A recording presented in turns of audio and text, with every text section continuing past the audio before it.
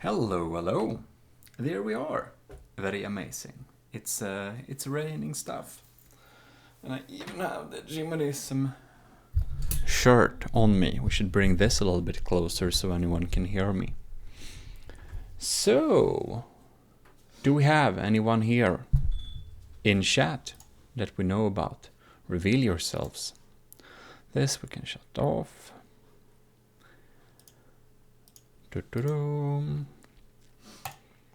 We're gonna build some stuff today, as you may have imagined. Powered by greed, very welcome, and yes, we are here with From the Depth today, isn't that quite nice? So, I'm doing fine, I hope you're doing fine, you too. We have Wicked Engineer, hello, hello, and an unemployed engine present. Well, hello. So, I should just go through. Oh my god.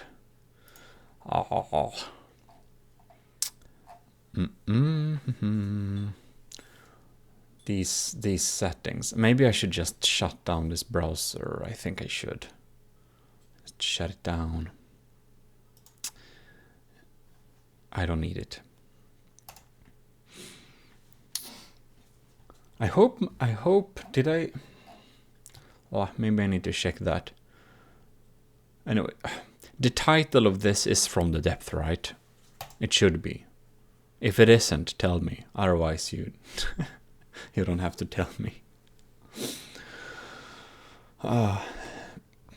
There it is. It is. How nice. I've made some automatic buttons, and they kind of set up that automatically, so it's pretty cool. That's like my last. That's this. Does the cable reach? Oh no, it does. It just exactly doesn't reach. Okay, whatever. My best buy last year was a Stream Deck. It helps me so much when like streaming and stuff.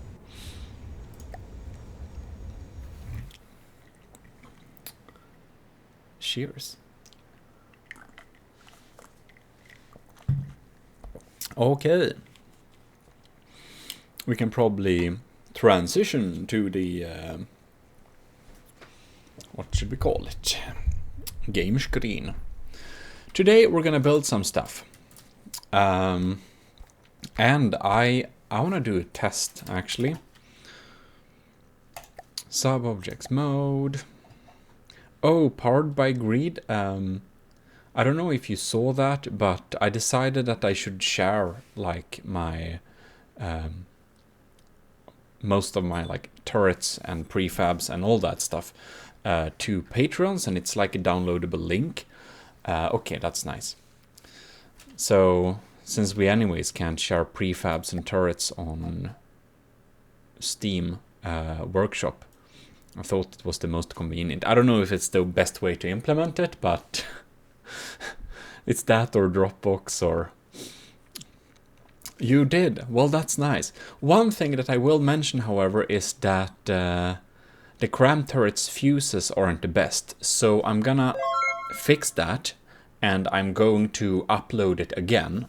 And I guess I tell you when I do it, but the CRAMs, some of the CRAMs have bad fuses, because, you know. Anyways. Thanks for the follow. Oh, it's TRK20. Well, very welcome to Twitch as well then.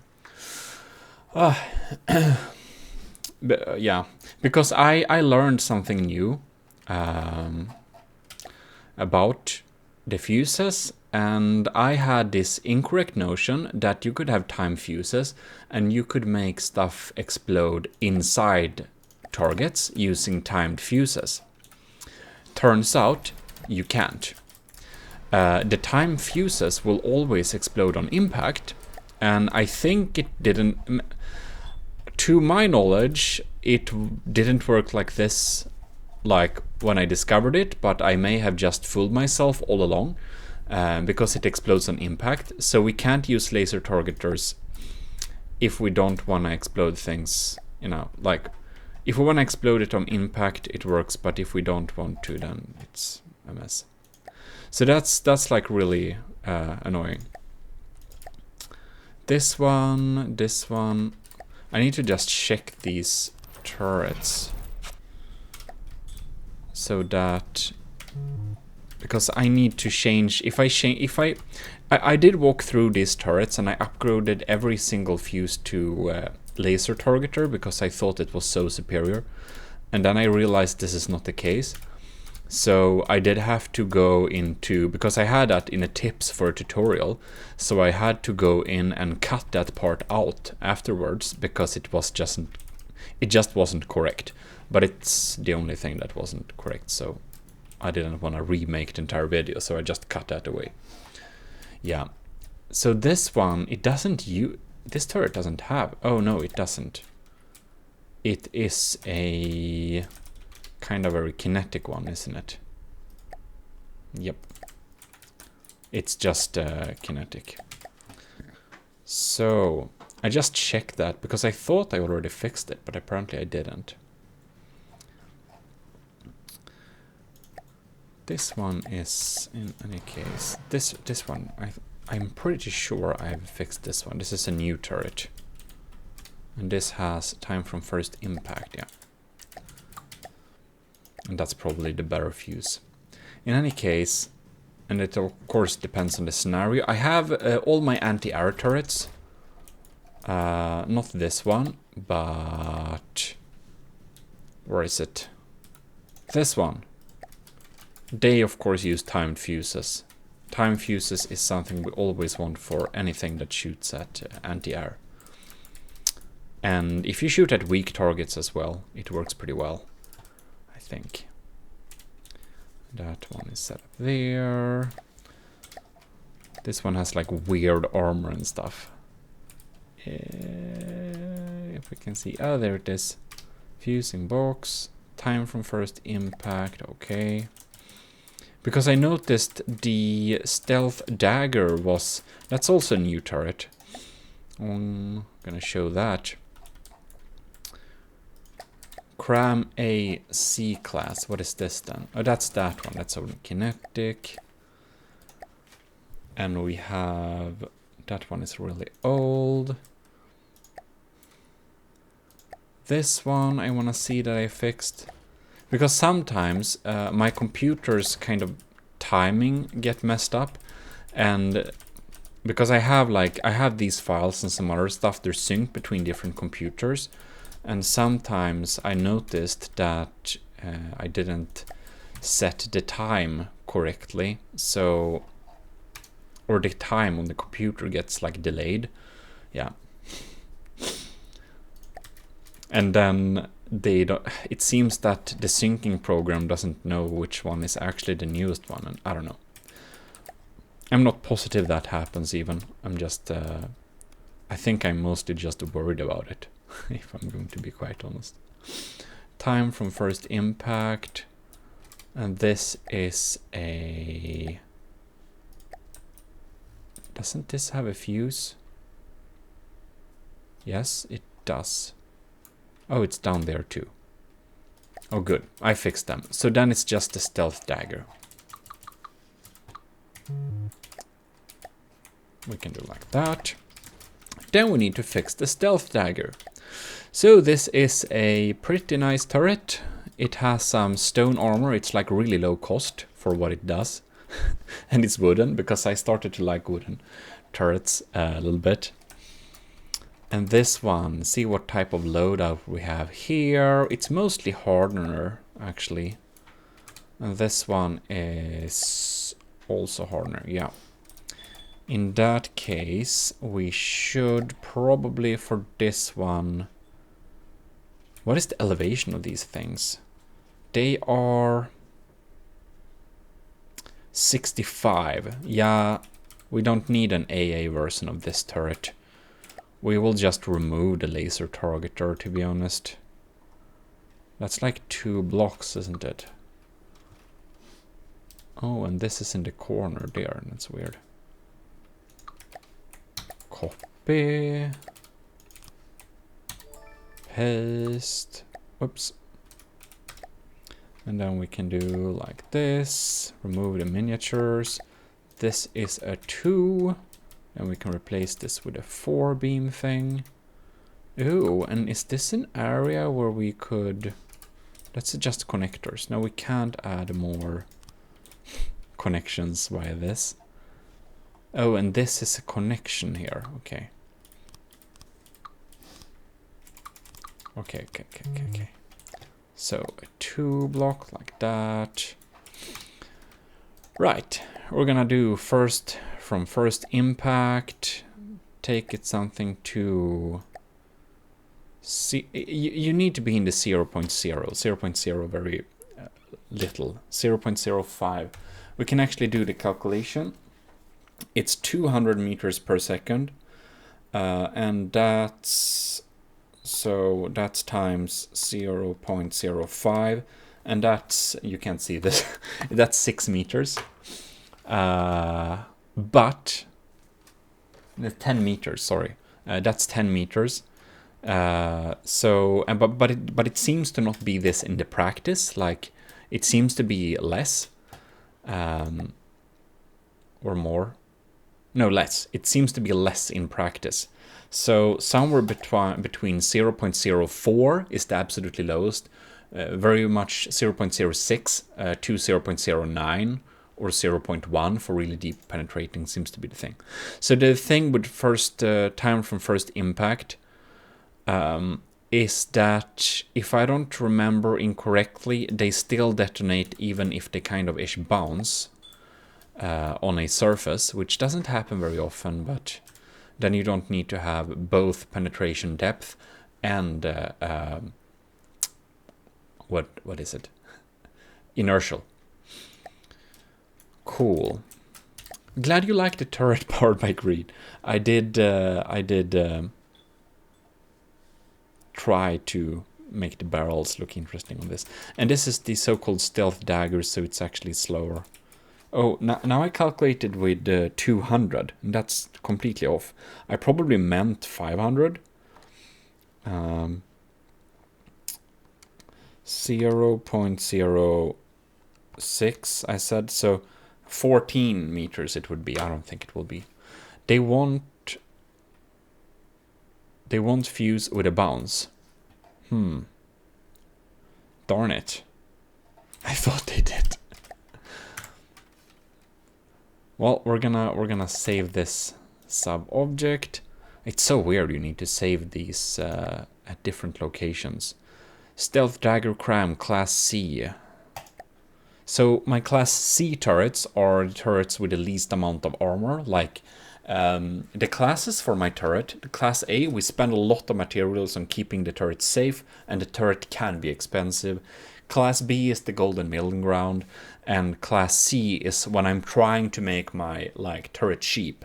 Every metal is tried to replace with stone if it's if we think we can get away with it, and the turret is usually not expensive at all, and I like to have a wooden surface on it just for aesthetics. If I remember, you need to mess around with the fuse settings to get that to happen. Are you talking about the fuse settings in the gun here? Like these fuse settings? Or are you talking about something else? Like in the game settings?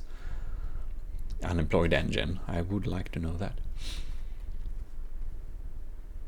Shield doesn't... Okay.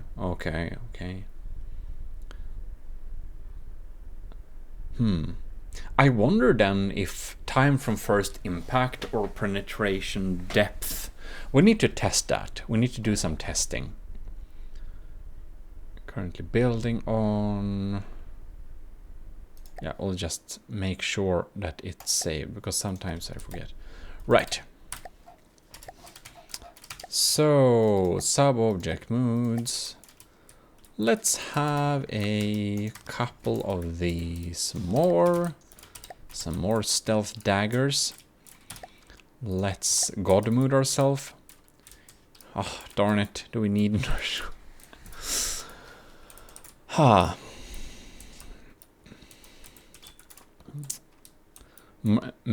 Making really sensitive pen depth could do it. Huh. Yeah, we probably don't want that. By the way, I think we lack some type of background music. I'm just going to do this so it doesn't look so weird, and I forgot that I didn't like get into my folders and fixed this already. Okay. Oh, I'm just never getting around to setting this stuff up. Because I have some like playlists, but we can. It's like some of the music I really like, it's from some really unusual artists, and some songs are so experimental I can't like have it in a playlist, so I just can't put an album on like that. But this one is works pretty well, if I remember correctly.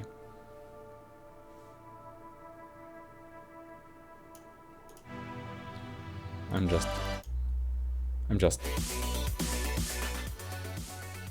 just trying to find the right sound level, so it's not obnoxious. Ah, no, you need an actual hit. Well, damn it. Because I so much hate having several fuses for cannons. And we're gonna make an experimental cannon this time that I hope will be able to get around this. Well.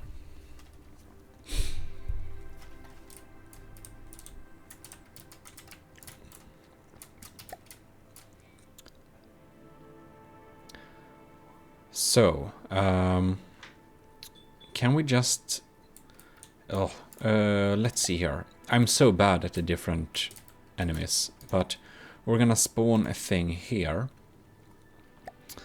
And we're just going to probably turn it off. Now we can turn off its shooting too.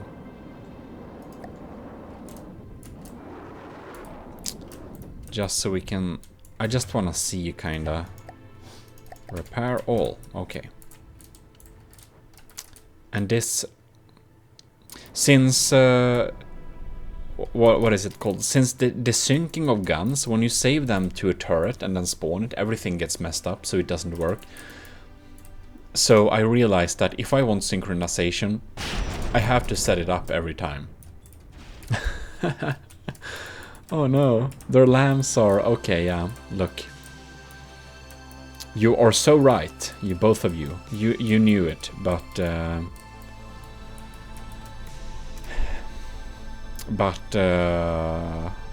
good you could... good we could test it so we could make sure, in case something would have changed. You never know. So, time from first impact and penetration depth. It seems that they both do the same thing in that case. Then we'll have to have like an inertial explosion. An inertial... And then our shell health gets like really bad. That's like really sad too. Inertial. We can see if this even counts. Like...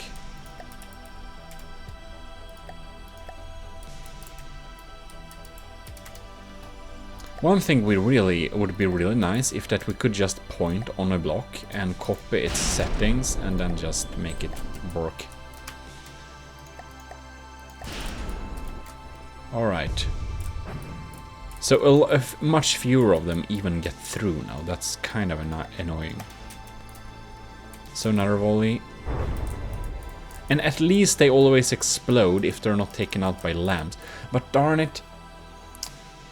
Shields, shields, shields. What do we...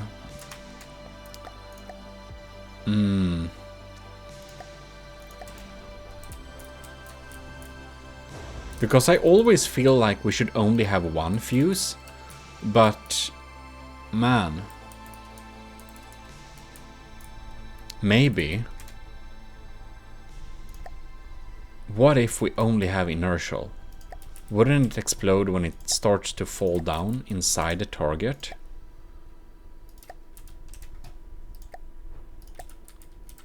I'm like a little bit like this.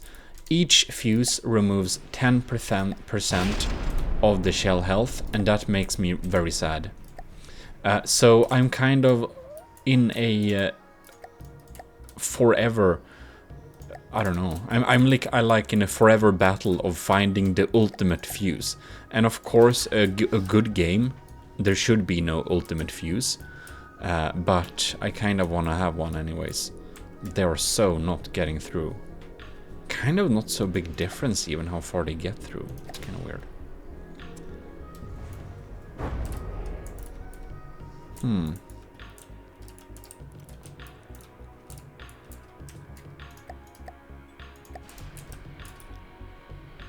There's so much not getting through here. We'll do like that. Nope. Can you? Signer. Just kind of have some slow motion action. What's the intended target use for this CRAM? Oh, that would be a long talk. I'm not entirely decisive yet on what I'm going to use this for, but it's gonna be a general. It's gonna be a general turret for a ship that's mostly gonna be naval. It seems they are very much explode on impact, though. Is that just me, or right, it's moved here. Damage debugging, projectile effects. Yeah. Here it comes. I want to have it as a general use CRAM just. That should work in most scenarios, but it would be adapted, of course. What the? I must have forgotten that. Yeah. Now it feels like it kind of blows up always on contact. I think they can go through a little bit deeper, but I may be wrong here. And like a general turret, it mostly will be, I guess, naval, but...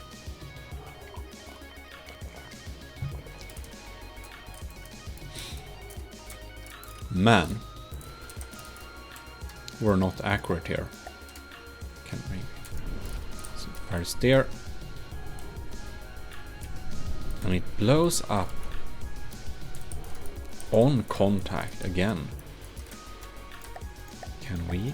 Or again? Maybe we should set like half speed is probably. I will admit I am yet to make a good CRAM. See, it's just on the surface, isn't it? Like basically contact explosion, all of the shots. It's weird. You're yet to make a good CRAM. You can make a good laser and APS. But I'm yet to nail the CRAM Tetris. Well then, my friend Unemployed Engine, I do hope you are subscribed on my YouTube channel. Because on tomorrow, there is going to be an instant tutorial about CRAM Tetris. I made a longer CRAM Tetris tutorial before, but I understand it's not only CRAM Tetris, it's like everything you should do with CRAM cannons to make them better. It's a really long one. But I decided that I want a shorter one as well, so I made a shorter tutorial. So, it will be out tomorrow. Okay, let's see what happened here. No. Huh. See, there now we have some penetration.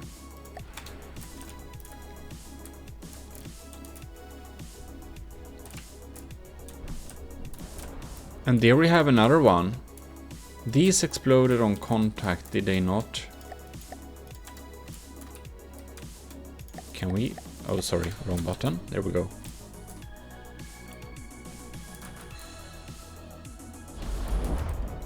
And they bounce, of course. But here we can see we're actually getting through. Huh. What I want to know here is that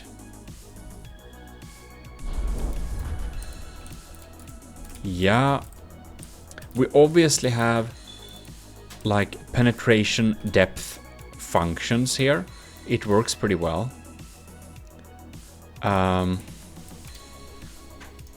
So I want to change this to only time from first impact. And I'm gonna see if it does the same thing. Just because, you know, I've learned that fuses don't really always work as how I think they work. So I should probably actually check that. I don't think it's even worth it. Just use time from impact. Lil Hormon, very welcome to the stream. A Swedish speaker I can see. Very welcome. Let me talk some Sony Ericsson Swedish video. No, but oh man, they just blew up in the air here. We should clear this so we can see if we have a... Woo! Yeah, I also think time from first impact. That's what I used after that. Like that's what I used until I started thinking that laser targeter was a good idea. And I'm not a snooze user, so I couldn't give you any favorite snooze tips. I'm sorry. But I drink Monster Energy from a coffee mug. I need to show off my own designs. I'm sorry. Okay, or I'm not sorry. So much better. For time from first. This is what I'm talking about. This is good. This is good stuff. Yeah. So then I'm just gonna continue doing that. But what I wanna know is what happens if I also add the like inertial. Because to me, it seemed like the inertial kind of made it explode on surface. Just how the, like, I don't know, just how the laser targeter fuse did. In theory, the laser targeter should be the absolutely best thing, but it doesn't work in practice since it blows up on the surface and it's super not nice. Let's go ahead. Potential damage from armor piercing high explosive is just too good. Okay, so now we got... Okay, so now we got some things going through here. Okay, good. I'm gonna test that.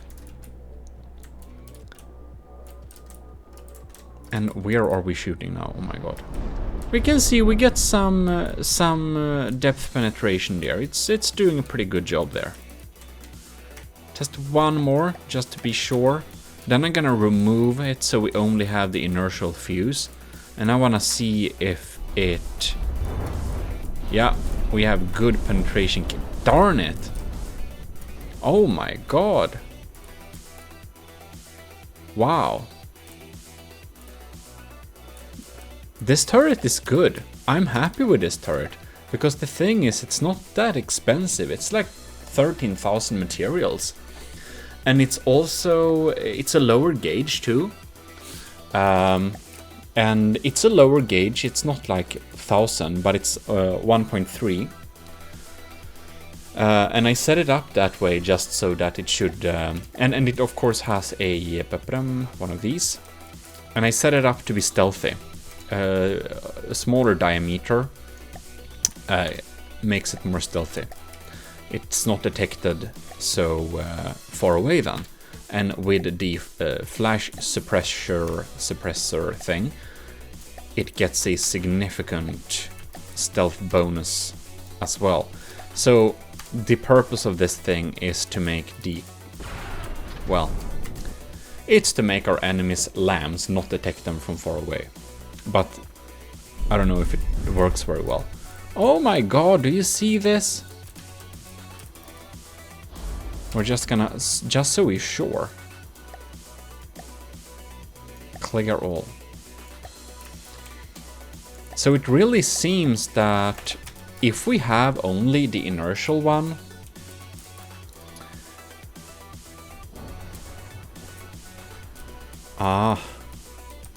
it will explode on contact. Why though? That's so weird. Because if it penetrates straight through and doesn't change angle, and then gets an angle change, it should explode later. This is weird. Okay, so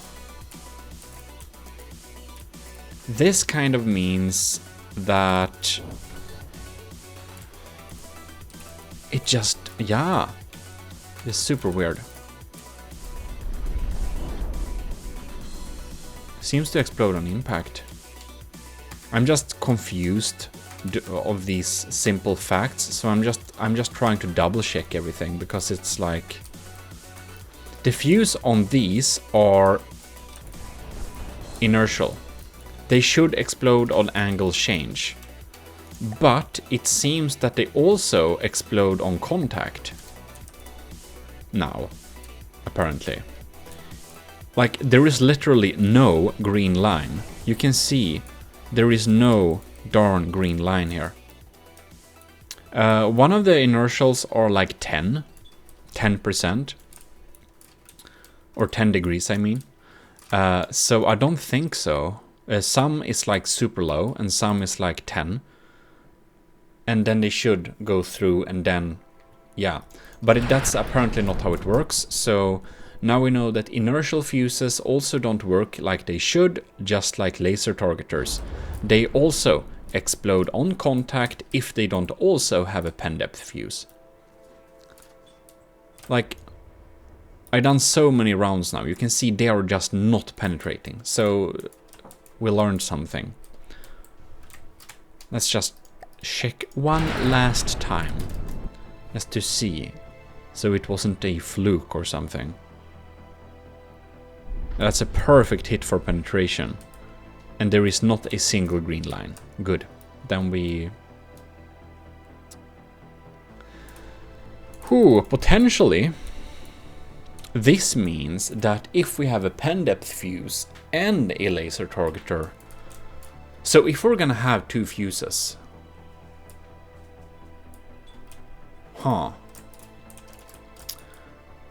weird, to say the least. We're gonna do like this. Gonna just keep this one.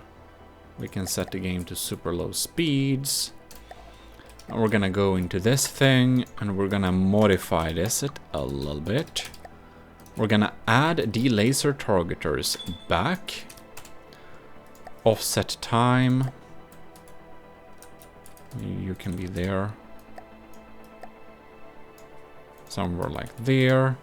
And we're gonna make it time from first impact and time from launch. And we're gonna copy this. No, I mean time from first impact and time from launch. Okay, there we go. Cool.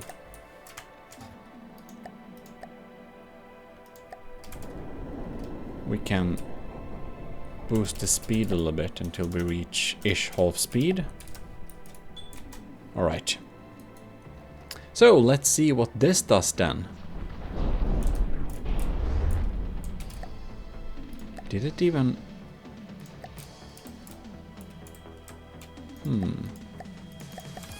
Because it also didn't give us any...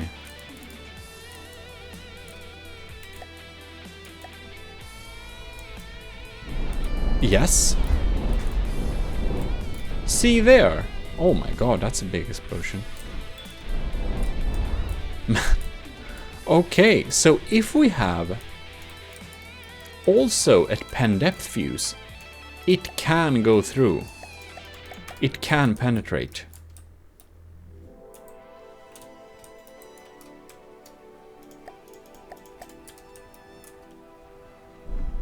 And then if they miss, they explode behind them there. Okay.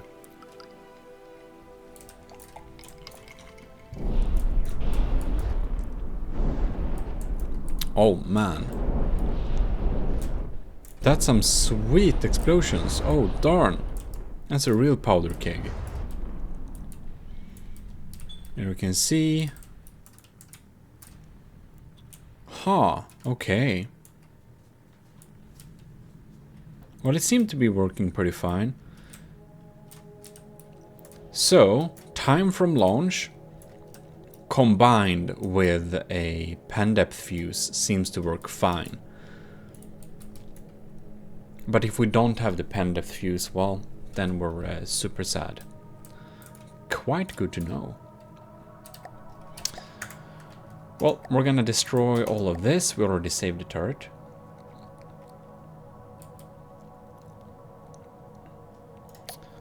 And I think we wanna make some. These are the CRAM turrets, by the way. What? Okay, it's just okay, a little bit off. These are all my modern CRAM turret, except like one probably. And I'm wondering how we should do. Can we make a 3-barrel turret? 3-barrel turret? Unemployed engine, thank you for the follow. Then you can tune into our From the Depth streams in the future. Easily. Okay. So this thing. I think I'm gonna use this Tetris that I did before. But I'm thinking maybe I should actually test out the principle first.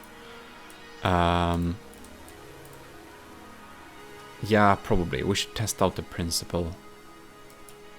Using... We can probably use this turret.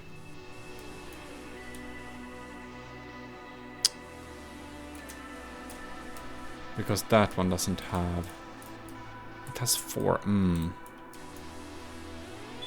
Yeah, it works. Okay, we're just gonna destroy everything again. And we're gonna load a normal platform.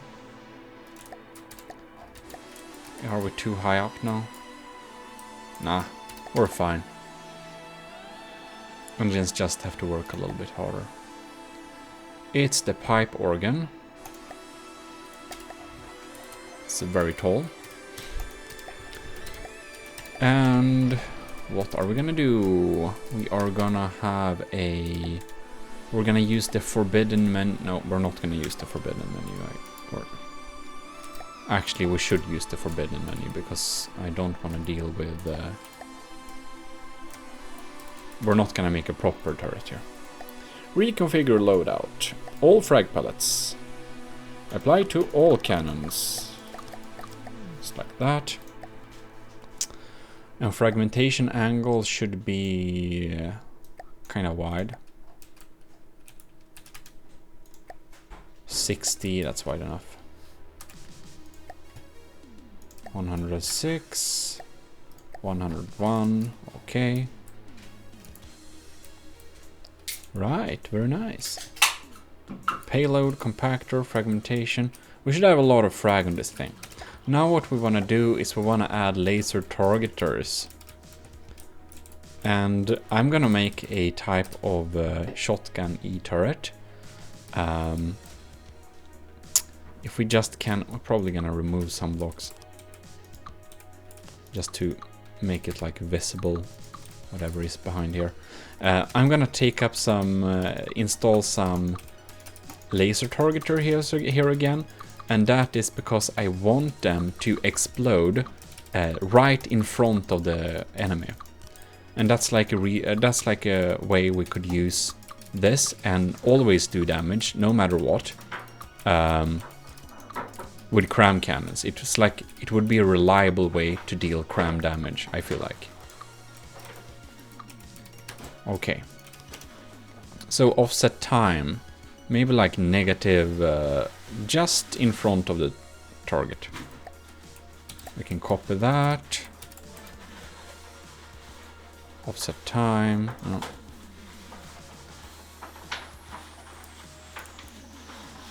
Is this that one? No. Here is a lower one. Okay. Ah, my Tetris is very good. Okay, we'll add one here then.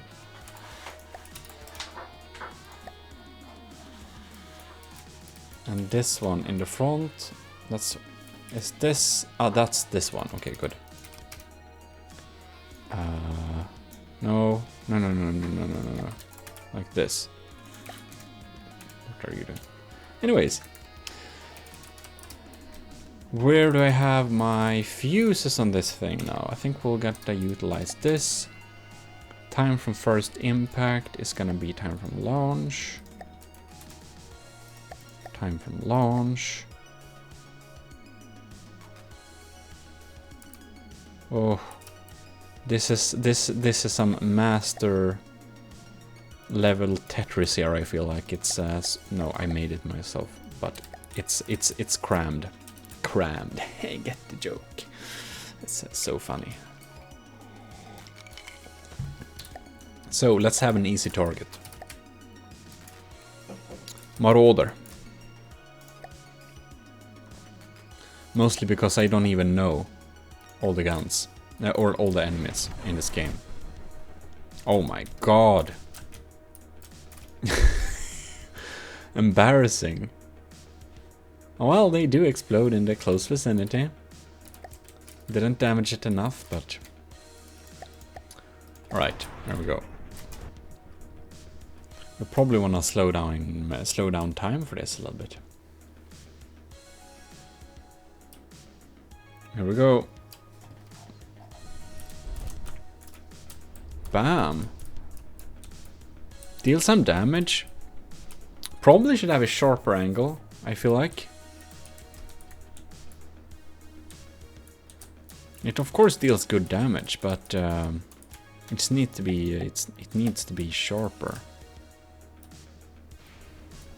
Just fire one more for the fun of it. Ah, the CRAM shells are so beautiful nowadays, especially when they clip into each other. And the reflections, you can see the beautiful repeated patterns of from the depth ancient textures. The good old Marauders, says Unemployed Engine. Everybody's first choice in target practice. Yeah, target practice since 2012 or something. 2014. No, I don't know. I started like 2015. It's pretty nice. But... we need to make the cones a lot smaller if we want something like this. So, maybe like 60.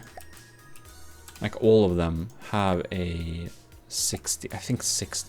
The higher the number, the more damage the frags do. You can see now it's 4,000 damage or something. But it's not reloaded either. But now it's like... I don't know. Anyways, let's just we can repair this thing. Scuba Rocks, very welcome to the stream. Very welcome. We're trying some. We're practicing with CRAMs. Because I learned that I can't use my laser targeter fuses only because they explode on contact, and after the testing so far, I have come to the conclusion that I must pair it with a pen depth fuse, otherwise it explodes on contact. And the same thing is apparently true for inertial fuses. That's...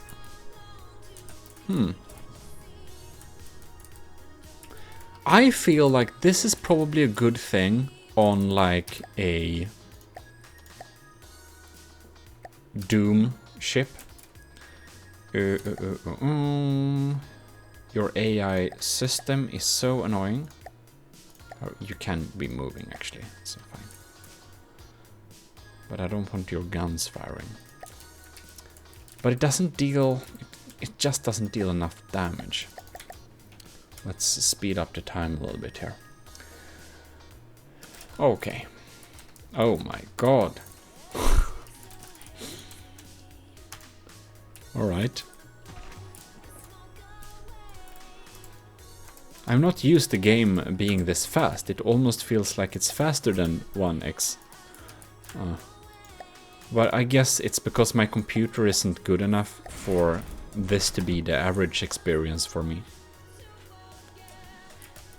God, it lags when they explode, but the damage is pretty decent. It should be pretty good at like disabling. My reasoning with this system, it's not actually to have it on a small ship. My reasoning behind this is that if we make a Doom CRAM system that's like really strong, and we make the frag blow up in front of it, we could basically shotgun spray the target and do some really heavy damage. And that would be pretty cool. That's basically that.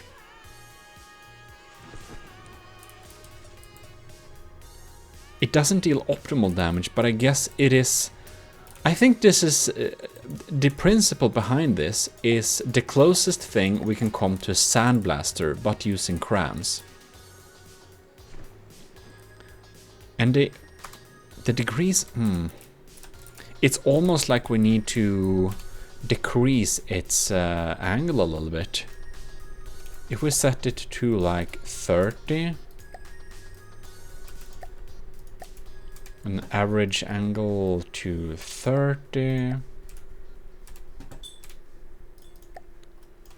Something like that. Sometime I will get a computer that's so good that it doesn't matter. Repair this. What ships I try to fight with. It's like the super battle carrier.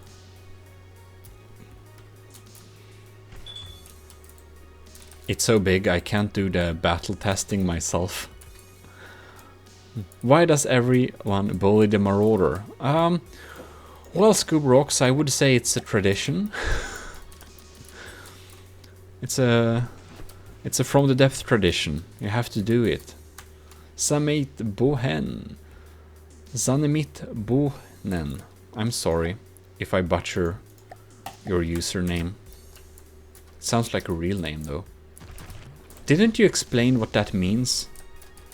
Or was it someone else? My memory is... I wouldn't say my memory is a shadow of its former self. It has never been good, and I think, if anything, it has improved. But, yeah. Any case. It means cream with beans. Sanne mit bonen. In what language? It's not a language I know. Which, I don't know very many languages, but you know.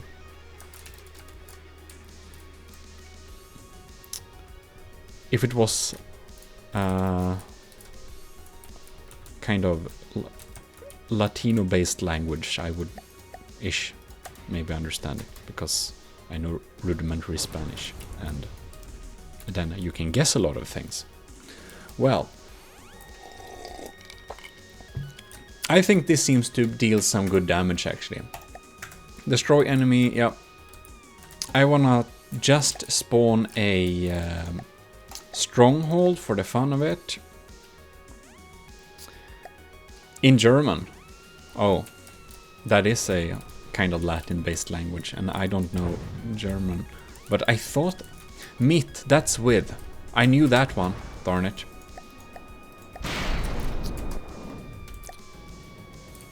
Oh my god. Okay, we're gonna turn off them.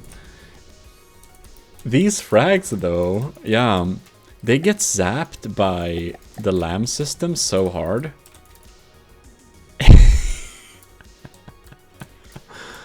Oh no. We're not gonna get through this. Ah. We need to like the angle to be really narrow to reach there. I think we have to try that though. It's like wide spray. Okay. If we do this, it's gonna be so sad, but the damage of the individual crams is gonna be very sad. But let's set them to 5 degrees. There we go.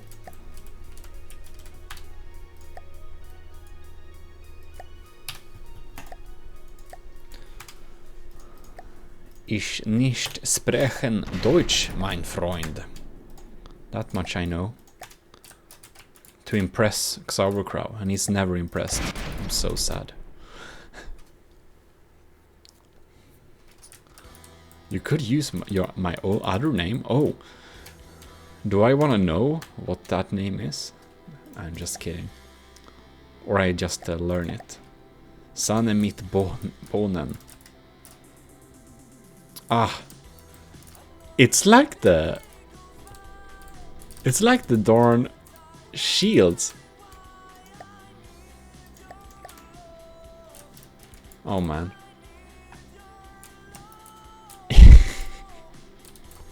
The damage they do is so small. Okay. What are we trying to shoot even? It's like it's barely scratching the surface. Okay, this is not working. We need penetration depth. If we really miss a lot, we probably should have explode on impact. No. God damn it, I need to look at these damn fuses to even be able to talk to you about them. My conclusion during this testing is that my frag shotgun idea completely sucks. If we're not have a real Doom CRAM setup, then we might use it. But if we... So, I would go back to what I did before. And that is... let me have one of these. Okay. And that is always use time from first impact. And if the shell doesn't... if it bounces too often, but only if it bounces too often, we're going to use time from launch paired with a laser targeter. Remind me if I forget. You know it, but you probably don't know that's me. No, Zanne Mittbonen, I think if it's a Discord name you might... yeah. I probably don't, you know. If it's YouTube, you know. People have different names. Let me take a moment there. People have different names on YouTube, Discord, and Twitch, and then they assume that I will know who is who on the different platforms. And it's difficult. It's impossible. I just wanted to take it. Okay. So we're gonna wipe this slate clean here. I'm just gonna destroy all the vehicles. And I think we are going to... Wicked Engineer, your DP Dead Pirate Lenny. Or Dread Pirate Lenny. Well. Yeah, you see. I didn't know that, and you probably told me before, and I already forgot. Anyways, I'm glad having you here. Scovimation. I'm me, cos branding. Yeah. Oh. Zanne Mittbonen Netra Meira. Yeah, I see. Okay, cool. Don't expect me to remember this, however. I may remember it, but don't expect me to. It's hard. So I think we're gonna construct some. I want to make some turrets. That's what I want to make this little building session. I want more CRAM turrets, basically. You have a greater chance of hitting your target if you use a sandblaster. That's what I also do. While Skullrocks, you can use sandblasters. It's not a bad tactic, but I don't know. To me, I like sandblasters to an extent, but I like sandblasting. Netramena, I do remember your ships. Oh my god. Oh yes, I do. They're very nice. I even have some in a folder. I save them for tournaments and battles, and then I have some. Battleships here. And Oxomoko and the Triton and the Tetsalipok. I saved some of my favorite ships you made, and some other ones I like too. Anyways, Skullrocks, Sandblaster, they're good. But what I feel like is that Sandblasters is kind of an inferior version of lasers. I feel like lasers just do the job, but just better. And you can't defend against it very well. And I like to have... that's something I kind of wanna try to. Okay, sorry, we're gonna do a little test here. I wanna do a test. Because I have made some sandblasters. Let's see here. And I designed this sandblaster in order to counter heavy use of era armor.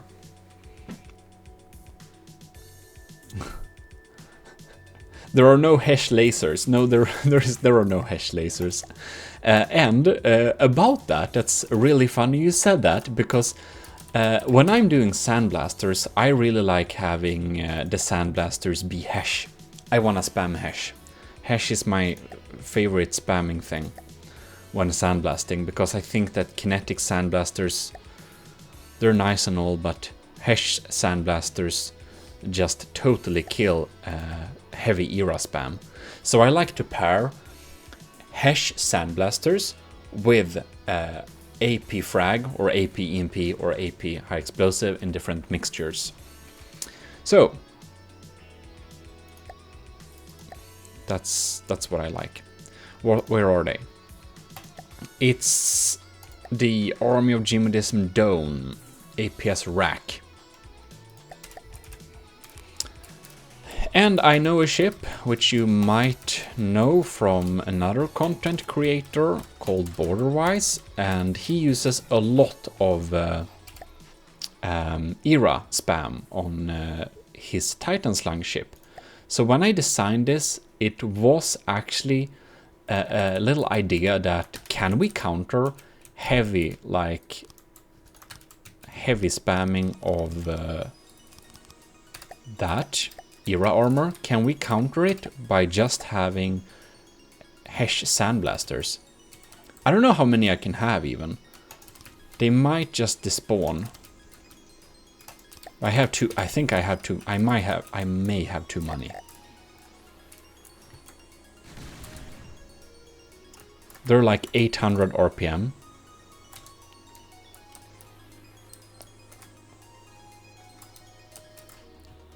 Okay, if we shoot in this direction.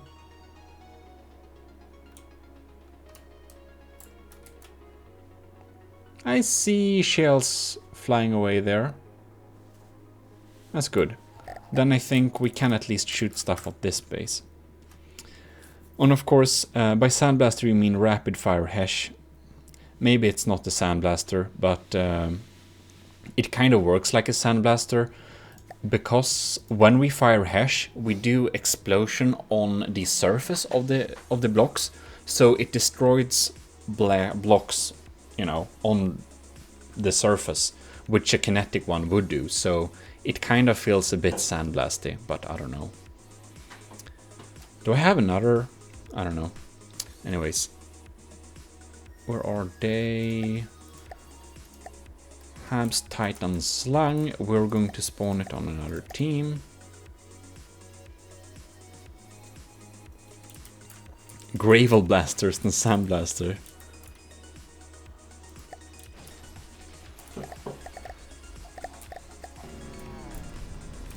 And we can possibly, we don't need to...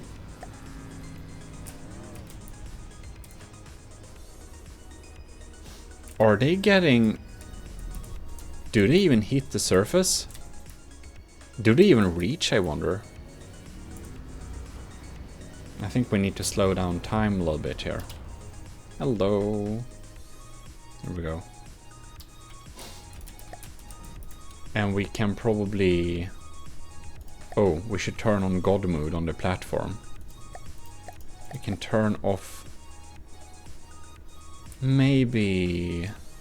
Sieves can be online because it can be interesting to see.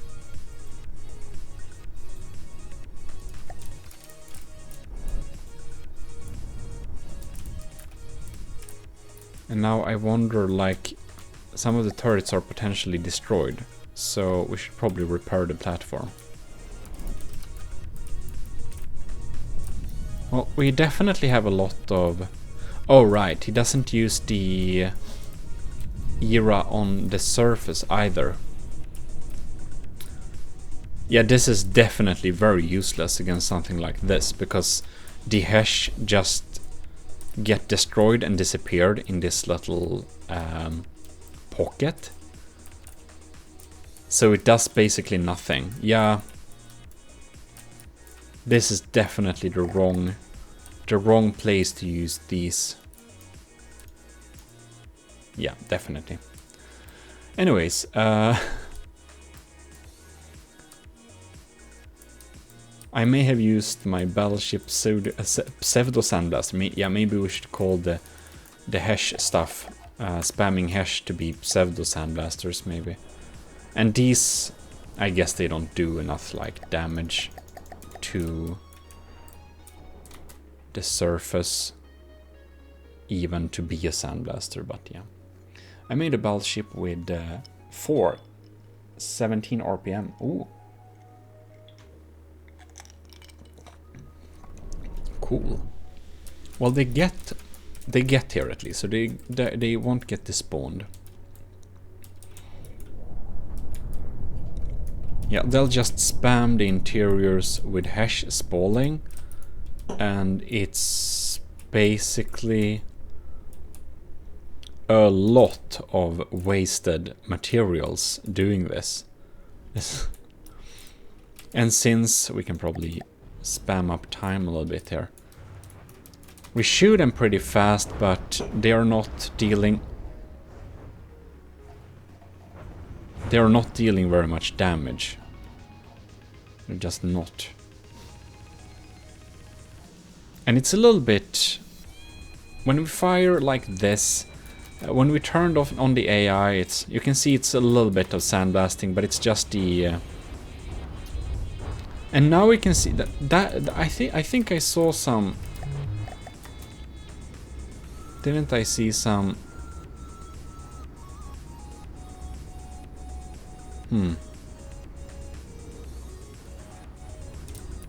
Hard to keep track. What I want to see is what happens if we try and actually sandblast a portion of the side here with our... Like, do some manual fire. Can you, like... Are we over reloading? Anyways. 150 millimeters is definitely not sand. That's like stone blaster. It sucks that these ships aren't real. Yeah. Sell the ship. Yes. That too. We could do loads of things with an amount like this. Yeah. War costs a lot. Too much money. Now, here we can see, like, this looks pretty useful. When we fire this against the surface like this, if we change this to target hot blocks, here we can see we're making real use of the hash sandblasting here. And this shell, it's really adapted to make it fire them really, really, really fast. You know, I like APS cannons and stuff like that, but I need to actually make some more of them. But not today, because I don't know if you saw it, but I did a little video where I just walked through each single possible sound there is for APS cannons. Yeah, that's a nice. They're doing a pretty good job. But really, the cost of these things, they're pretty extreme. Like if we go back here, whatever is this at now, it's like, oh, maybe they're not that expensive actually. I thought they were more expensive. How much do they cost each? It's like 30,000, yeah.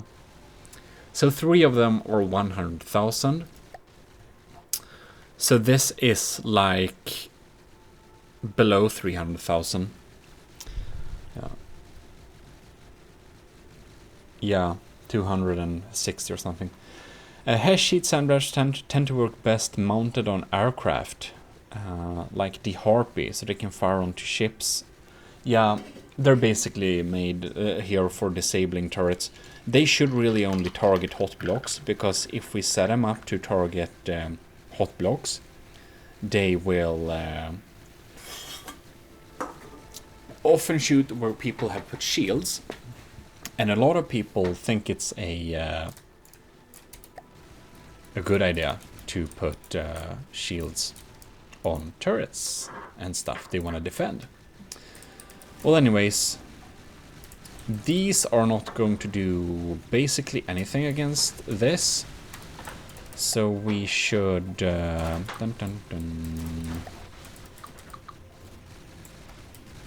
we should remove them. I think also that the CWIS, we can just turn that off a little bit. And remove them. I just want to test, since I understand that this is definitely not the right turret for the job. Make sure it's repaired. No. Repair all, give it materials and energy and all that stuff. We're going to Xaubercrow, very welcome to the stream. So now we have a manager here. If you say anything bad, he will ban you. Anyways, not that you have said anything bad, but...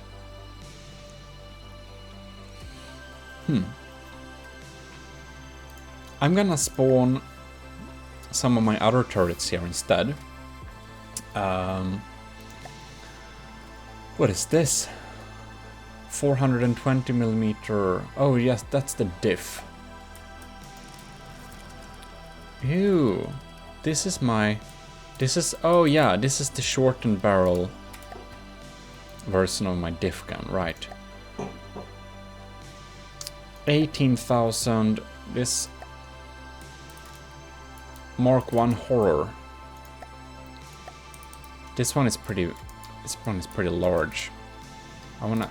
Yeah, I do wanna see what type of damage this does. I think it's kind of kinetic-ish. They have a beautiful sound.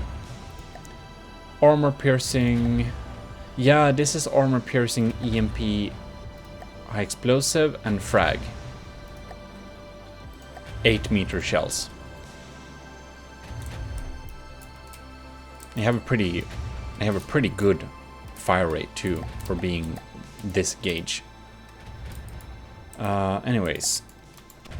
And these should, of course, be heavily... Like, the... the LAM system does a pretty good job of zapping them out. Yeah, these are some really good LAM systems. That... no question about it. It's... the Titan Slang is great to test things against. Because the LAM systems are just so good. They zap things very, very, very well. But man, these shots will not go through lambs very often, so it's hard to kind of... There we can see that the staggered era really takes out these shots. This is armor piercing anything is not a good counter against the Titan's line. It spends huge amounts of materials on active and passive defenses and armor. So what we would want to use against the Titan Slang is lasers. Or... yeah, it's lasers. Lasers and kinetic shots. So, no payload. They're getting through so rarely. You know what? It's a pretty... this is a pretty good cannon, though. What we could... oh, this has railgun, too. I forgot about that. What we want to do is we're going to access the intakes. And we're actually going to change this to sabot and solid red bodies, just like that.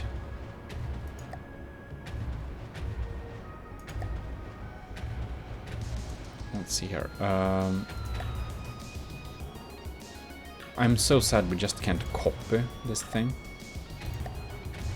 Solid warhead body, sabot head, just like this, just to kind of test. Because this ammunition should, theoretically at least, be the perfect thing to launch at something that is built in the same way like the Titan Slang. Solid, solid, solid, solid. There we go. The other one. That was that one. The other one. Sabot head, solid warhead bodies. Oh no, emergency ejection defuse. We should probably keep that. Not that it matters, but we're testing just. Okay. We can reload.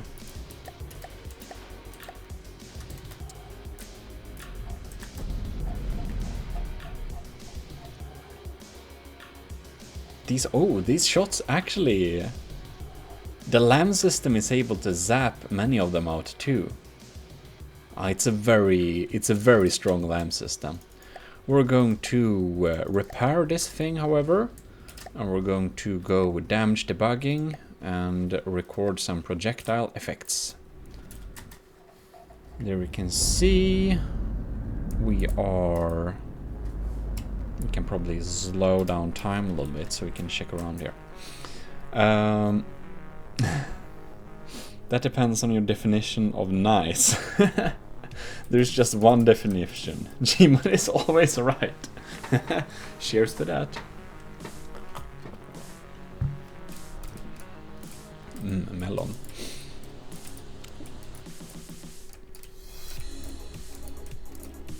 Oh, that was so close at taking out the LAM node. After so much testing, I have started to adore kinetic shells. Maybe I will be your biggest Sandblaster fan after I've done some more things too. That's also possible. So it's pretty rare that they get through. They need to fire below the water to actually... He really zaps them with a LAM there. We're so vulnerable to LAMs. But doing this should be very good. Okay, I need to find my AI. I put it in a good place. Because of the position we are in right now, we need to target blocks below water. Yeah. Because if we do that, the LAMP systems are going to care about us so much less. We have a super cavitation base on these two.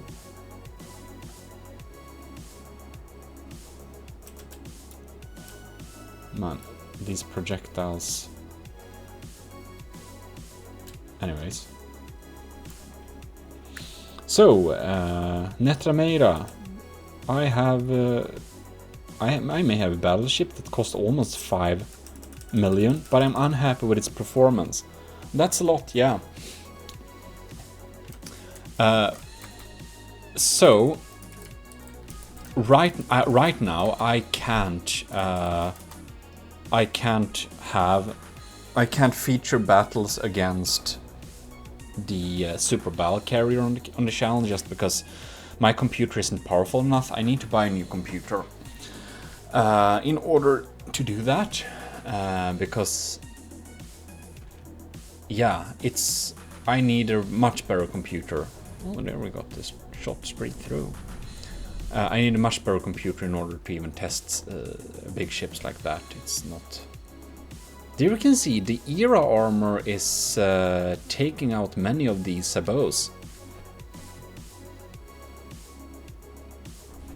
This should be a pretty... Like, since it penetrates so deeply, we haven't seen so many important components fall off. It's mostly armor. But here we have some CRAM pieces. Yes, it would take a long time to disable, but we can see that this is like a good thing. Powered by greed, I forgot. Can munition defense detect underwater APS projectile? I don't think so. If it's underwater, the munition detector doesn't work underwater, so you'll need to detect it using sonar or something like that, passive sonar. I think it's possible to detect, but it's really hard to shoot down APS things underwater in general.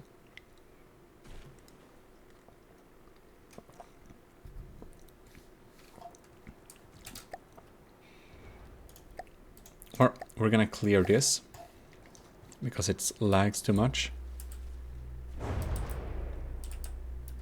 We hit something important, it seems like. Very nice.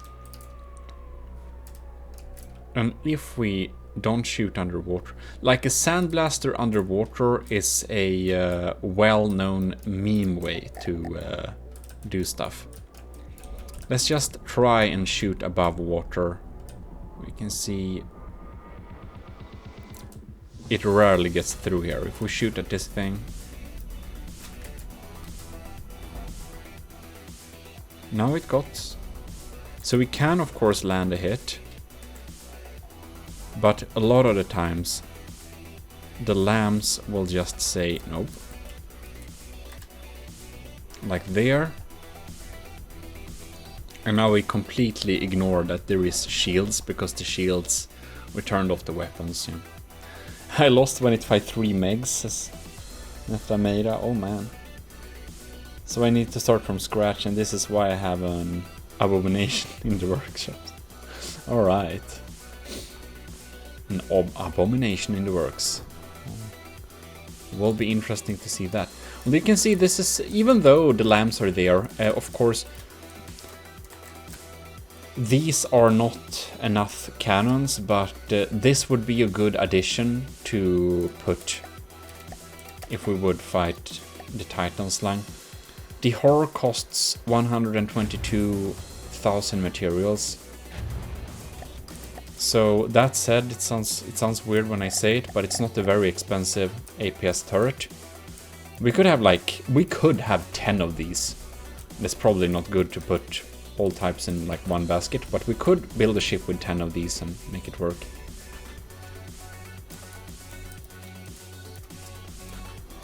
But yeah, most do not spend this extreme amount of materials against stuff. So like this era armor, I need to pause just a little bit. Let's see here. Like this is some serious amount of material spent on armor. But it's a way to survive. One thing I do want to know is that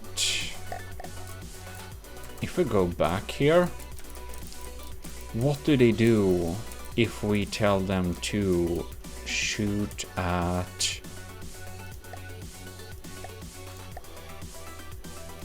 hot blocks?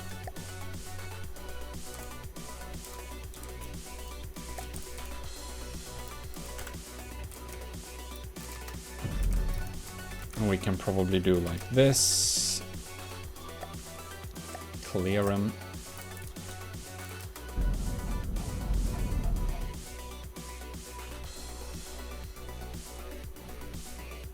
So a lot of the shots get actually shot down from the sky there.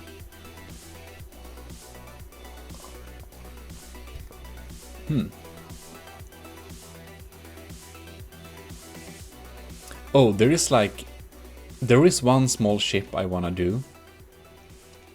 I wanna try and make a ship that is adapted to specifically counter two ships. I wanna make a ship. It's gonna be as cheap as I can make it, but the purpose of this ship should be to be able to destroy the BBS 5th season, and it also needs to be cheaper than the BBS 5th season. And it's that ship has become like I think because Borderwise and some other YouTubers have been using it quite some time, and I've been using it some as well. So it has become some kind of standard for a really good ship. So I want to try and make a ship that specifically counters it. And I also want this ship to be able to beat the BBS 5th. That's the purpose, but I do also want it to be able to deal with the Titan Slang Mark II. And if I can make that ship beat both those ships and costing 1 million, I will be really happy.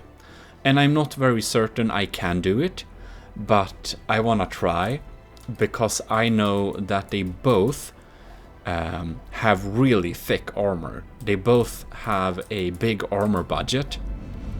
And I'm thinking with a combination of kinetic shots and lasers and some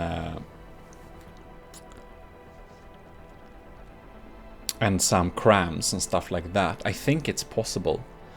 And the Titan Slang was built to counter the BBS 5th season. Maybe it was.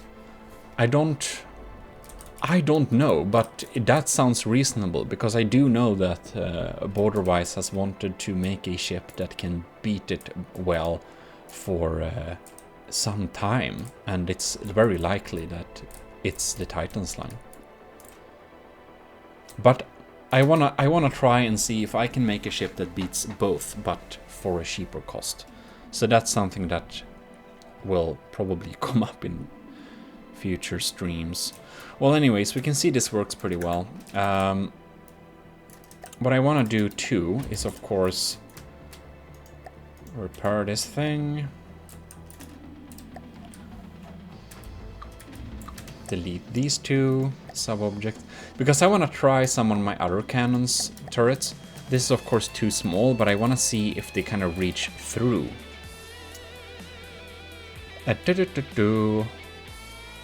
At almost half the cost is quite a challenge. It's an extreme challenge, but that's also a reason I want to try and see if I can.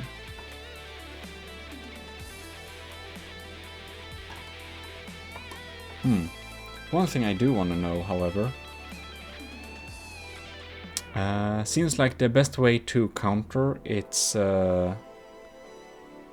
saturation fire to bypass lamps and carve through the initial spaced armor. Yeah, maybe so. The Tetzalipoca could kill the BBS 5th season at the cost of only 1.1 million. That's very nice. That's what I'm talking about. I don't know if you saw that, but I just want to see. Okay, so when it gets like dusky colors is apparently when I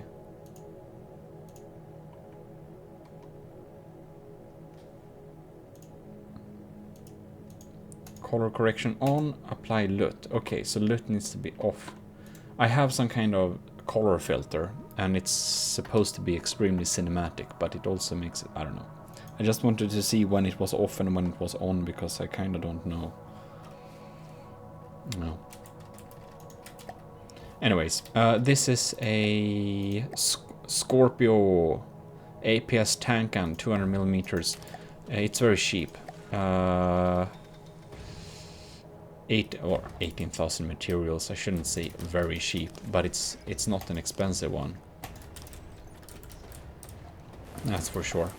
I wanna know if they even get through LAM systems and stuff like that. Can we like damage debugging? No? Okay, I need to go there. I just wanna check whatever shell do we use. We use an armor piercing frag.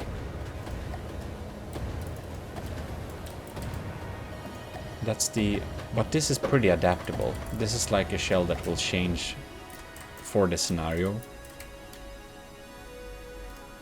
No, we don't need to do that, but we do want to do a damage debugging. Clear, thank you. Okay. There's so much not getting through this LAM system. Nope. It just says nope, absolutely not. But since it's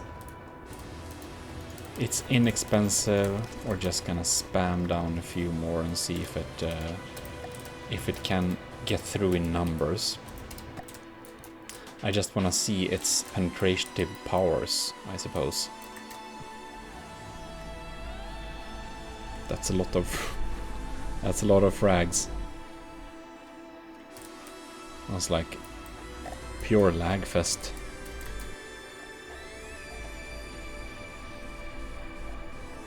I wonder, can we... One thing I do want to do is slow down the game a little bit and take manual control of them just to see what happens. Got a few shots incoming. The lambs... Oh yeah. We're not getting through the lambs, are we? So if we just repeal all APS shells, maybe we're able to fire them all at once. Man. What happens if we try and aim underwater? Will they care? Actually not.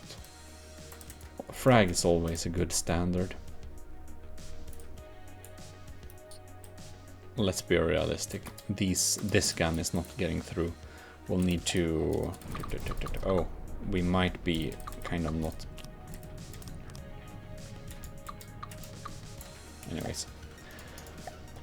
There was some other turret I wanted to try here. Not the horror. Ooh. I want to know if that one reaches through too. We should probably speed it up a little bit here. Thank you. Oh no, I accidentally clicked out of play. Let's this turret is so fat. And kinda cheap.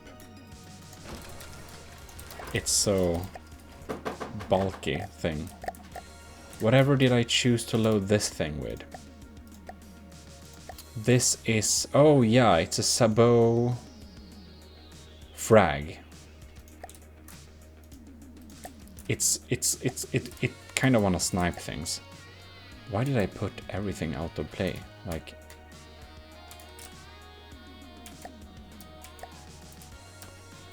God damn it, what did I do?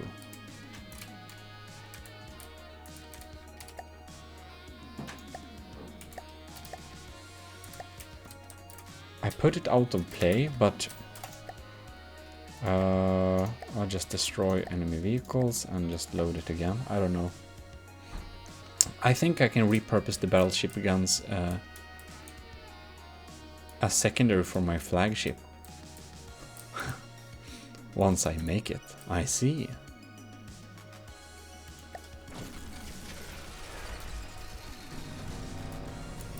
Did we forget? Oh, we did. Okay.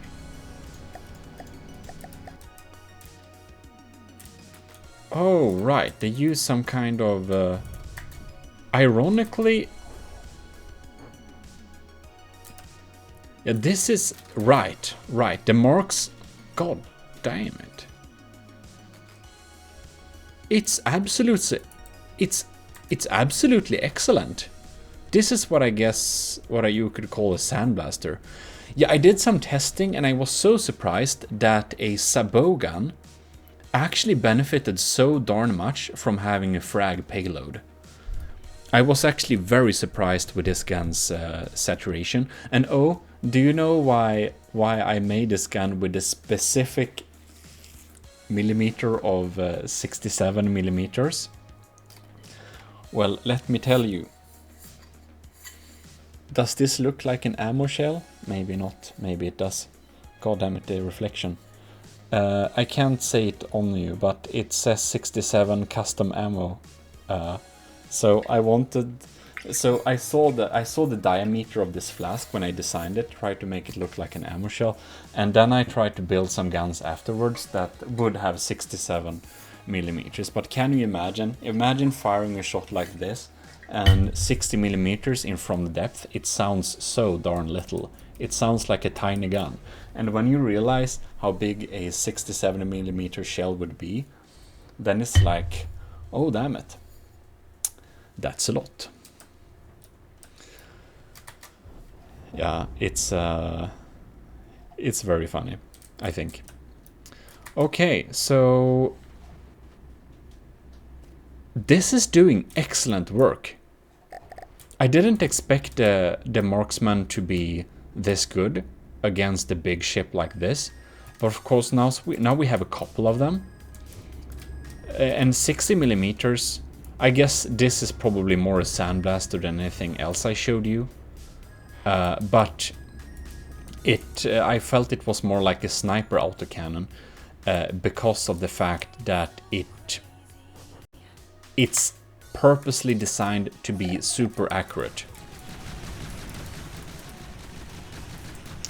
Yep, it's wow. So each of these costs 31,000 materials, so they're so inexpensive. But then I know that it deals so much more damage than my hash spammer.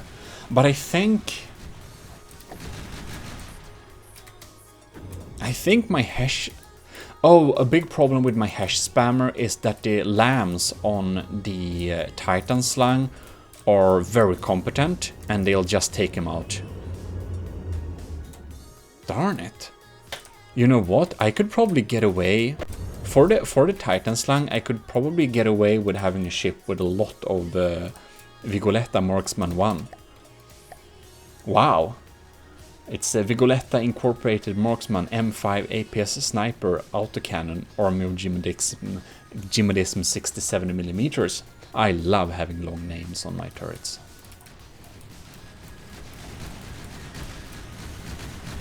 And I want to use a lot of like pretense weapons manufacturers that I kind of make up.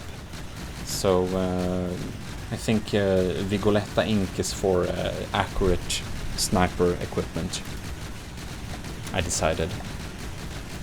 Anyways, no. God damn it. Stop it. Edit. So, what do we have? It's a visible tracer, sabot head, solid, yeah. Emergency ejection defuse. I think I built this in a stream earlier. But I didn't know it would be so darn effective against really big ships. Like, I know it's good. I know it was good. I just didn't know it was this good.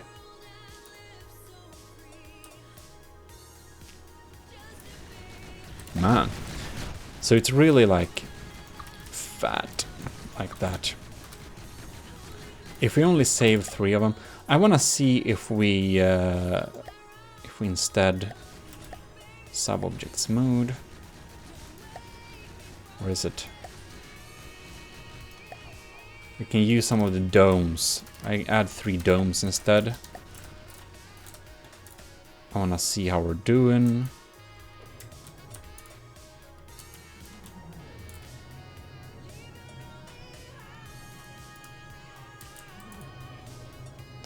It feels like the domes are not firing very much. Let's recharge it. Oh, now they are.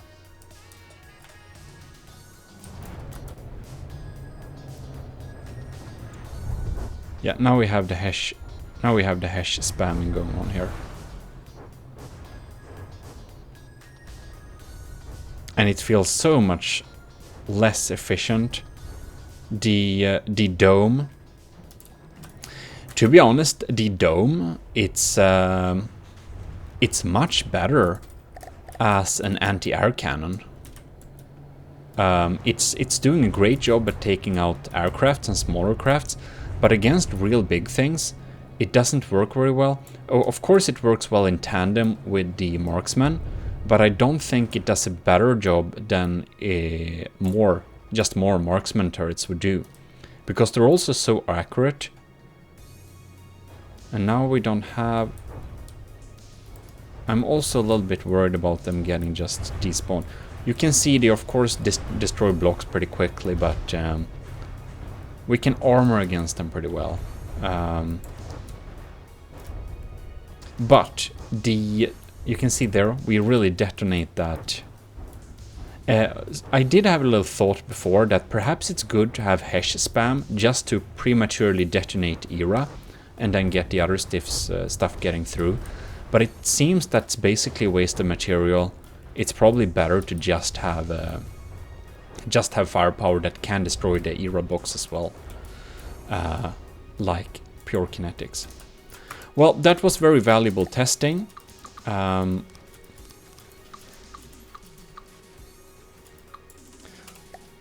I think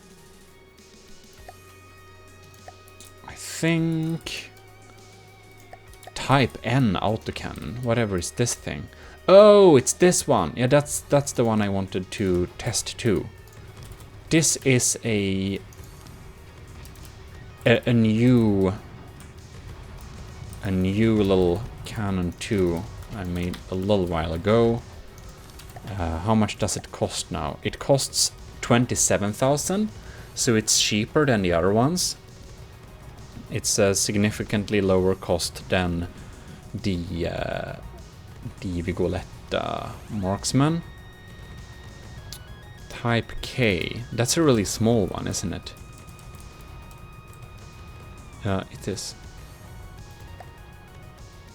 Oh, perforator. This is the cannon we use for the ball carrier. It's good, but it costs 430,000 materials, and it needs a lot of rail. Yeah. Anyways, I like. It's like finding out how large a 15-inch shell is. Yeah. The perforator, it's a big cannon. Pankakos is an earlier one. It's the turret for the.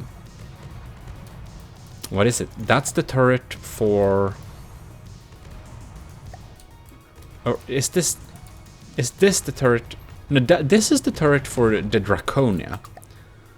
And it has been proven to be pretty good against the Titan Slang.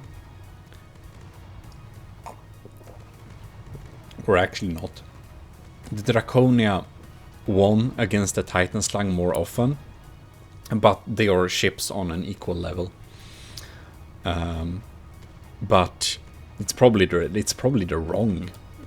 Actually, if I would change that, oh god, it's 4 times more expensive. I probably would change that one to. I'll probably change the ammo to kinetic only, and then it would be a good gun.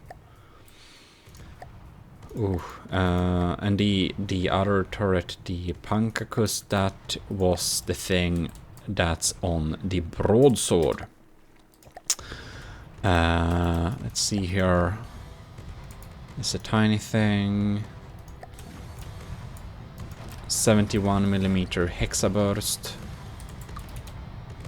It's kind of a...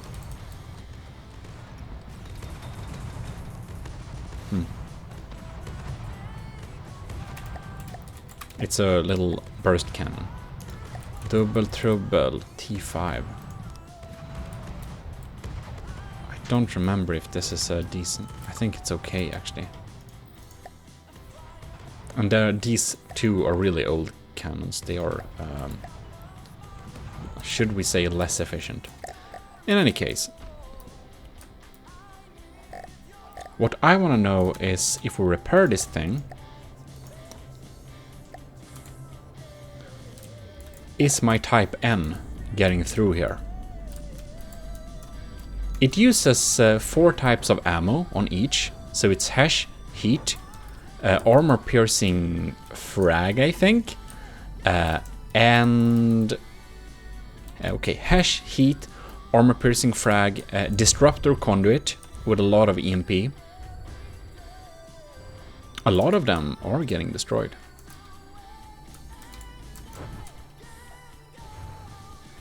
I think we are set up to target hot blocks or something.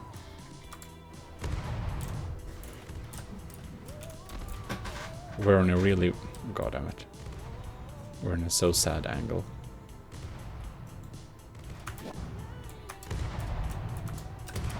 We can probably move here and just turn the fortress a little bit. Can we? We can get a more reliable firing pattern.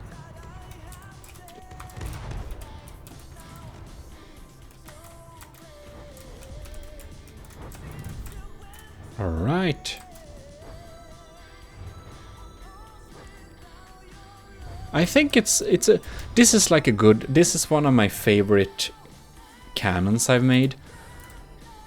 It is really good, but I need to see it working in practice too. Like, it's super good on paper, but I want to see the actual damage we do here, whatever we're targeting.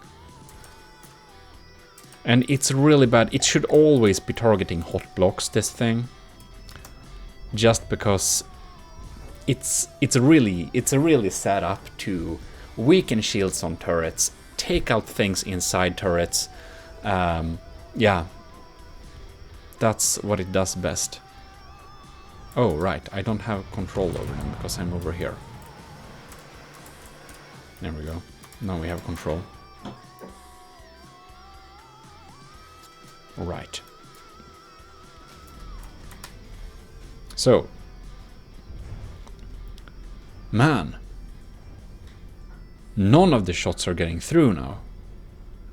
We shoot in a way that the LAM nodes can really take out. Man, that's I guess it's to be expected. This LAM system is very extreme, but if we shoot where it can't reach us very well, we could probably take out something like Azipods pretty fast, but they usually don't have shields, so it's like unreasonable to aim for. It's not very likely that it will aim towards him.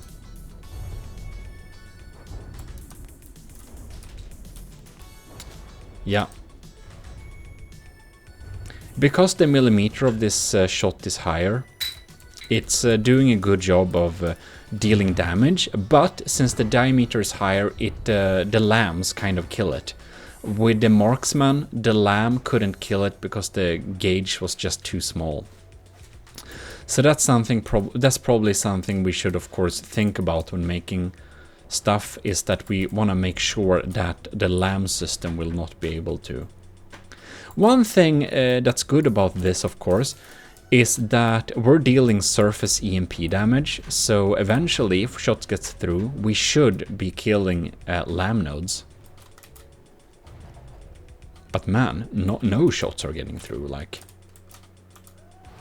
I think we need to do like this. We probably need to, like, pair this up with a marksman. Wherever that. Just to confuse the LAM system a little bit. In a setting where we have more stuff...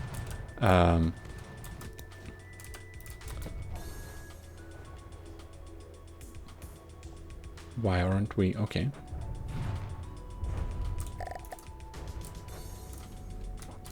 So, now we can see they are dealing with, they want to shoot at the closest thing. So, the lambs are now trying to deal with the Vigoletta marksman, which isn't super strong shot. And when the actual shots come in here, they usually get through. Smart, okay. So, by this I've learned that using a small gauge, stealthy, fast, accurate cannon, like the marksman, or potentially the dome too, that shoots 800 RPM HESH shells, we can use that to confuse the LAM systems to make the real shots get through. Because now we can see that these turrets get destroyed pretty quickly. And they shoot a mix of ammo, as said. So, now it seems that the... Oh, now we have... Yeah. Anyways. They shoot a mix of shells, and some of them will get countered by the era, and some of them will not get countered by the era. That's why I have a mix there. And funny enough, the kinetic... No, the... What was that? Oh my god, LCG Canyon, very much welcome to the stream, and thanks a lot for the share. Very cool.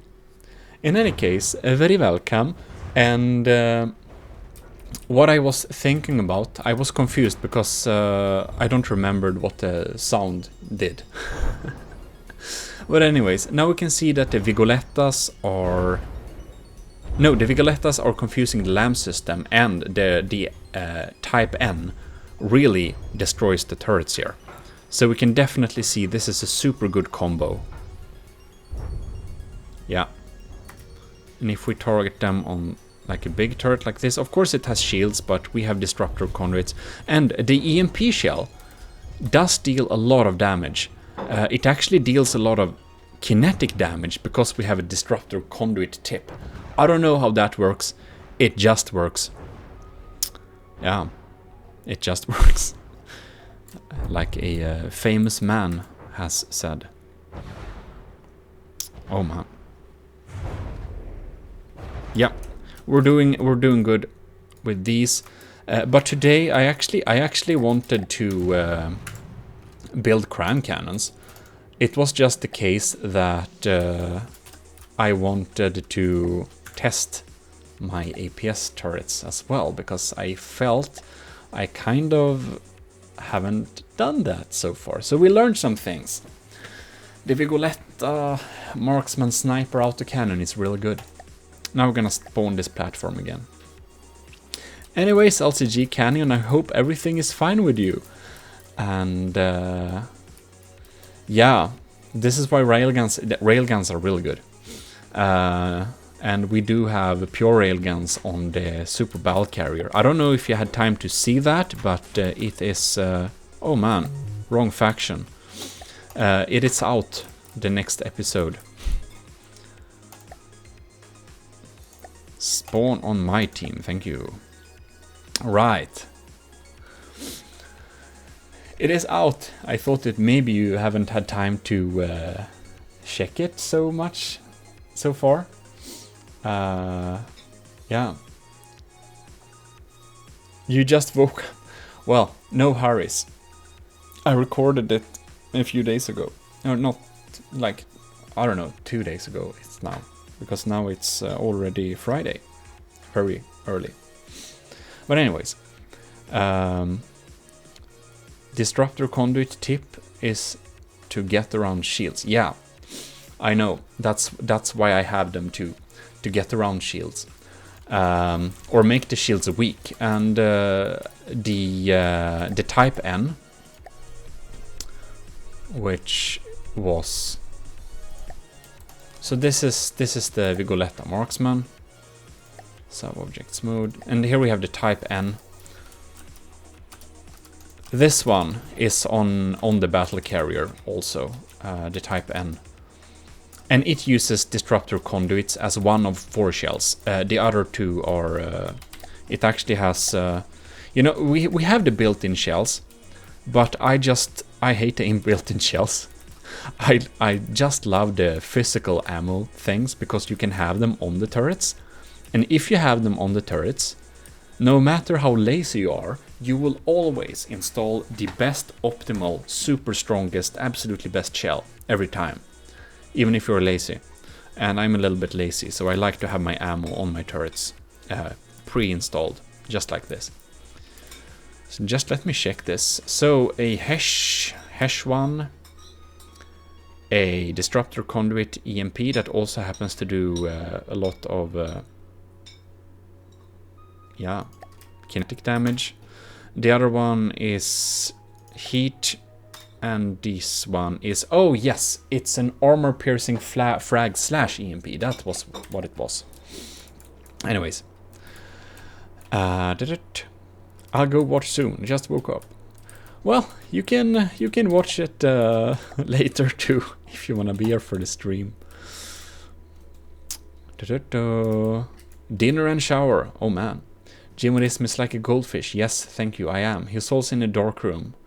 I can tell by the gamma flare on his skin. Oh no, do I look crazy? Who knows? Bad Gmod. Gamma flare? Yeah. It's a dark room. What do you mean? I don't understand. Light flare. Or do you mean around? Yeah. My green screen isn't best setup. I got him to use green screen. Give me time. Yeah. Yeah, maybe I have some dank like setups. I don't know. Maybe it looks bad. In any case, we're gonna take a little 5-minute break because I need to go and get some stuff. So I'll be back with you in 5 minutes. And I'm going to run the commercials during the 5 minutes break too. Maybe it's like 3 minutes break, but I'm going to do that so we don't have to be randomly.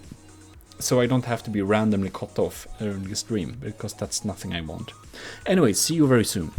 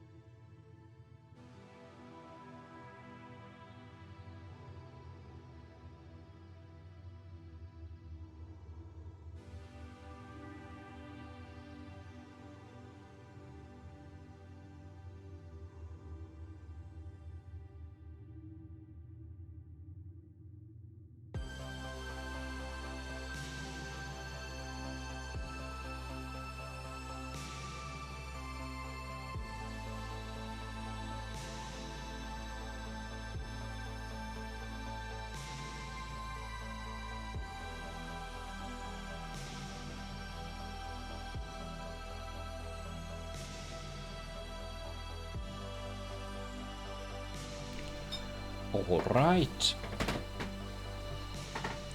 There we are. You can see my not perfect green screen. And you're absolutely right. I have background lights because otherwise the green screen doesn't work. But I don't have like front light on me. I can turn on the lights and the main lights, but I don't like that. It's like sitting with a lot of glare. However, I am going to... I think we wanna change the music now. I am going to... what was it? About goldfish. Yes, Xabercrow. Yes, that's true. In any case, I am going to... I need to do a little actual electronic component, so I have all the components at home. I just need to make it, where I'm going to solder together some kind of circuit that regulates RGB, and then I can have a custom RGB mood light that will kind of ish color myself a little bit. That could be cool. It's gonna be a mixer. RGB mixer, and if I have that, then I can mix the lights with the 3 little things that I can spin on, if that makes a good explanation. I don't feel like I'm very good at explaining anything right now.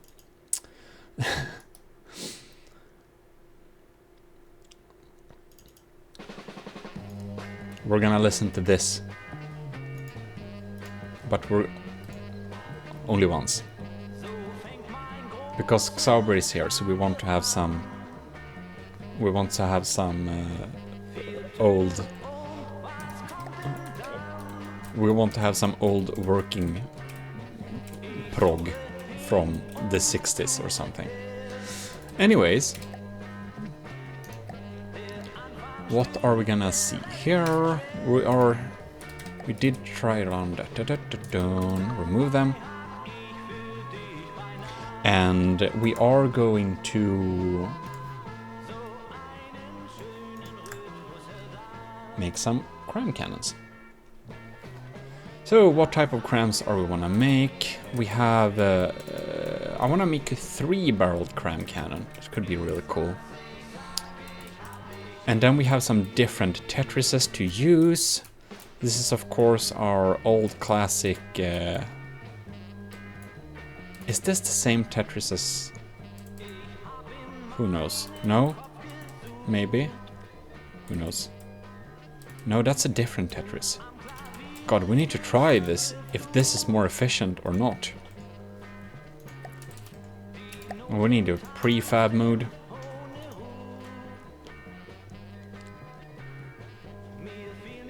One thing I do.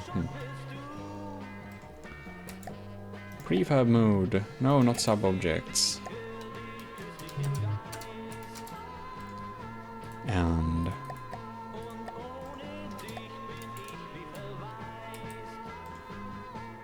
Nine. 3. I think this is a kind of thing we have in the folders.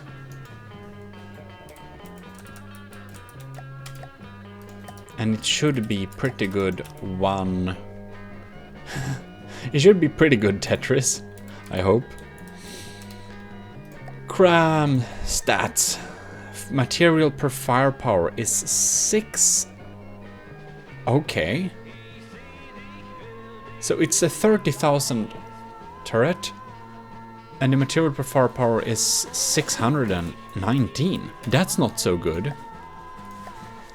And this one has a material per firepower of 305. And this is like 307. So this is like so much inferior.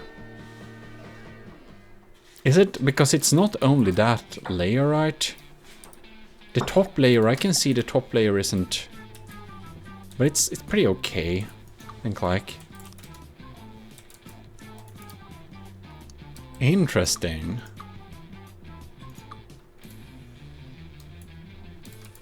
So it probably just has too many connectors. Wow, okay.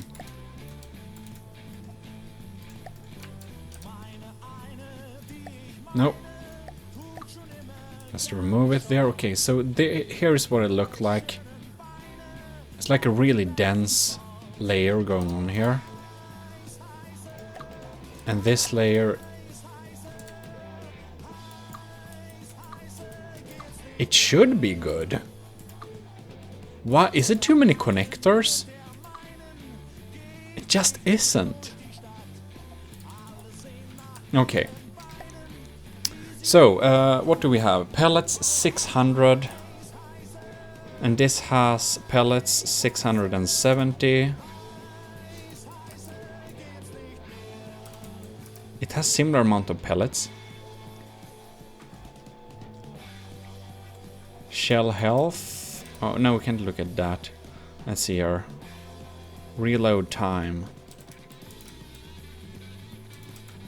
So this is like faster firing. But it's a little bit weird though. Because this thing... It says the material per firepower isn't like very good. But is it? Oh no. Maybe it depends on what type of pellet we have. Maybe this is a metric I kind of forgot about. Does the material per firepower change if we do like this then? 600.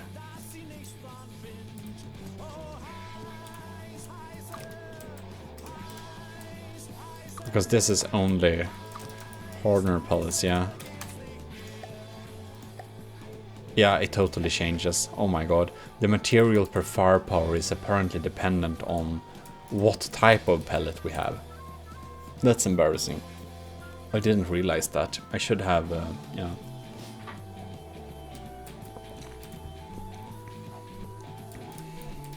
So these should actually be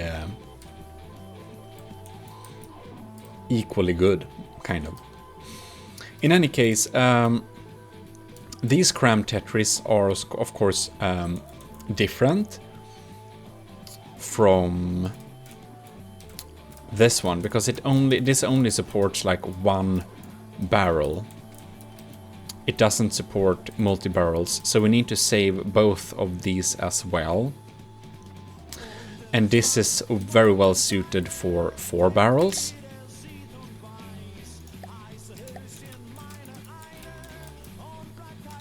So I think we're going to...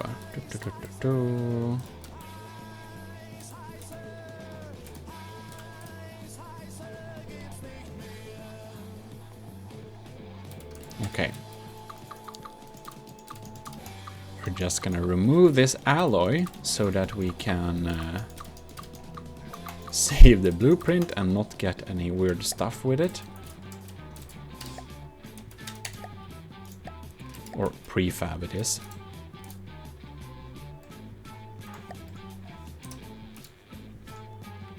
Capture the prefab. Here we go. Right. So, CRAM systems. I need to update the Patreon thing later too, because I feel like some stuff here isn't like with it here. Since I will add new stuff. So, this is a D9 CRAM. Alright. And it is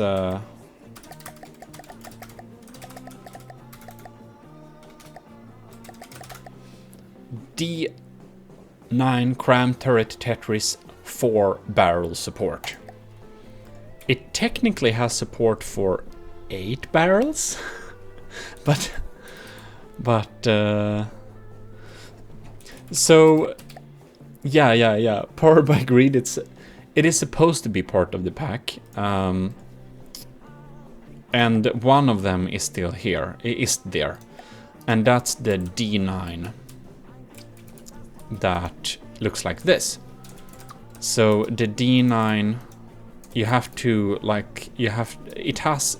it has the top layer included, so you will need to spawn them from top. So if your turret begins here, then you put it down, and then you go down 2 steps, 2 steps, 2 steps, and then you have a finished turret-ish. And that's how that works. But in any case, these are only gonna be 2 layers. So this has a 4-barrel support. And this one, I do wonder, however, one thing we should... So all of these are explosive pellets. Well, they maybe they should be hardener pellets, to be honest. They probably should.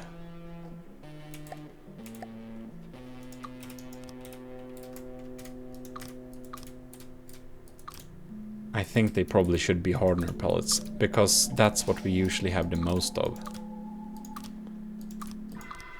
At least a lot of them should be replaced with hardener pellets. For one, they are cheaper, and for the other, you unfortunately need a lot of them to get through your enemy's defenses.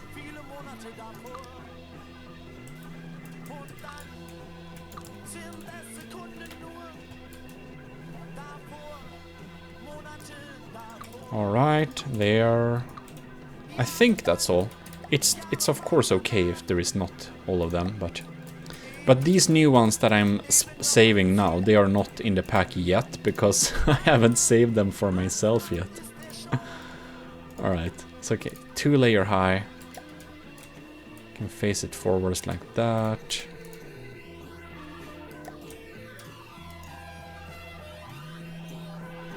What the? Did I break something now? Because... What happened there?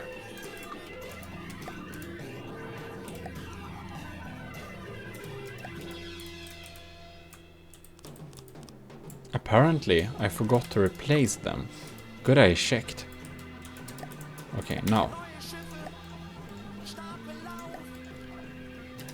So, we're gonna save these.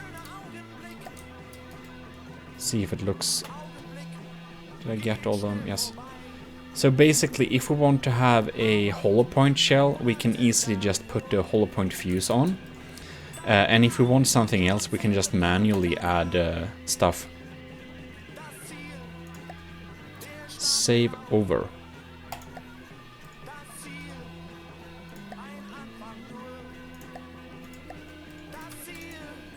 And this is that one. And if we load this one, we get that one. Very nice. Okay, so what we want to do now is we're gonna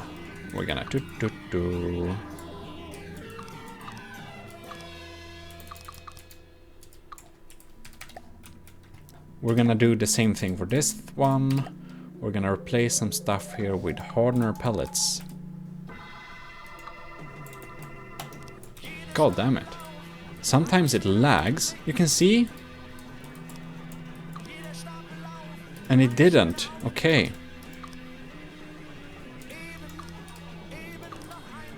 I'm gonna be focused when placing this down here, so it doesn't remove anything.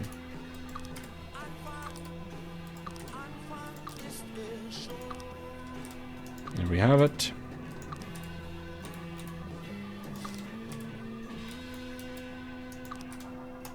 Explosive. I think we did them. Right, so this is a weird pattern. It has technically support for, I guess, 9 barrels. Not that that's gonna happen. This is what I would consider a perfect scenario for a 3-barrel CRAM Tetris. So that's what we're gonna save it as. Ah, my favorite song on this album.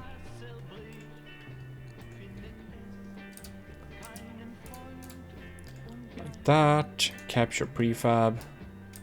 Powered by greed. I want to check them out later because I still have a bit learned about CRAMs. Yes, it's a good way to check them out, and there is a little CRAM Tetris tutorial coming out tomorrow as well, so you can check that out. No, cancel, save.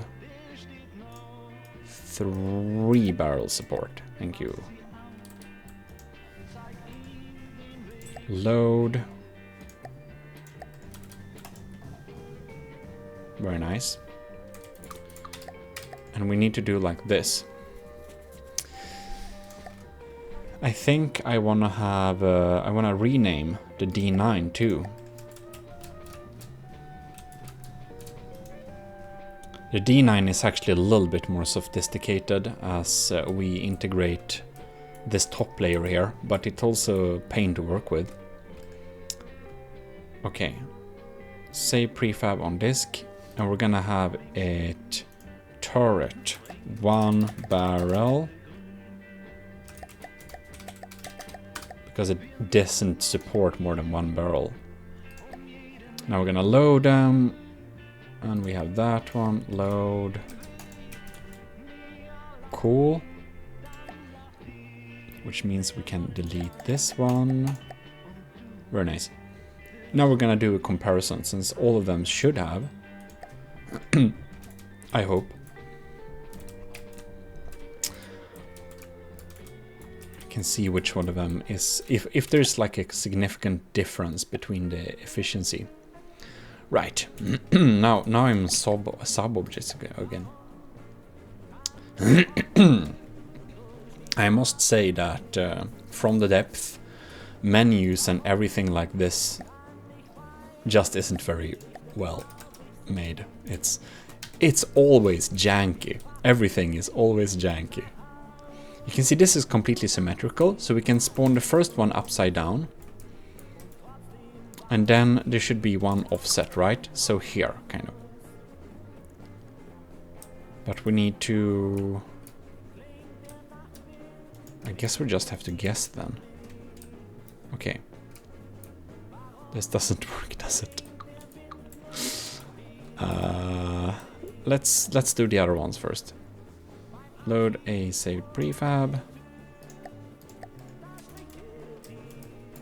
And here is the dense layer in the bottom, so we're gonna spawn it 1 down.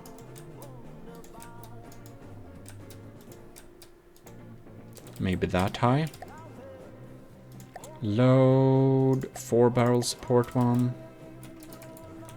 God, we're gonna have it here. Such a mess, but we're gonna delete it later when we have done the comparison. Oh no, we can't. Because then it will be hard for me to even see what level we're on. I think we're doing this then. Load 4 barrel. And have them side by side there. Like that. Then we can have the 1 barrel support. And we know that we're gonna do it at this aligned, yes. Ah, no. Oh, yes. Perfect alignment. Okay, good. Now we of course need to do some connections wherever they are. Nice color. So,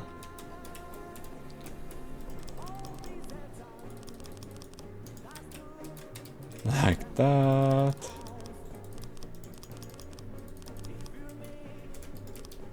Something like that. Yeah. Anyways. Like that.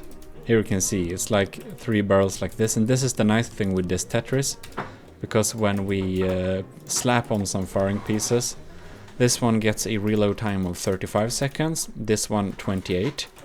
So even though they're not the same, they're similar enough. It's like good enough. Good enough. But that's not what we're gonna do. We're gonna have one there and one there, and see if this even connects everything up. It does. These are gonna be connected for the testing purposes. Alright, 560 pellets. 468. 580.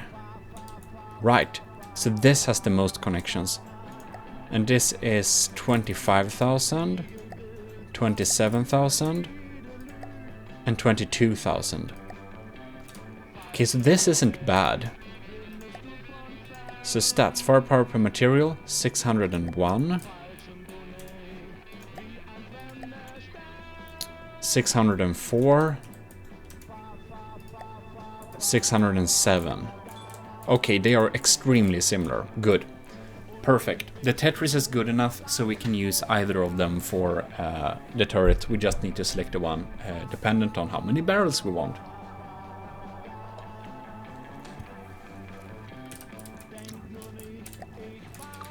That makes me happy. God, we made a mess here. Let's do like this.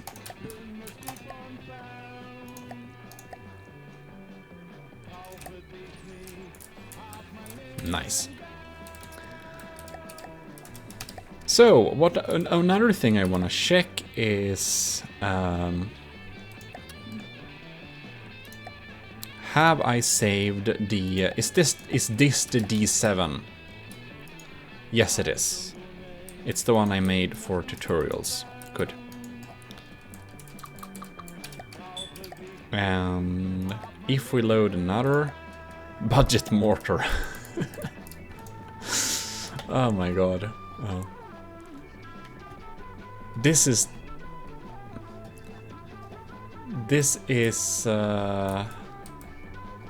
well, I don't know. It's not a very good system, but it fires them pretty slowly, so that's fun. Anyways, sub-objects mode. No. Why am I in sub-objects mode again? So the budget mortar. Oh god, this is some next level weird CRAM Tetris. I don't remember. Did I make them stackable this way? No, I didn't. They're just. I think it's more for broadsiding and stuff like that, this Tetris. $17 CRAM. Oh.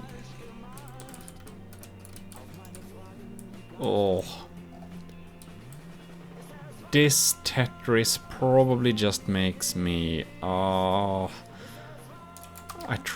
think I need to do some tests to even see if that's like useful. Yeah, that's the magic. That's my broadsiders. Yeah, that's like 2D Tetris. It's not very advanced, but in any case, what we're gonna do now is making a 3-barrel turret. So I'm wondering if we're going to make it a D9 turret with armor, or if we're gonna make it a D11, like a D9 turret without armor, or a D11 turret with armor. Because as we can see, this perfectly fits inside the D9, which make it so that if we have a D11 instead, we can even armor it. In general, it's good to have a layer of armor, so I think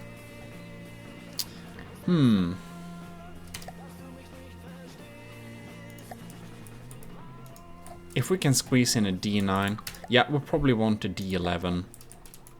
We're gonna make a D11 turret and we're gonna make it armored. And since we already fixed this, We can remove them. We have saved them. Just like that. Isn't that quite nice? And just to make sure, no. There we have it. D11. Here we go. We're gonna have some turret on here. So I do think 600. I think a 600. I think a 3x3 is probably the proper size for this one. We don't need this funky color here, but we do need some. We do need some Psytrance, I believe. Or are you? I don't remember which one is the Spirit. Artificial intelligence is definitely Wanagiuha, that's also transy, and mushrooms. I don't know about lavender. So this is Moog Hart. It's another artist that we have this deal that I can use his music commercially if we can mention that he made it. He's a very small creator. He has like, oh no, I'm so clumsy. Now I closed down it. Yeah, he makes some music. He doesn't have.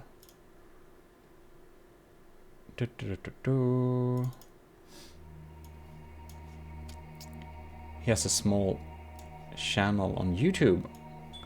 Rain, yeah, where he makes music. In any case,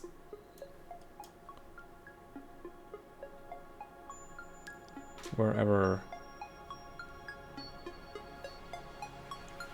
did I put that in? Let's see here. He only has a few hundred subs, but he makes really good music, I think. Do you have a playlist or links to the music you use? Yes, in every. It's harder to put links on Twitch like this, but on every YouTube video, in the description of every single YouTube video I make, I have links to all of the music that is inside of there, like the makers. So in every single YouTube video I make, you will find a link to Moog Hart's Bandcamp page. Even though not every video I use his music, but many of them. So then I just include it there because, you know.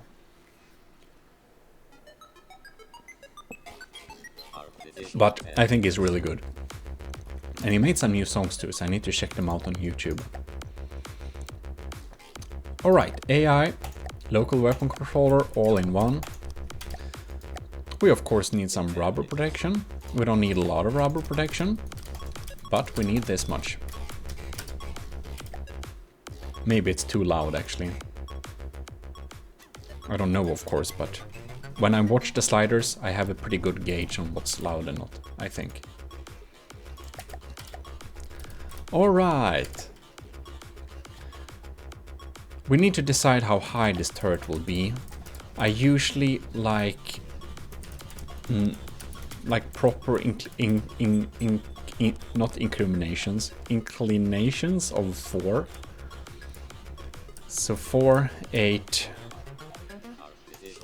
12, and possibly 13, because there is usually a layer on the deck as well. But 12 to 13, somewhere like there. And it's also smart to have some type of surge protector. You can have it there probably. I think we're gonna make this a Class C turret, so it's gonna be cheap. We're gonna have armor around it, but it's gonna be pretty low cost armor. I'm thinking metal, where it will take most of the fire, stone or metal to the sides. And a single layer too. So just to protect this axis a little bit, we just have a few stone blocks in front of it. And we want to put some stability around the rubber here so that the weapon computer won't get blown off too easily. Maybe like this. Yeah, we can actually surround it a little bit like that. And paint it black, because then it feels less like we're using actual bricks inside a inside a modern ship or something. All right. I think we're gonna do some extra connections down the sides here. I got to the grocery. It's getting a bit late. I'll be back in an hour if you're still streaming. We'll see about that. Maybe, maybe not. We'll see.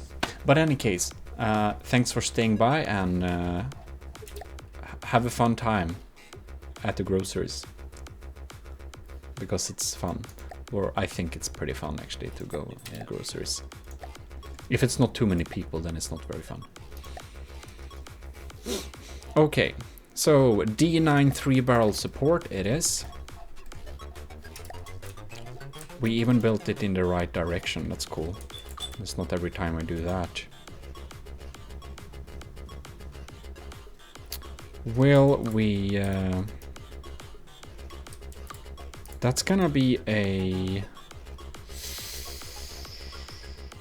This is gonna be a... Oh, it's gonna be a payload compactor that gets not spawned. And since this is not a very good... We're gonna remove some stuff here and just have extra connections down here. 2 stuff. I'm gonna make a little budget solution.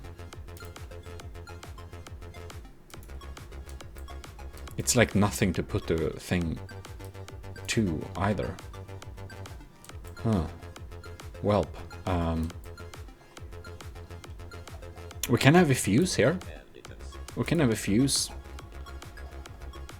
Yeah, we can have fuses here. That's good. It's gonna have a fuse. Let's see here. It can be worth it. But the side ones have like slower reload time as it is. So I'm not sure we wanna further slow that reload time down. By having more payload compactors, probably not a good idea. No. I do know what fuse I want, and it's not gonna change very much either, so I might as well install it. Fuse there. Come on, can't I set up the... Well, we're gonna do that later then. Then we're gonna add more layers. No, what am I doing with the sub-objects menu again? Alright, there we go. Oh my god, Powered by Greed. Thanks a lot for a $5 donation. Well, you were going to the groceries via... Now I can go to the groceries and get, I don't know, something unhealthy that I like and think of you. Thank you. Anyways, have a nice evening and happy grocery shopping as well. Oh my god, so many donations. 200 bits shared from LCG Canyon, and then $5 from Powered by Greed. And these people are already supporting me on Patreon. Thanks a lot. That's very nice of you. In any case, let's build. So, 6-way connector there and there. We need to connect together these pieces here, and that's like this line connected, this line connected, Now let's see here. We should just play some firing pieces just to kind of get some stats out of this. 34 seconds reload, 28 seconds reload. And we can actually fix this a little bit. If we have... if we connect up this here and here, and no, we can connect it up like this, right? Then this should have a reload time of 20. Okay, it's not a big difference. The capacity became a little bit bigger, I suppose. Darn it! No, not at all. The middle cannon is so much like weaker. The shot is so much smaller. 46,000 in health. Yeah, that's a big difference. Weird. So we need to have it even larger capacity in that case. You know what we do? We're gonna do like this. Connection rod like that. And that. No, we can't make it connect, darn it. So this has to be connected in a way that it doesn't connect with this thing. Which basically means that what we did from the beginning was the way to go. Because then it can't connect. 1 second more, that's something. Not that we like seriously need that, but everything is 2000 millimeters now, so pretty thick. A lot of firepower. And we do have we have a payload compactor down here? No, we don't. Right, what I was going to add here is of course fuses. Fusing box, time from first impact 0.06.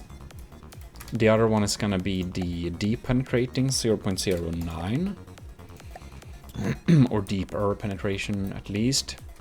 And this one is gonna be ooh, I think we do want some armor back here though. Well, its fusing box will be up here then. Time from first impact. Are we gonna set them to do another type of fuse then? Maybe since this shell is a bit weaker already, maybe we should set it to be time from first impact. Yeah.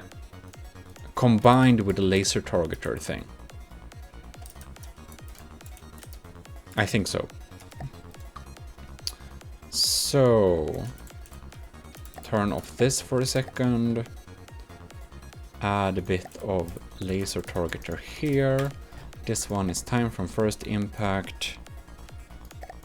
We can set it to penetration depth just to be like that, 10 meters. And time from launch. Like that, and set this thing up to time offset 0.08.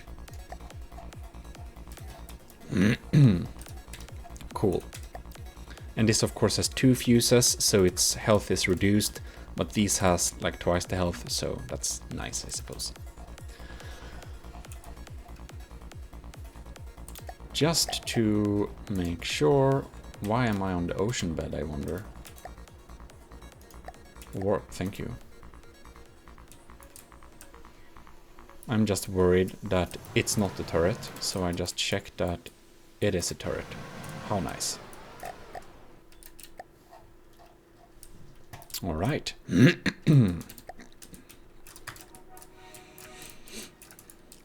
So there is the reach up to 12.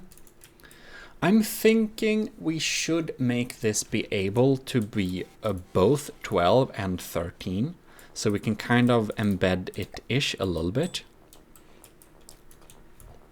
But anyways, we've set up the sides there a little bit. I don't think there is much to add below here.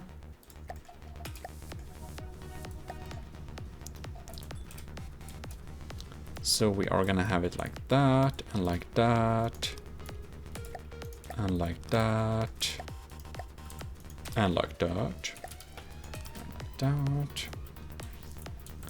So in the very important front, we are going to we're gonna be big spenders. I'm gonna have some metal connecting up stuff here. And maybe that block as well. We try to be a little bit conservative about using blocks here and just use them as sparingly as possible. And we are then having stone here on the sides. And I don't know if this is sheeping out too much, but I actually thought that why don't we use wood for the turret armor behind it? Because it will probably not take, but actually it might take some explosive proximity damage, and the amount of materials we spend doing this, that's probably just what we call dumsnål in Sweden. And it's like a combination of stupid and what is it? It's like a combination of stupid and sheepish. That's dumsnål. All right. So this is like 13. Ooh. Yeah, okay. And then the barrels should probably be on this level, I think. Or I want to have them one block above. Because otherwise we can't protect. When shots are coming in at an angle, it's hard to protect them here. Then we need to have them in the front. So they will need to be kind of ish here. This is the location.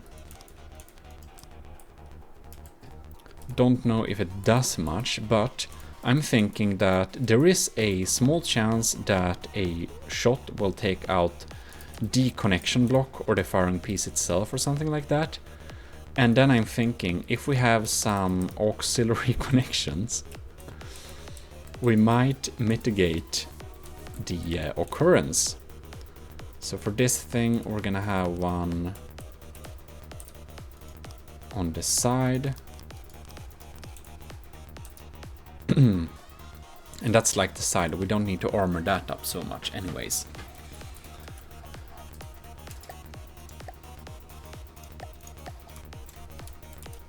I'm thinking we can have some internal stone armor here. Just to beef it up a tiny little bit. Add some health points. At a low cost, of course, because today we're building a C-class. And on the C-class we don't want to spend too much on anything. I think I need to use my cartridge here and get some water. Because, well, I need to drink something.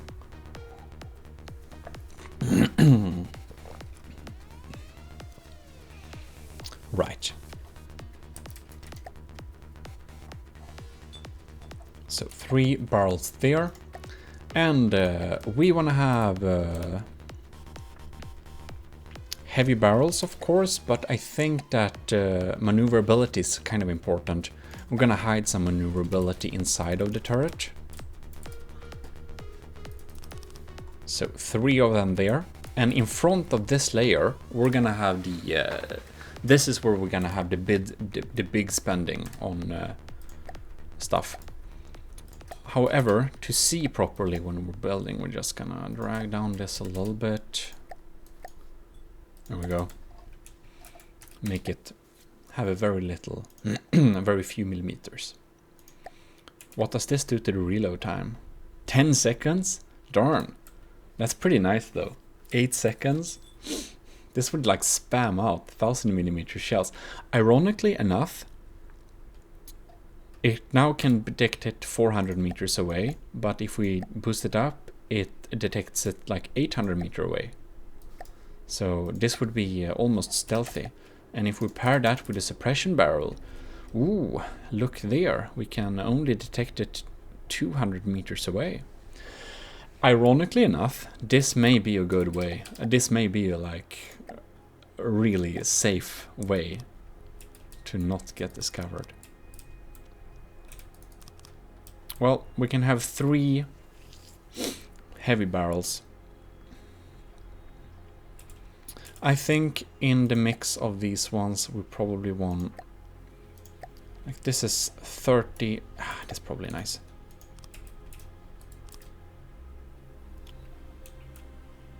There we go. Heavy barrel. Yeah, well, we're gonna set that up so far. And this is like components that is definitely within the turret.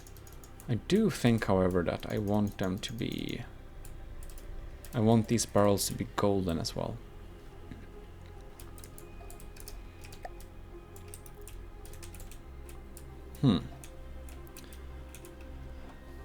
Now we come to the hard part. Where we should spend on the very few blocks of heavy armor that we'll use on this thing. This is a class C, so we're not gonna have a lot of heavy armor. We're just not going to. I'm thinking like the firing piece and a bit of the barrel in front. I think that's probably kind of like this, I suppose. I wonder though, it's not so likely we get shot from behind, so it's probably just best to spend the materials on the blocks right in front of there.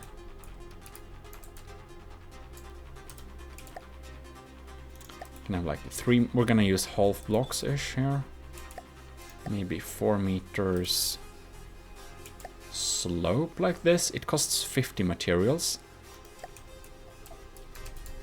Maybe a little pointy thing. Nah, the slope is probably exactly what we want here.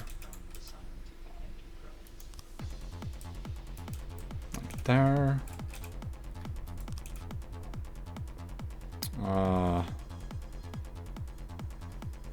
And above the firing piece, I think we're gonna spend 100 materials just because I think the deadliest shot will kind of come from above usually. On the sides inside the turret, let's hope that the beam slope will suffice. Right there.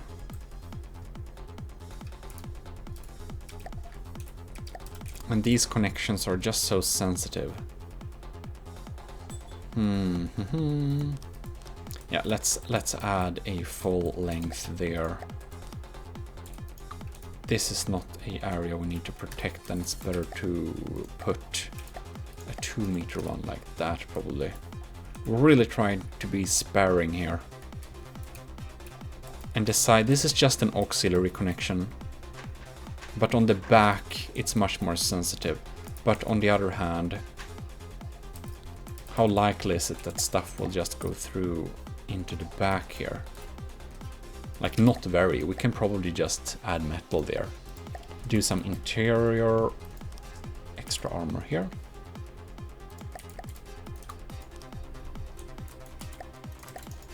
Like that.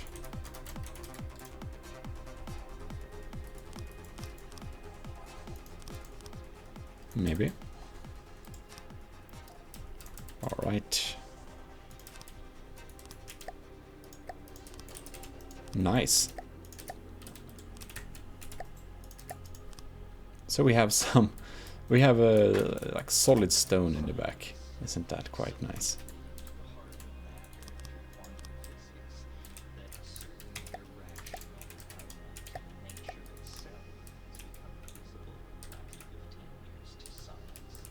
All right.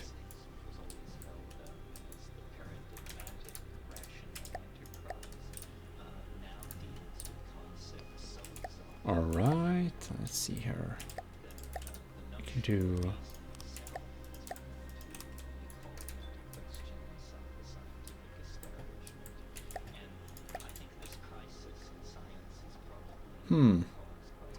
So, I think this is not the area we want to spend more on stone, actually. This is where we're going to bring the metal poles.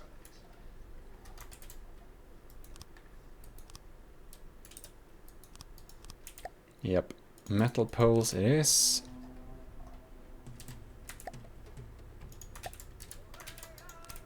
Like that. Oh, this is the perfect case of fooling shots and just have some EMP surge protectors just in case.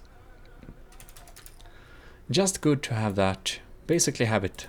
Always have it. Always have some.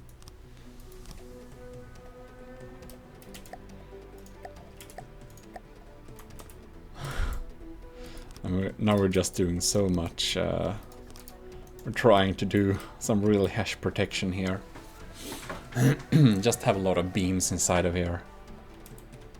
And actually, maybe we should have like 2 meter stuff there.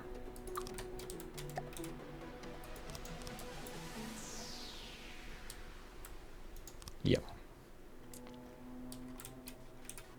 And that's probably something, so 2 meters-ish.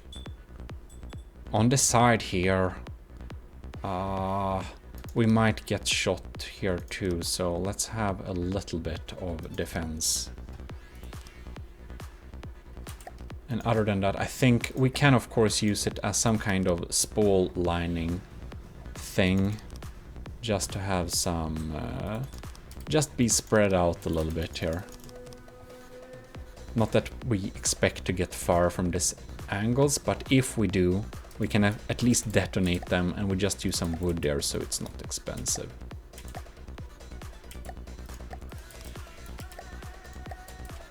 Oh, that's apparently a deeper area, okay. Something like that. And when we have so many blocks spread around, we're also adding to some kind of, what is it called? It adds up and it forms some kind of like connection points. Structural integrity is what I meant to say.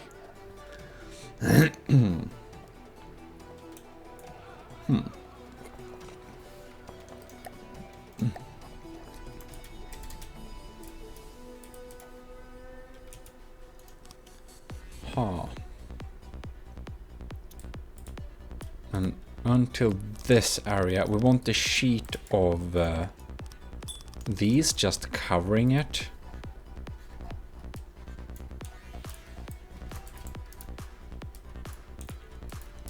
And then I think like this. And now we're going to start, because we have a proper spall lining and stuff here, we're going to have the actual sheet metal in front. Oh, and it might be a little bit too thick if we add too much. But it's okay if it's pretty bulky. It's gonna be an expensive turret, so we need to spend some to keep it decently strong. Right. So possibly it's time to switch the color to white also. Or no, this is gonna be so wooden. It's probably better with black in case it gets damaged and we see through. It would look like kind of ancient iron. And that's definitely a vibe we are totally okay of going at for the Class C turrets.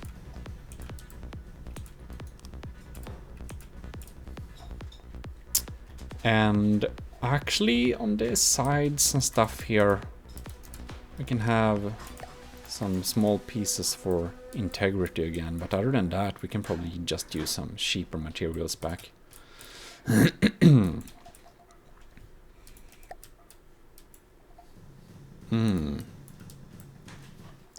And now comes the interesting part of trying to make a roundish shape with this thing. Which I'm not sure we will be able to do. Who knows?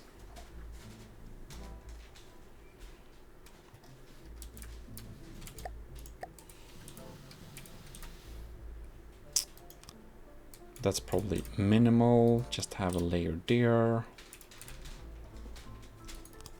Layers on top.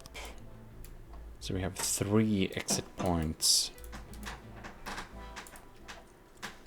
And the entire thing should be covered in wood, basically. We can add some interior wood. This side here, we can start with just making the ish shapers. We have 3, 3, 3. Okay. Distance 3, 3, 3, 3. And then supposedly we do something like that. And now we have the front 3, 3, 3. Okay, so it's basically the same. It's the same thickness all around now. That should be symmetrical.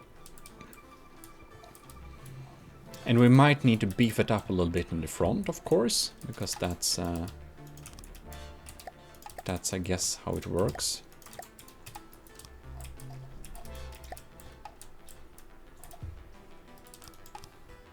And that should be that should be pretty nice, yeah?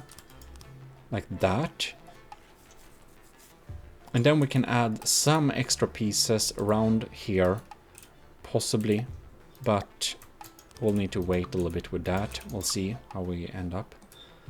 And that's like a decent shape. How much does the turret cost? Oh, we can't see that. We'll need to save it first, actually. Well, building after the principles shouldn't be a problem. Barrel.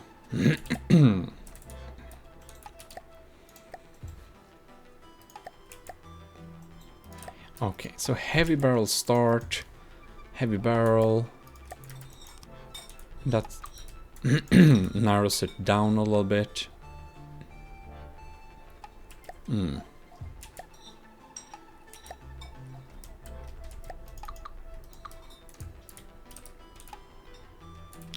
know what? I think we should...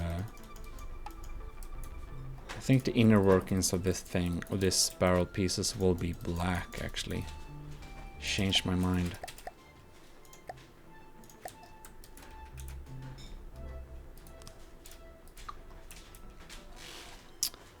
Alright.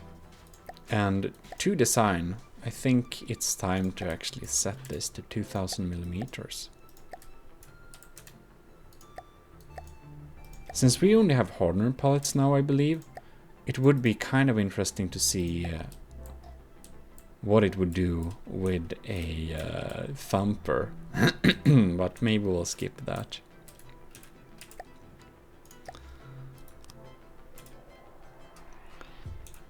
Barrel rotation speed is pretty decent still.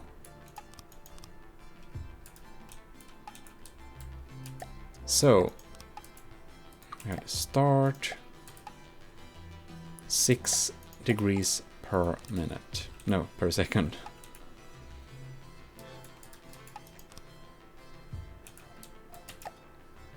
Oh, right. One thing I forget about is that now we can turn the barrels in whatever way we want. So we can do some pretty cool patterns like this.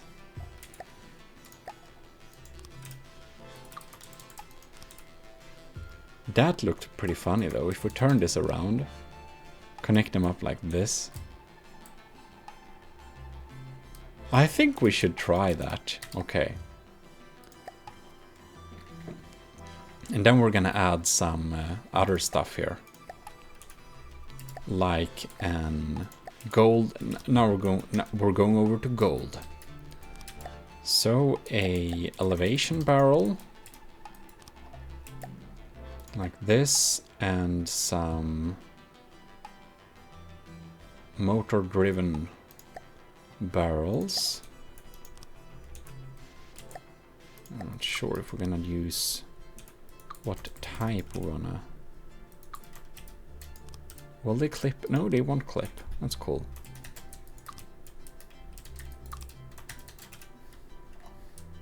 This is probably this is a pretty nice front of it, isn't it? can narrow it off like this. Barrel rotation speed 6. Almost 7. Okay, then we're going to add more of them then. No, no, I messed up. It needs to be like that. And like that. And the next one is like that. Okay. There we have it. Right. And we might need a thing to close it off. And we can't do it already there. No. It needs to be like this. 9 seconds per meter. See how fast that is. Can I control this thing? Now we can see we move them pretty fast.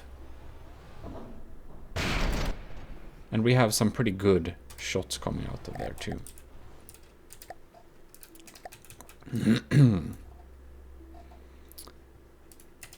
And 55 degrees is a better elevation too. Recoil suppression, that's just silly.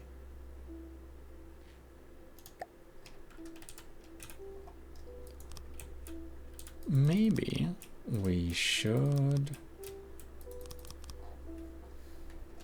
But there is some really beautiful things here, of course. We could have some really fun guns at the front. It only reduces shell speed with... Nah, I don't think I want that. It's only needed if we actually, like, flip. If we flip when we fire, then yes. Otherwise, yeah, not so smart. I wonder, however, we can detect the shells for 800 meters away, and now we can detect them 400 meters away. It won't do much. Cost too much in... Yeah, this is not that type of turret. This is not your stealthy turret. Maybe we should add...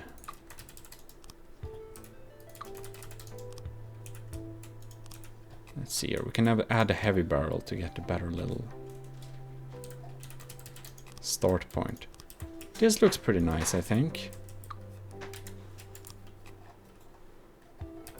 Maybe make them a little bit thicker.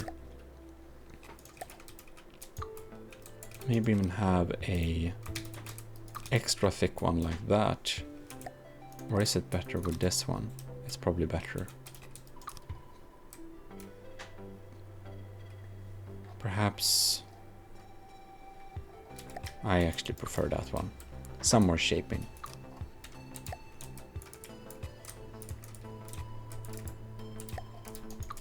Some pretty strong turret this should be. I think it's... This is probably the capital turret inside my Class Cs.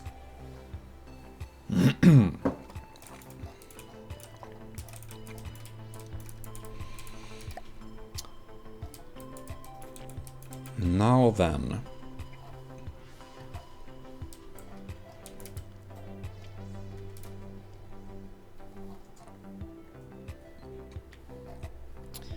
Now we should add some more armor and wood and stuff like this. It will go out a little bit more, I think. We're gonna add the outmost layer. We just need to decide exactly. We could, of course, make it not too wide and then just add like wood on this surface like this. That's kind of what I thought about a little bit previously, but then I realized, man, that just doesn't work. We need at least one layer more.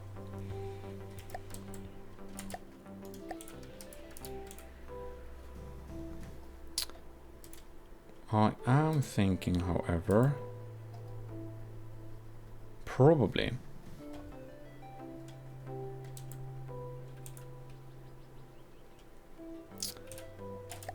I'm a little bit conflicted, but I'm thinking maybe we want some golden things here. Just as some kind of barrel control or elevation thing. Kind of act as some kind of first layer. I think maybe something like this.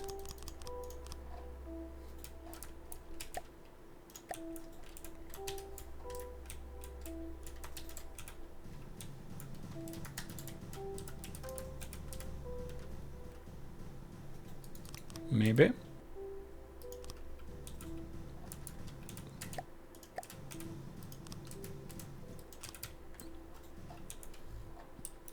To provide some type of defense there, and also looking good, of course. Then I realize we don't need full blocks really.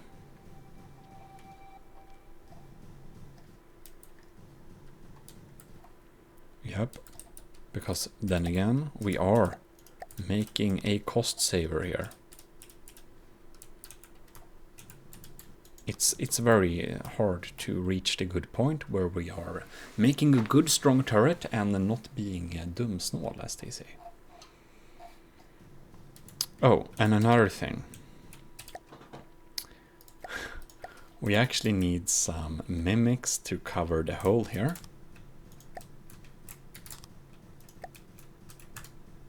And this should already have one. Yeah, okay.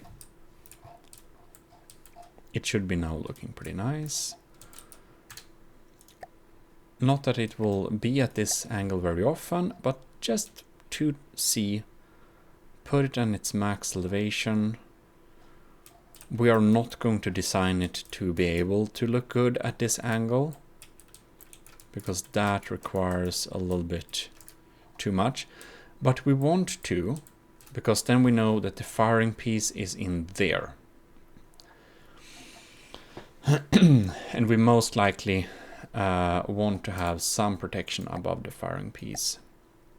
We're gonna set it at a 10-degree angle.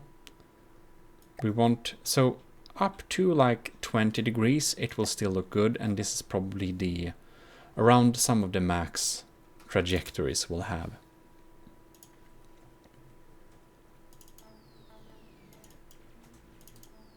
I'm just adding some other songs. They're good ones. They're just not the they're not the psytrance.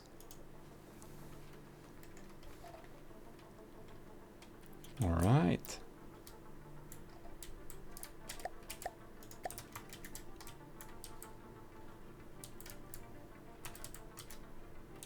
There we have the firing piece.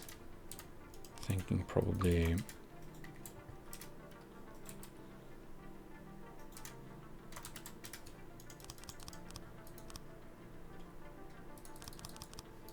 something like that.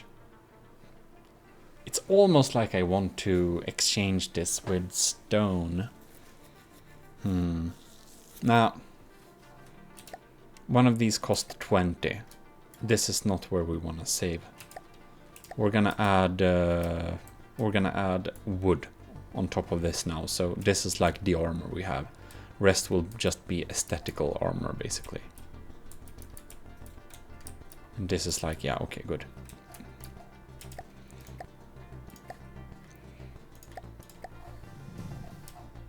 So now we come to the less easy part of making things look splendid.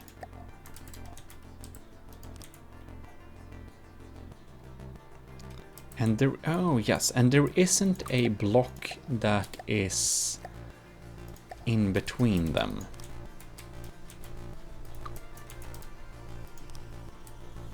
I think this is a great area to use them.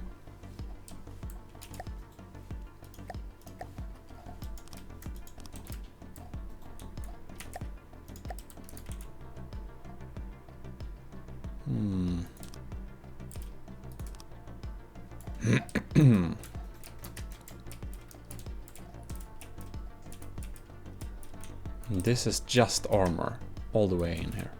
So it's okay that exactly this piece isn't very well armored.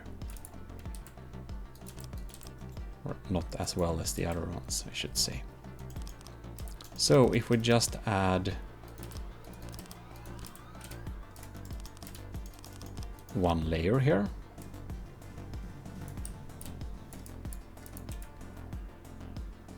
We can't add... okay. Well, that side is going to be very custom designed, of course. We can probably begin with this. It's likely gonna be a pretty flat design there. Now we can either go with one of these blocks. Just doesn't look too well.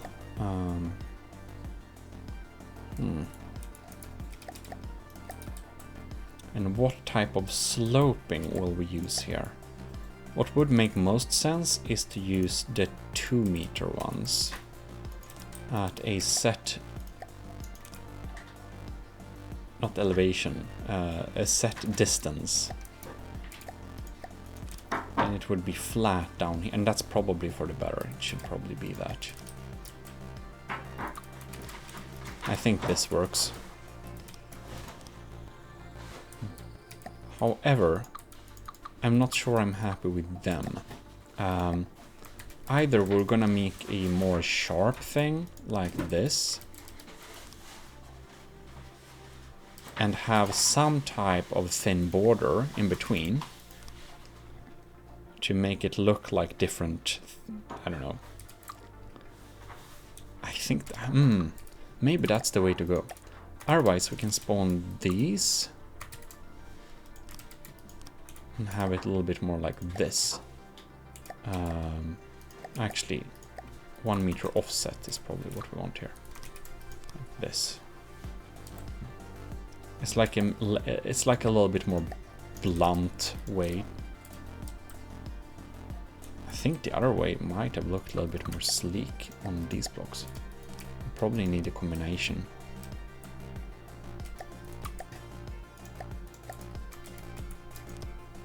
Something like that.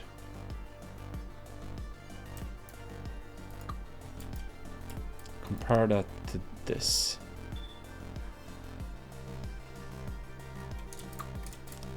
It's so small differences, GMODIST. You shouldn't spend so much time on just thinking about one tiny block.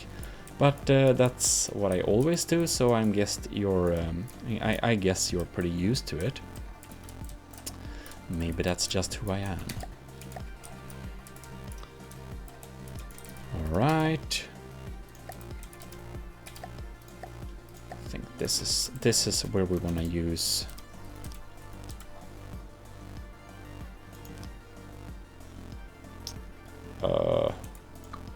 not sure if that is needed, but we need to kind of think about the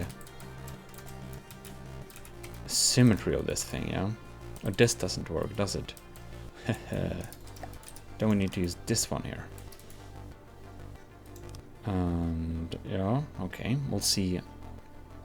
This is like always a very interesting puzzle of, I don't know what we call this puzzle, but it's the only thing I know about this puzzle, that it is a difficult puzzle.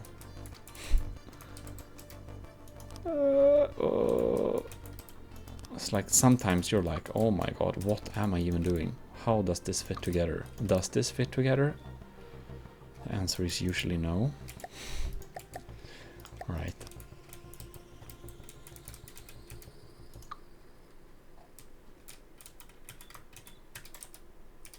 It's like we get super weird shapes here. Oh, and this one makes sense. Yeah, this one needs to be one of this one. I think this shaping might actually make sense. God damn it, this is... I don't know why. This is just not easy.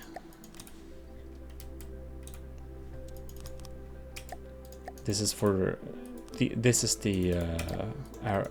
is for these type of situations I made a hull shaping aesthetic design tutorial, I suppose.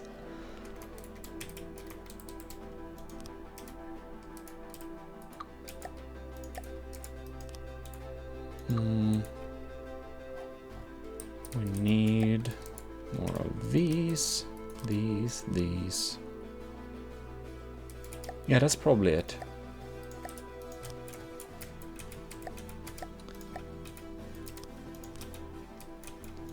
So chat, what are you working on in From the Depth? Are you playing From the Depth right now as you're watching this? Because I know some of you has said you do watch our streams and build at the same time. So if you are building, do tell me, what are you building? It's like I want one more smoothish angle here, but not like that. I want... Huh. I don't know. I don't know, man.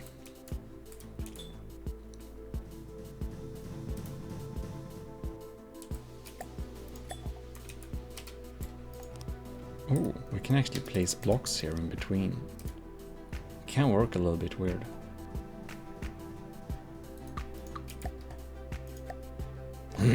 Wicked engineer, I'm building railguns for my new ship. I knew it. I knew it.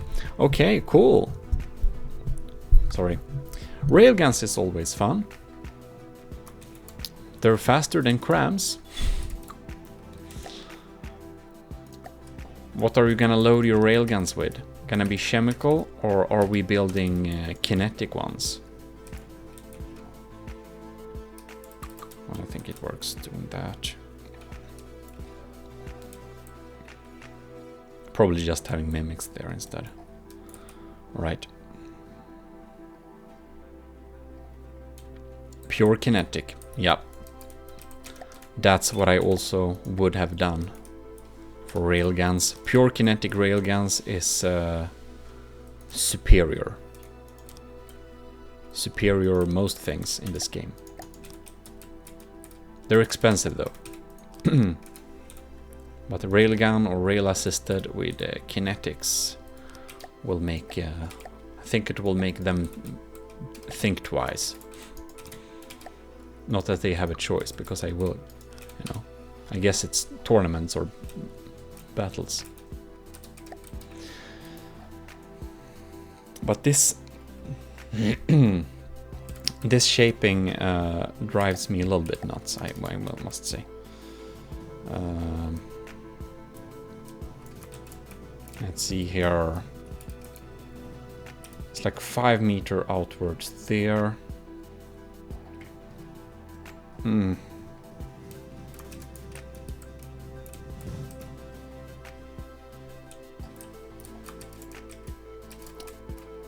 So are we gonna do...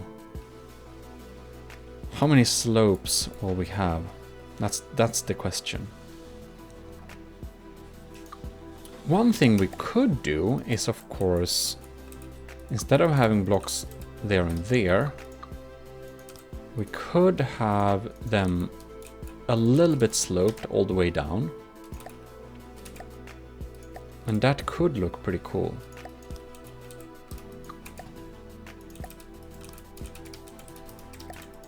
Like this, basically. Maybe that's the way to go. Let's try this. This is gonna be no.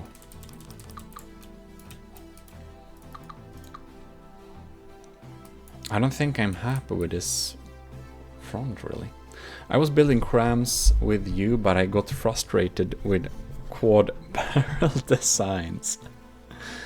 Yeah, I understand that. As multiple barrels is better, as you probably know, because otherwise you would never bother trying to make quad barrel designs. No.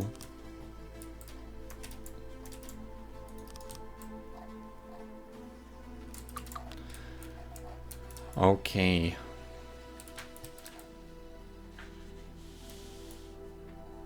Right now I'm wondering, like, seriously, is this... I think we need to remove... No. We need to remove some of this stuff here. This is just confusing. I don't know what I don't know what I made here. We can't save it. It needs to go. All right. So here we have the outline, right? This is what we're dealing with. We probably want another one of these. Remove this weird box here.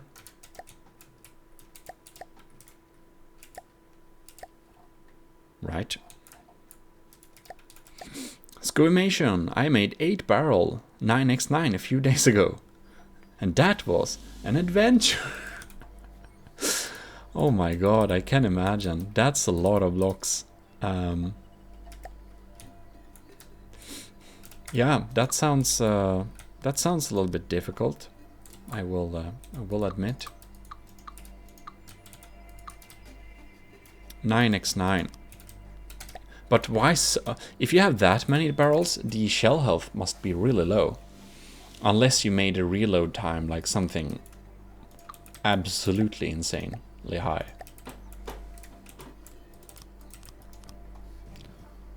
Right. Maybe this is like enough. And we can use this. Yes, yes, yes. Perfect. And then I wonder, 1, 2, 1, 2.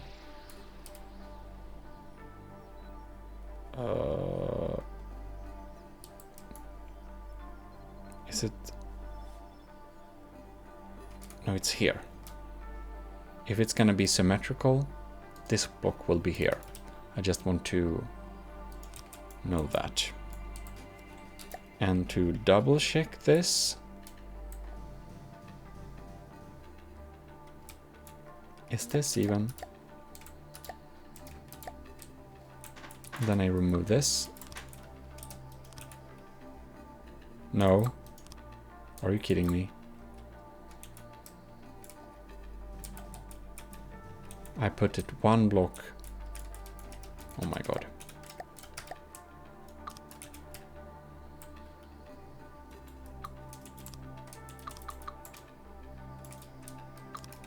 Okay, if I do like this, right? Right, beautiful. Now we can go back to symmetry plane on the actual side.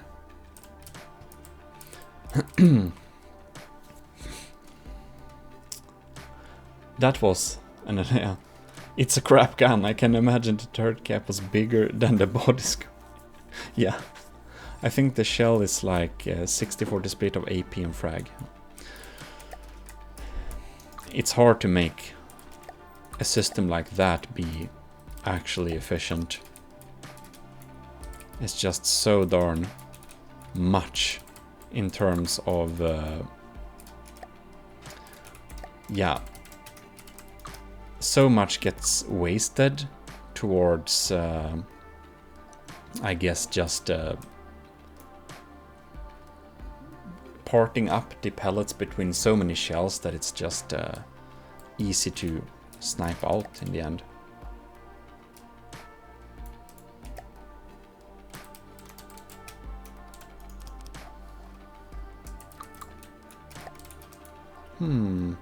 And it goes down to... no. This one moves in a slope.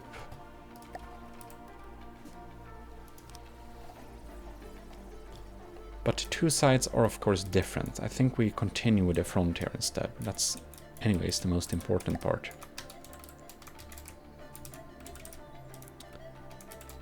So...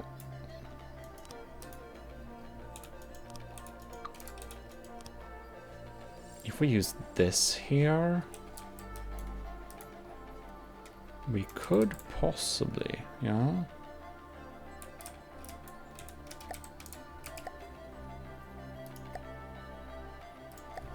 Just some invert corners, if we're gonna be picky. No, we're not. And this is this one.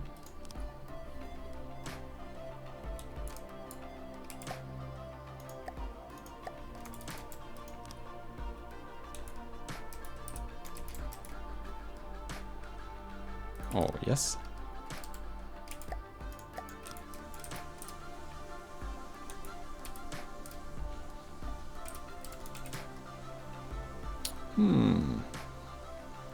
I think this is a shape I'm much more happy with. We may even use some type of... that won't work. We can probably... This is a place where we could use some really weird mimics, I think. If we'd like to. But... this looks more acceptable to me.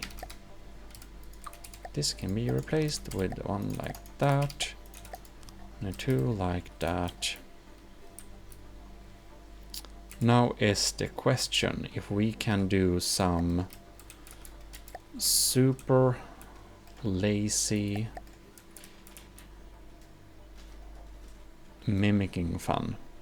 Not mimicking. This is prefabbing fun.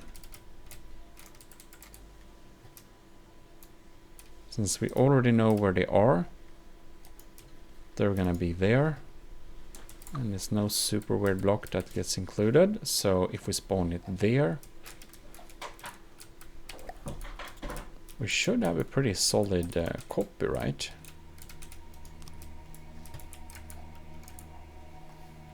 Yes, I think so.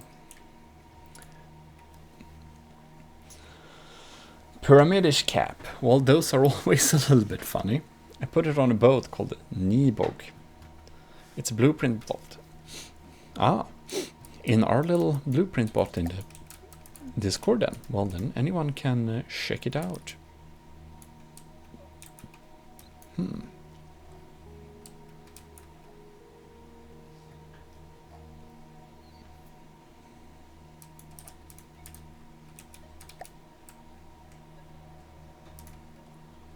So,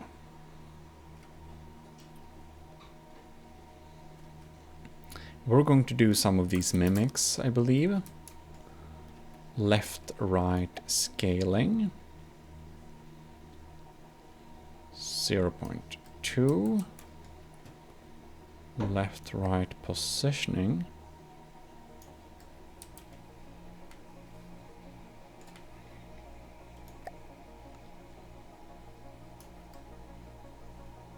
I think that's probably nice. And we want to...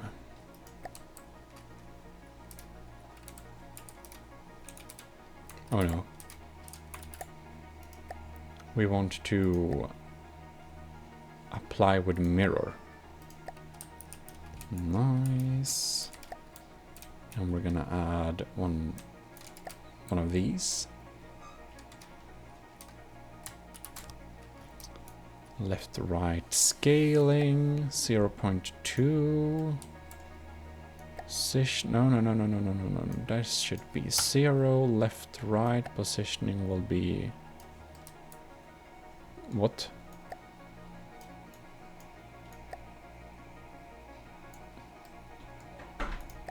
Apply with mirror. So it looks a little bit decently. Nova Galaxy, very welcome to the little stream. It doesn't feel so little anymore either, because it's we've been here for a while. Okay, left-right scaling 0.2. Left-right positioning. I don't remember what that was. 1 and a half. It's just a half, and that's nice.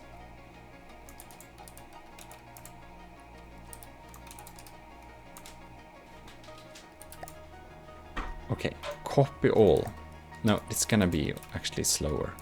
It's faster to just do like this. I forgot to copy it. 0.2. Left one positioning. 0.5. No. Negative in this case, apparently. Apply with mirror, and we need to go to this one and apply it with mirror.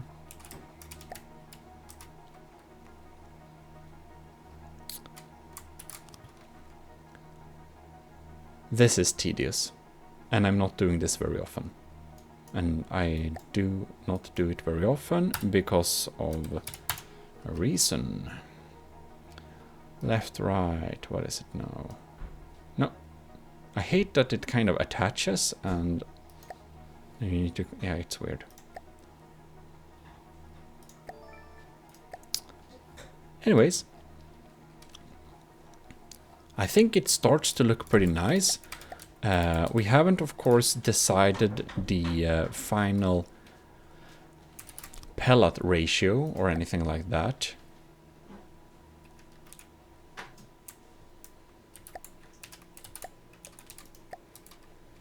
Left, right positioning. No, left, right scaling.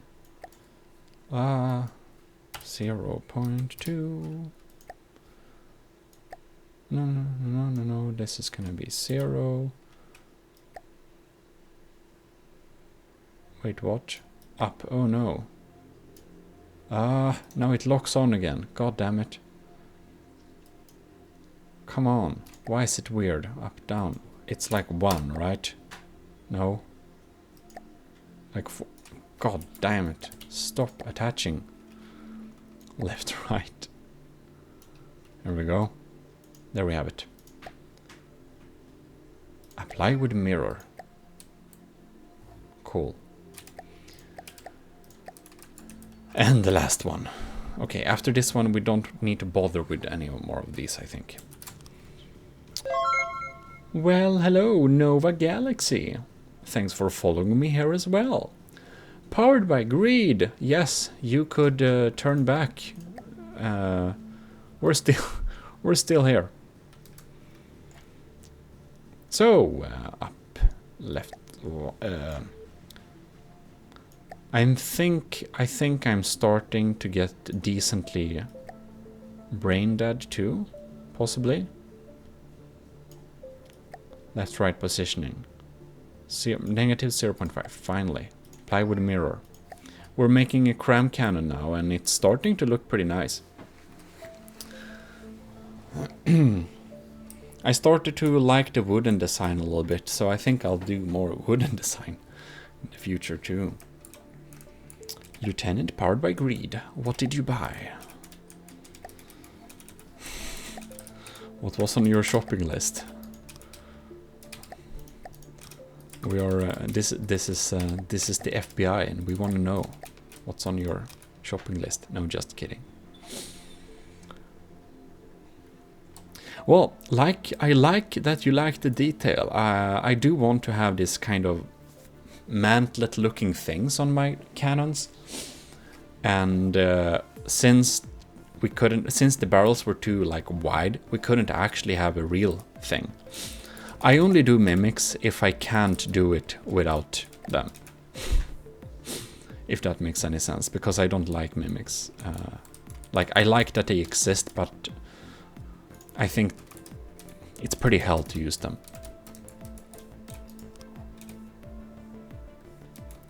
So, let's see here. Are we gonna have... I think we're actually gonna have it flat there. It adds to a rustique impression, maybe.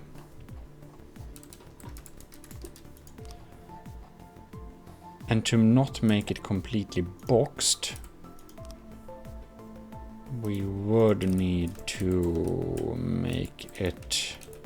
But actually, if we have slopes here, do we need to use the slopes? The questions. I'm not totally sure about sloping it down into the corner here, because that means that it's sloped there. And that means we can't use transitions in form of like beam slopes. No, not beam slopes, regular slopes. Powered by greed. Beer. I see.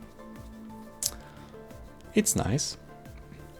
In Sweden you can't buy beer on a super market. You need to, or you can buy the very low alcohol variant. You can buy that, but you can't buy. So no. Then you need to go to the system company, which is state owned and sells all the alcohol. It's the only place that sells alcohol. And funny enough, we even like it. Right, so let's see here. There is never enough decoration. I would I don't know, man. I don't know. I think it's always, I don't know. I don't like placing down the decoration blocks, but it looks nice. CRAMs are double the block count. Yeah, we had a lot of block count with CRAMs, unfortunately, but they're just too much fun.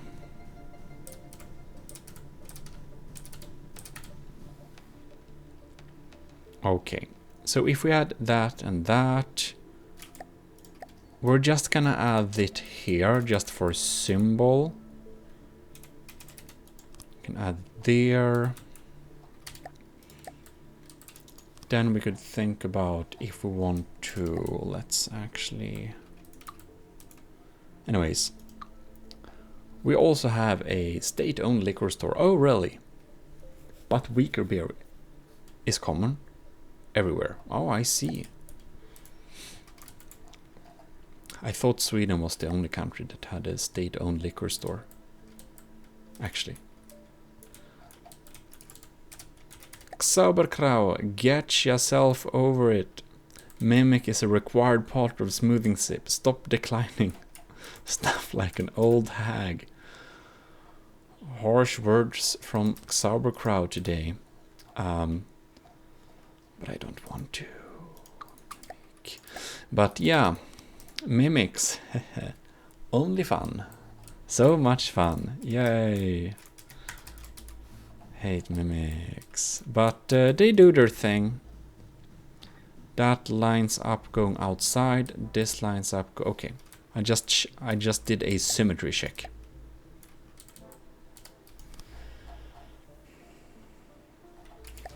Now is the question,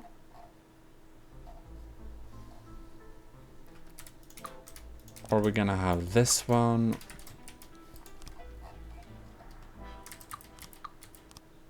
Three meters. Probably 3.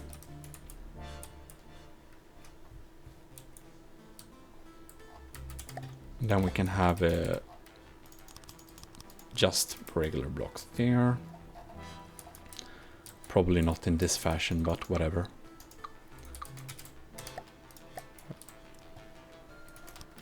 Let's do like this then. Okay.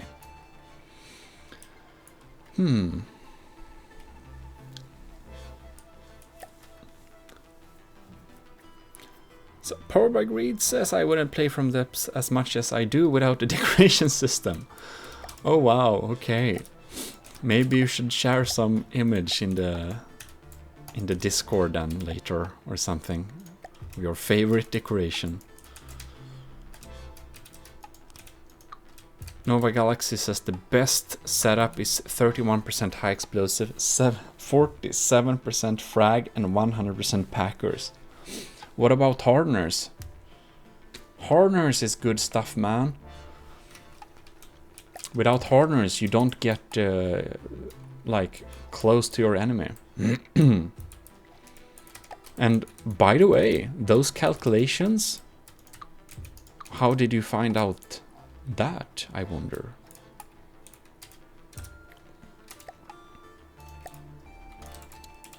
Won't look smooth. We need to add it like that.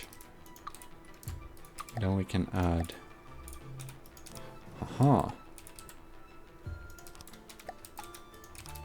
That works.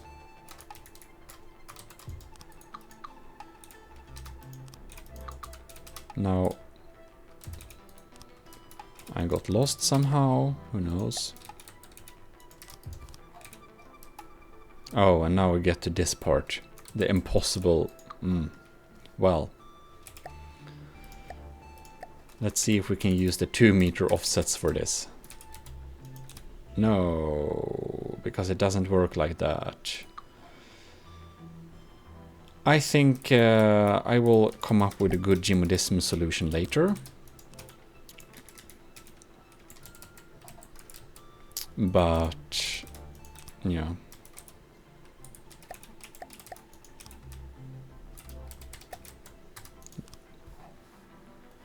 This looks nice so far. And since we don't have anything in the corners here anyways, we might as well do some cool architectural decoration things. Which I usually do for turrets. When there is nothing to put. A block. You don't need hardener because the shell has already 230k health points. Oh my god. Hardener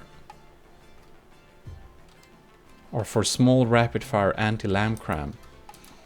I think hardener is good on almost any cannon, but I mean that has to be some really big. You have to be, you are probably making some like serious doom CRAMs in that case. You're probably making some no joke doom CRAMs. That sounds like a lot to get that much health without using any hardener pellets. I'm just trying to see if I can get some natural wood. This look kind of interesting. Maybe. The bigger the CRAM, the less hardener you need. That makes sense actually. I just never make doom CRAMs that are just so big.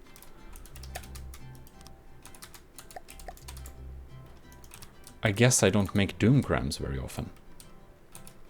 Because to me it always feels like no matter how big CRAM you make, there is always a larger LAM systems to counter it.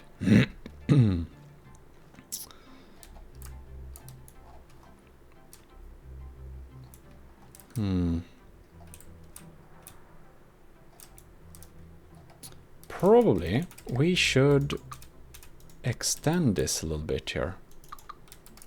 This pattern, we don't need that for both sides. Oh no, not that one.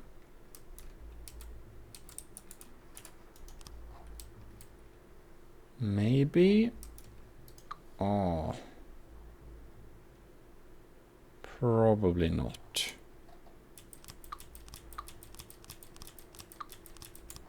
It's probably fine as it was. I just need to... We chose the 3 one, right? We did. So we're going to try and continue with the illusion of a sphere-like shape. We're going to add some stuff.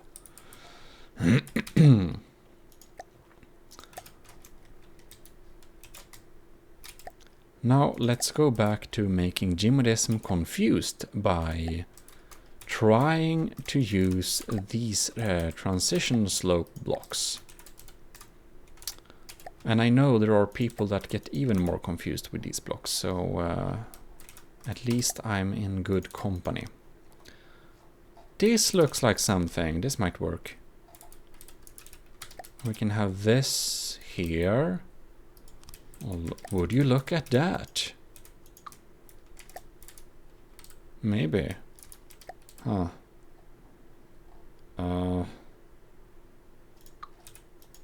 Maybe. Oh man. Need to go over there in that case. This needs to be replaced with a, actually just a inverted one.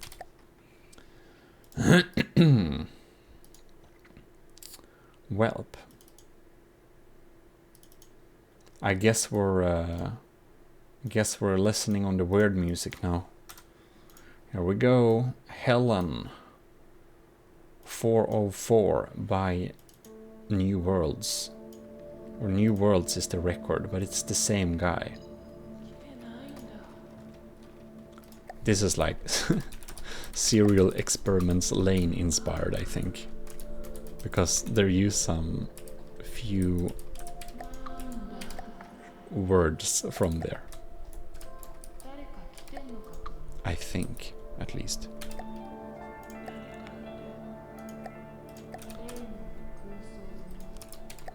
Alright.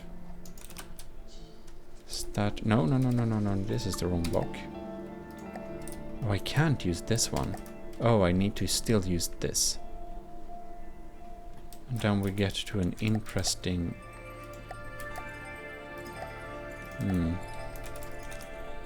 Oh, look. Then it looks weird. How to solve that?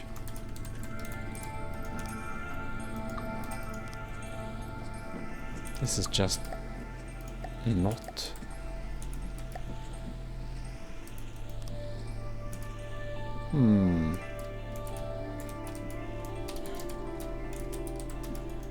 I feel with these blocks you definitely get usually a very nice shape, but then it always ends up in just coming to a position where you just can't add another block. You need to like, it's a weird thing.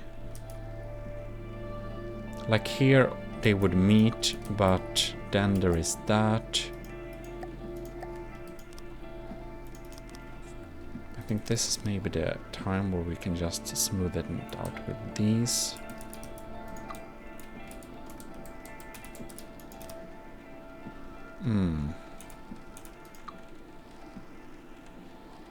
Ah, I think I see how to make it.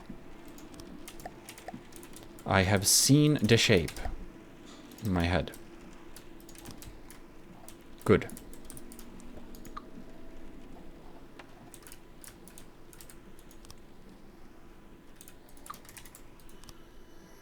Right. The bigger the CRAM... It was 33x3. God damn it. 33 times 33. The meta is a 30-sec reload Doom CRAM. I'm gonna check Discord. Definitely. That sounds interesting.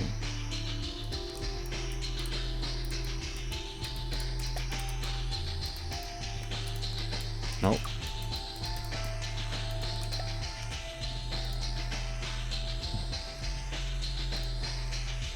Oh man. That's a lot of impact damage. Not to talk about explosive damage. Oh wow.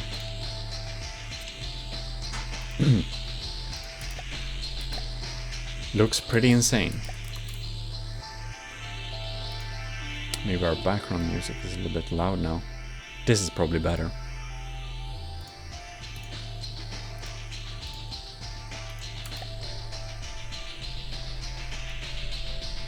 Well, 0 Horners, but it still has so much impact damage and stuff. Yeah.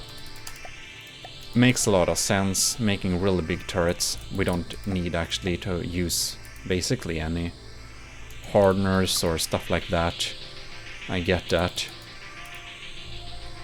Guess it just feels kind of weird, since I never do that large cannons at all. But I probably should.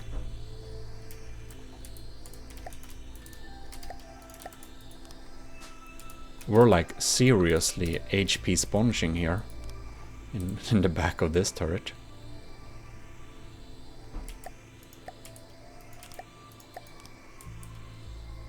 Somewhere like there. Yes, I think so.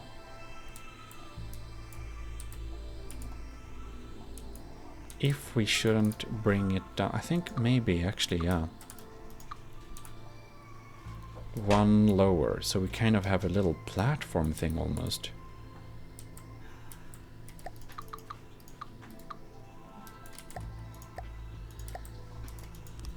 Maybe.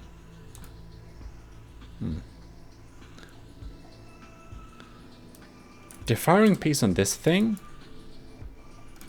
it is here. So I think it's as deep as it can go, and it's not furthest, it's not in the most back, and that's more an aesthetical choice, but we could have it a bit more back, of course, but it's that deep.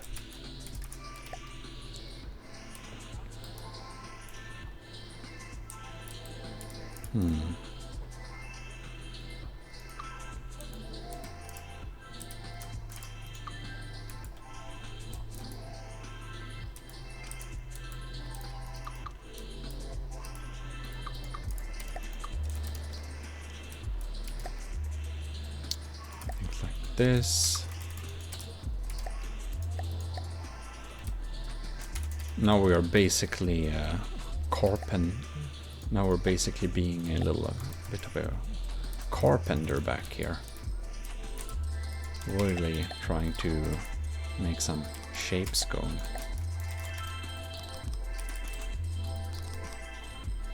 There we go.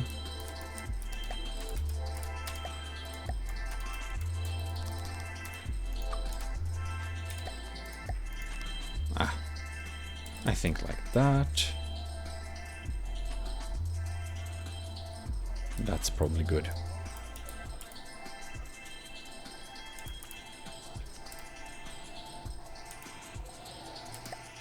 I'm not sure if we're gonna have a door here, or I think we are gonna have a door here. Question is if we're gonna have on. These doors look nice, I just wish they kind of had different colors. And the animation looks nice, but in general, the standard door in gold, I think it's pretty cool. And when you open it, it feels like you really slam it. Bam, bam! I just would have wanted it a little bit more outwards. You know what? Oh no, I think we'll have to mimic the door on top here. Don't like it, but that's how it is. Why is it getting elevated?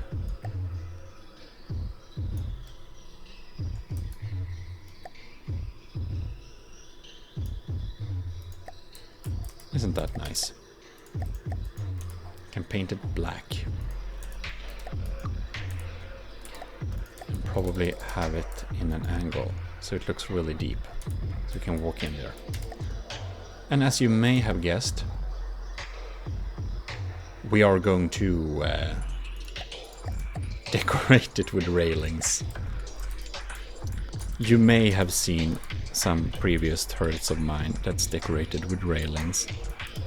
It's just something I do. Oh, look. We can have a real one here.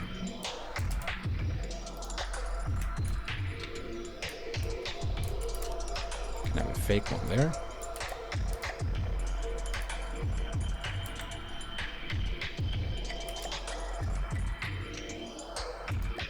Alright.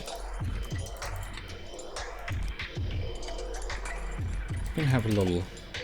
And then we can have some...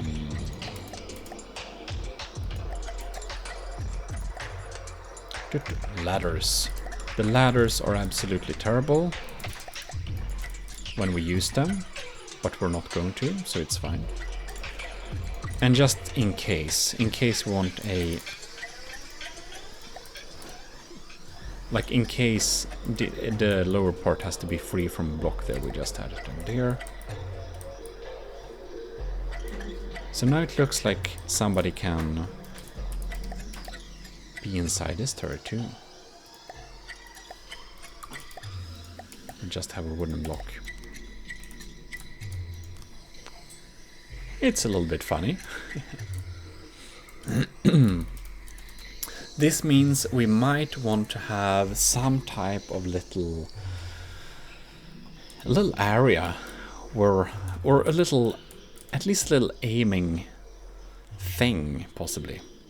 In any case, we can add that when we made the sides.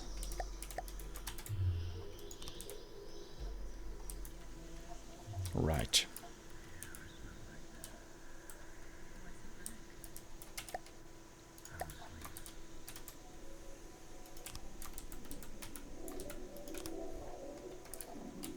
If we can, we're going to... Oh, this is like one of these, right. I think we want some vertical...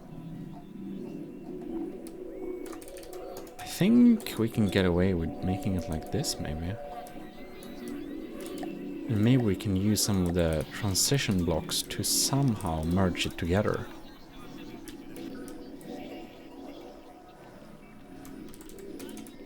Wait, we need a other transition there.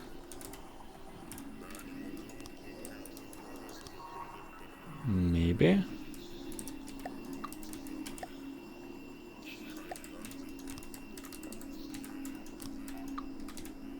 Ooh, 2 to 3, isn't there something like that?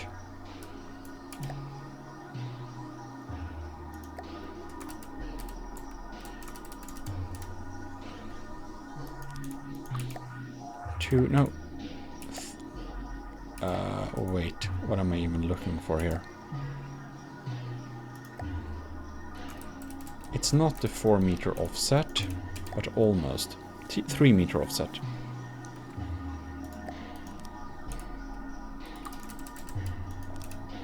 Ah, it's kind of like this, but with 1 block off. See if I can find it.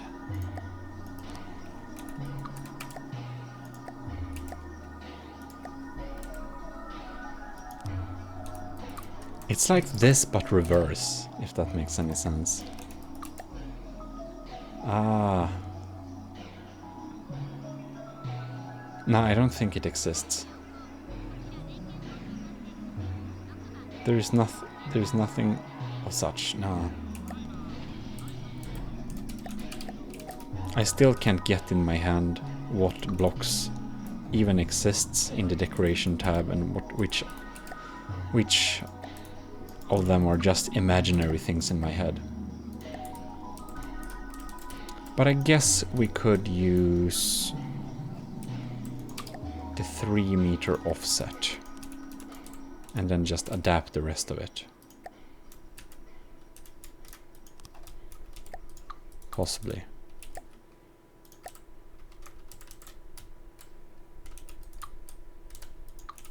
No, wait. Now we come to the same problem.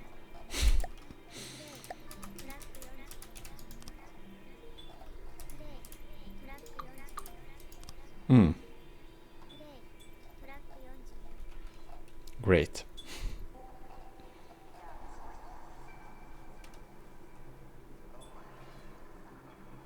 And it's too sharp anyways, yeah.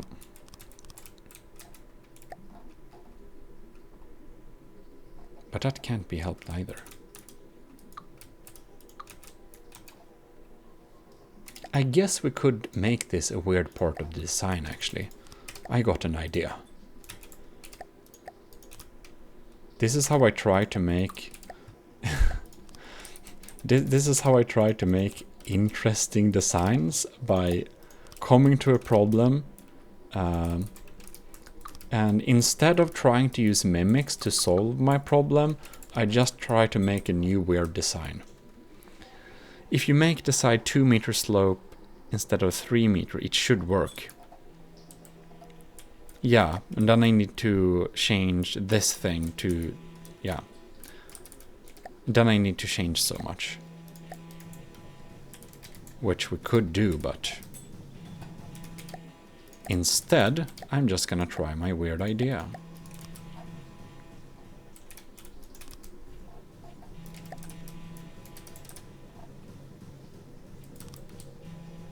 And don't worry, nobody's phone is ringing, it's just aesthetical sound from the interesting music. Right, and now we have...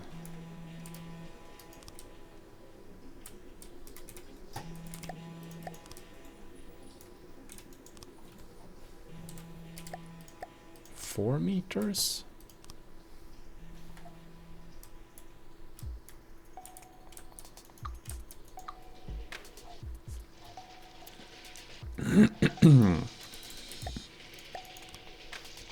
Should we have a connection? No. We should try and not use that.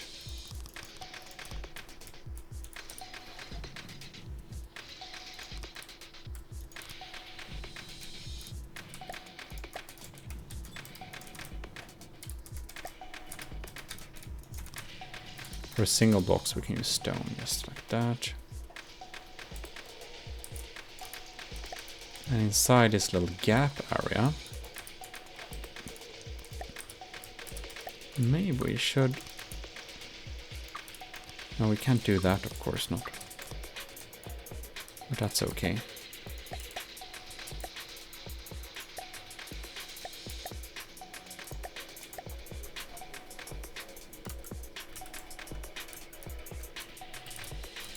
What happens if we insert this type of pattern in here in gold? Right, we can't do so much shaping here. I think we might need to go with some metal just for decorating.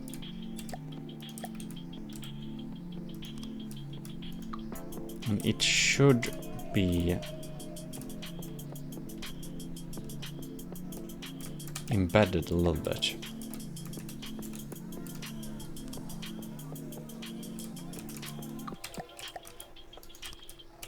You can see if we even can pull this off, but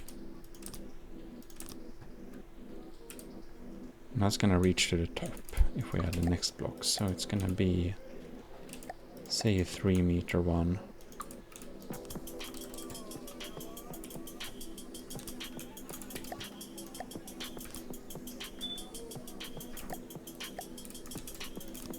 It will be a weird design, at least. I was thinking kinda something like this.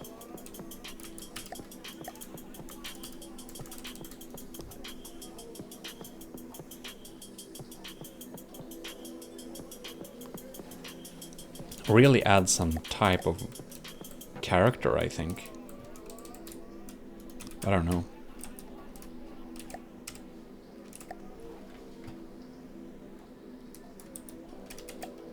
It looks almost like it can... something can move inside of there.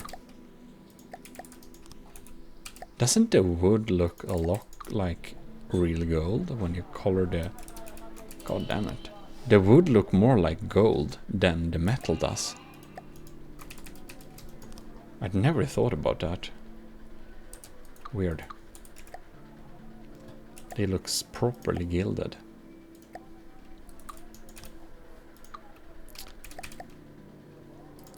Maybe. Now we can use some weird variants. Like this thing.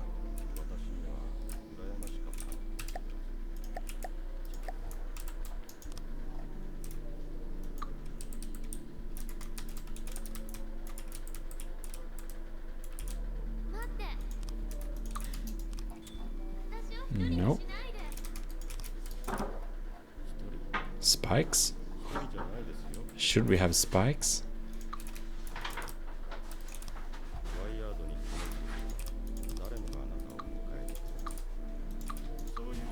In that case, 3 of them. That's definitely an interesting... I think it's pretty interesting, but it... You know? I guess it is up to debate. Should we add...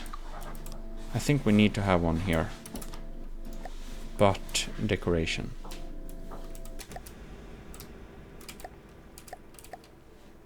Where is it now? Wood variants. Gonna have the mast. A wild idea, but what about having some detection equipment on a turret in there? On its side. Yeah, I actually thought to have some type of detection on it. But actually, why not having it in one of the sides or something like that? I have made many turrets with detections on the side actually. Like the missile turret for the super battle carrier has integrated detections on the side.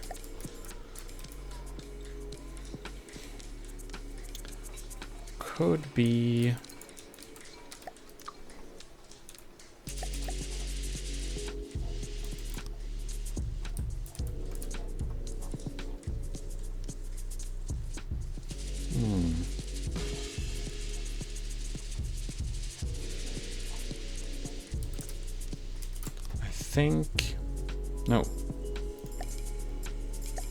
I think I wanna delete this decoration there.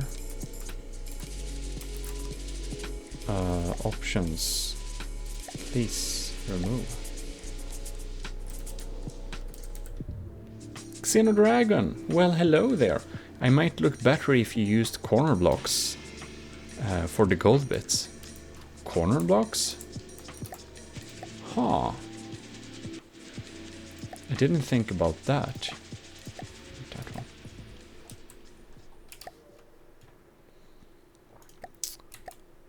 I guess we're talking about square corners in that case. But something like this. Or like this. Triangle corners. Like something... So it's like sloping inwards or outwards somehow. Or meeting up with the top side.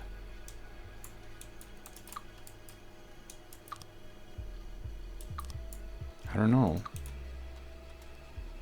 Inverted plus triangle corner. Yeah, I get that, but if we're gonna make it to the top... You know, it kind of looks pretty interesting.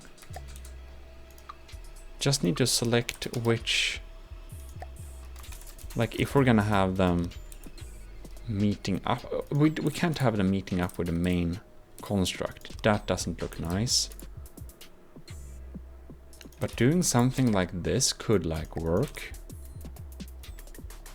Maybe not on the top, but the front and back.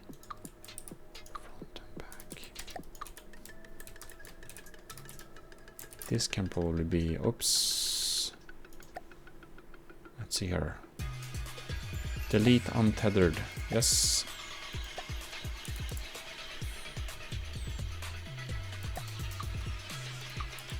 We can remove some stuff and just to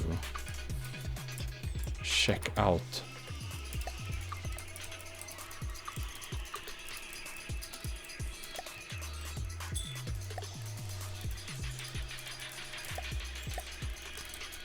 Let's say, however, if we follow this line, that's something I would like to try. So it's like not separated. We could try and do that with the corners as you suggested.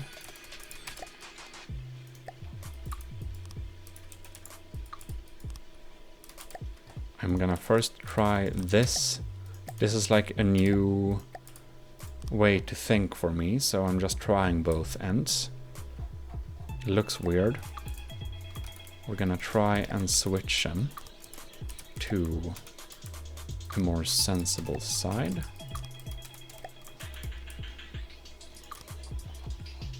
Huh. Yeah, this could work.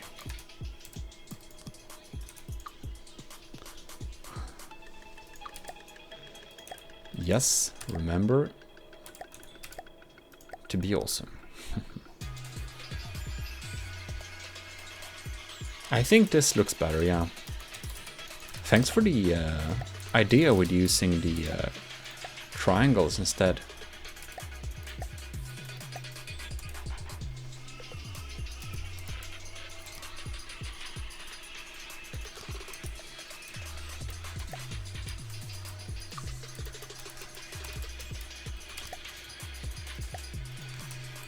Definitely adds some personality.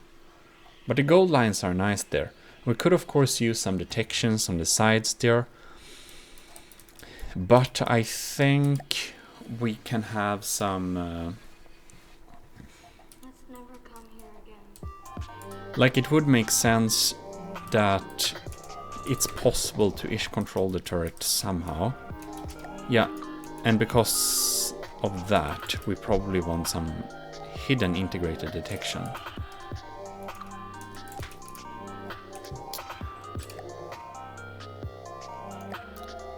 Maybe. Maybe them glass.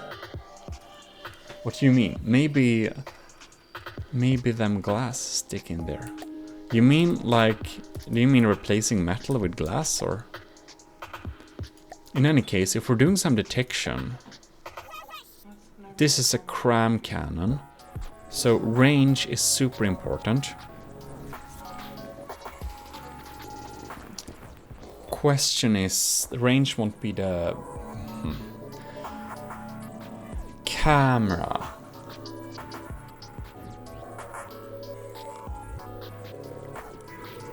I'm thinking radar's pretty good at range, I think. High quality bearing and range estimates. Laser targeter, excellent range.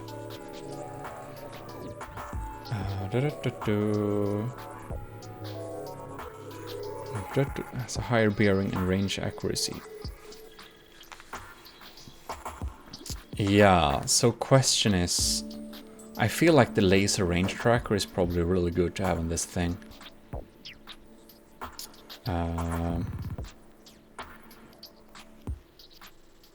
Yeah. I meant make the metal glass and have detection in there. Aha, I see.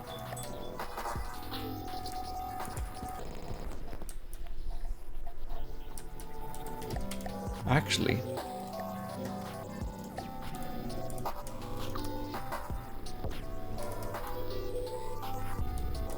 ooh. I feel like, for some weird reason, glass blocks just lack that glossiness. It's like they don't look like... yeah, exactly. Looks like cheese. That's a good way to put it. It doesn't work. I'm thinking we should make a little... make a little... I think we can make a little aiming... I'm gonna try and design a little aiming cockpit something on top of the turret, or we should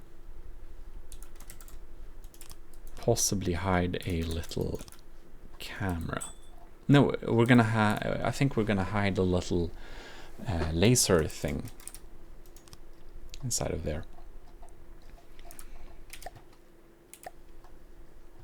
Having detection on it, I don't think we need, but we can have a little laser thing.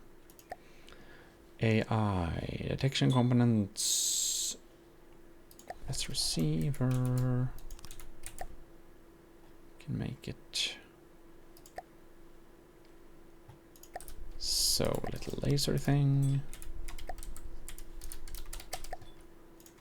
And to not block it, we do need to use mimicry. What I would like to use is, of course, these. But it might not be the best idea. It's gonna face forwards most of the case, so we can have it in the back like this. It's probably pretty safe to use them, actually. Maybe. But just to be a little bit safe, we're going to use them at some of the areas. Like that. Not sure how good this looks. But then we can... I think we're gonna do mimics. We're gonna do some mimics. Laser can't see through glass. Oh, it can. But the corners, the trackers, they unfortunately actually care very much about exactly where you are like looking. So if it's a tiny little bit off, then well, it's as it is. If it tries to aim to the side a little bit, if it's gonna look straight forward, it's gonna see it. But if it's looking to some different little angle, it's gonna be off. If we, for example, had a detector and not a tracker, we could basically have it in whatever. Yeah, trackers are not very sensitive at all. They kind of work anyways. Anyways, let's see here. Left, right, no. Okay. Couldn't touch you. Well. Is it up, down scaling? Yes, apparently it is. Pitch, no, not pitch. This should be okay. 45, thank you. 0, no, 0 on you. 0 on you. 0. Come on, just no. Oh, it's gonna be 1. I'm sorry. This can be a 1. Oh man, that's some armor glass. Wait. What happened with the... Oh no. Now it's... Oh. It's living. No, no, no, no. Up, down. Okay.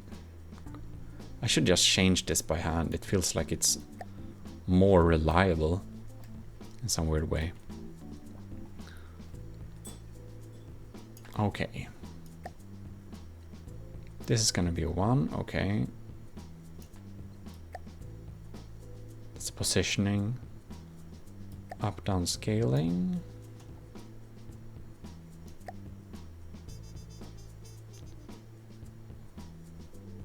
Maybe a little bit more. Like this. Left, right positioning. Forward, back positioning. Come on. Maybe 1. Oh, did we find a... Yes, there we have it. There is probably a good calculation. Yes, but the laser rangefinder can't see through glass. Really now? Laser rangefinder. The laser rangefinder predicts excellent range information on already detected target as long as some part of the target is visible above water and the rangefinder's view of the target is not excessively obscured by smoke. It can see through glass block, portholes, and railings. I was right. I think I knew that. But sometimes, in From the Depth, things change. And things you thought you know, well, they are a thing of the past. Actually, I'm gonna make sure it's... Right, so now we're gonna have a pitch negative 45. We are gonna have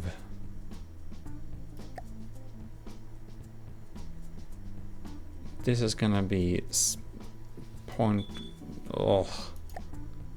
25.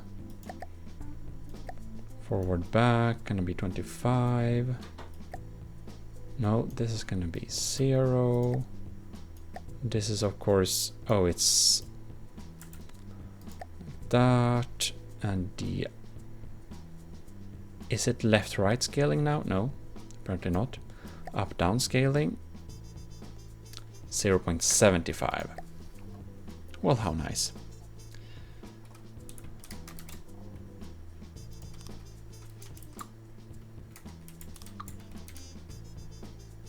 Right, so we're gonna do it all again. Gonna do it this roll, no, apparently not. Pitch.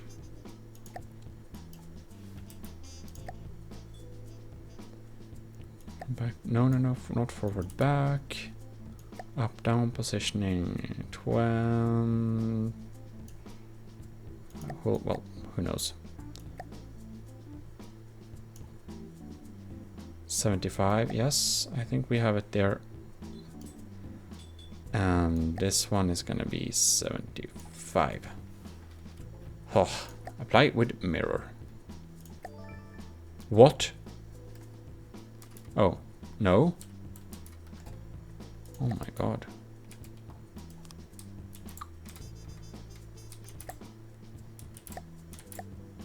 What the?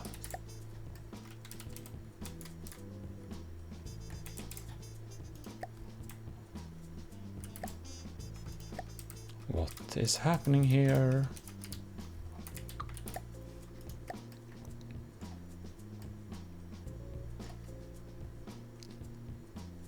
What is this now? And that's that one.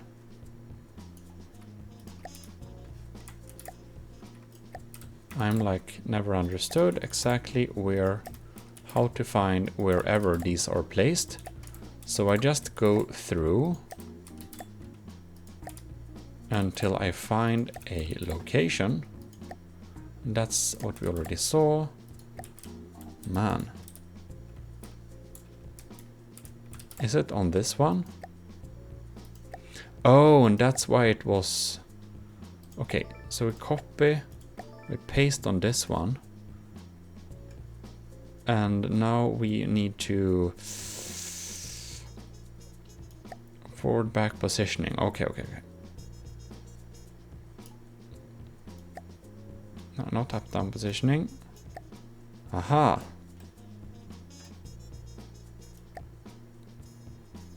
God damn it. Roll. No, not roll. Pitch. I can set it to 45 and 1 and... No, now something happened with this thing. Are you kidding me? Oh my god. Oh well, I guess we're gonna add a new one. I apologize, I was sure about it. It couldn't. Oh, no problems. In From the Depth, there are so many things to know. It's quite impossible to remember everything. I think that's the charm of the game. Up-down positioning. But if you would have been right, it would have been very valuable information, because I have protected my laser targeters for a really long time with portholes and stuff like that. So it would feel really like... It wouldn't feel very, you know... If you were right, then it would save a lot of detection on my part. Because my detection is protected by that. Yes, I love things that I'm too dumb to master. And the good thing is there is probably no one at all who has mastered from the depth. There is a lot of people who say they have, or pretend they have, but I don't think there are very many who actually have, because it's a very, very complex game. This is a so small detail, I don't think I should care about it, but to make the inside color different... okay, I started, now I'm gonna do it. The inside color of this little cockpit is going to be black. It's a stupid way, it's a stupid area to spend on decorations, but on that one we actually don't need. Delete. Delete. Good. Look. Doesn't it look nice? And this can probably be painted black or possibly even white. Probably black. There we go. Now we have tiny bits of something that could be manpower. Reviatan says Piggelin. That must be your favorite ice cream. It's quite popular here in Sweden. Right, so now we have basically made a nice looking turret. Not that this is the proper order of things, but now we can make sure it actually works too.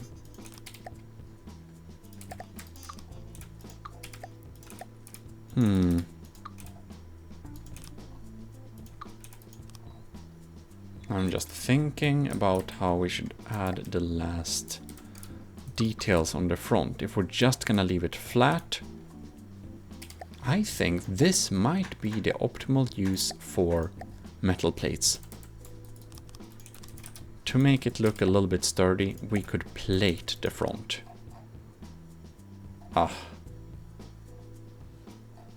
I'm not sure I like it.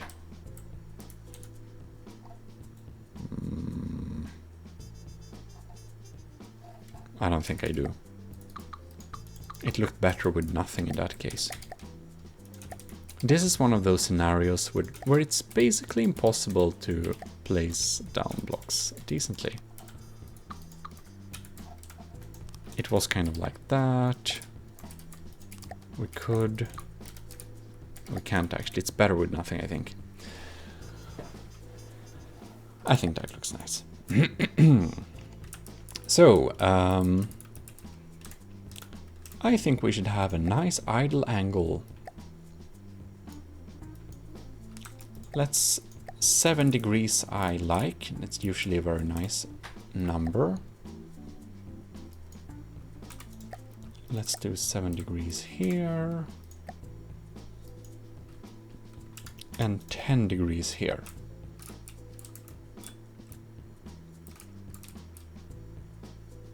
I think that looks quite majestic. Now we need to think about the loadout of this thing. Each shell has a...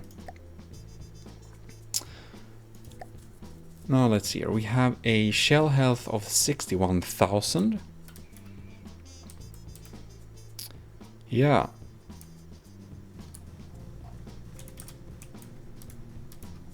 And deep within the turret, this is a symmetrical CRAM pattern. So to the ones that have 6 packers, we're gonna replace one with some payload. I always like to have a tiny bit of EMP in there. Doesn't need to be much, just a tiny bit.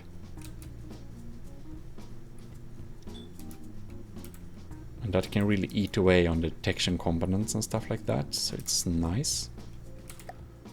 We're gonna have some high explosives.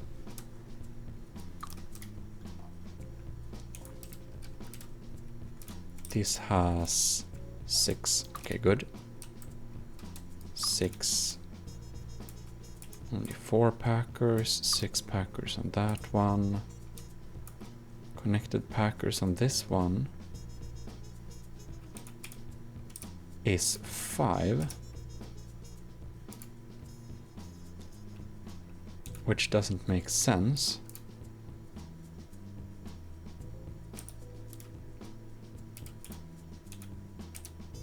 I don't believe this. Why? Is it 1, 2, 3, 4?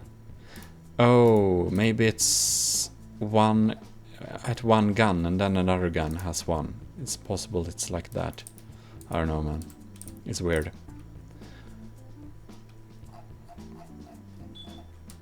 We can probably... some high explosive. No, now I'm using Horners. Why? That's not what I wanted to do. 6 there, 6 there. Now we're gonna replace some with frags.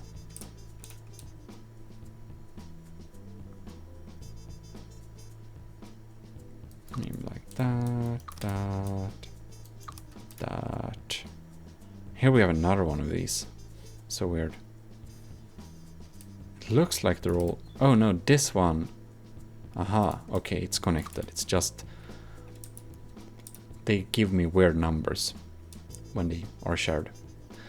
Wicked Engineer, I'm building CRAMs again. Wish me luck. Yeah. Big luck then. It's CRAMs can be hard. Alright then, let's see what kind of ratios we have. High explosive, some frag, a little bit of EMP.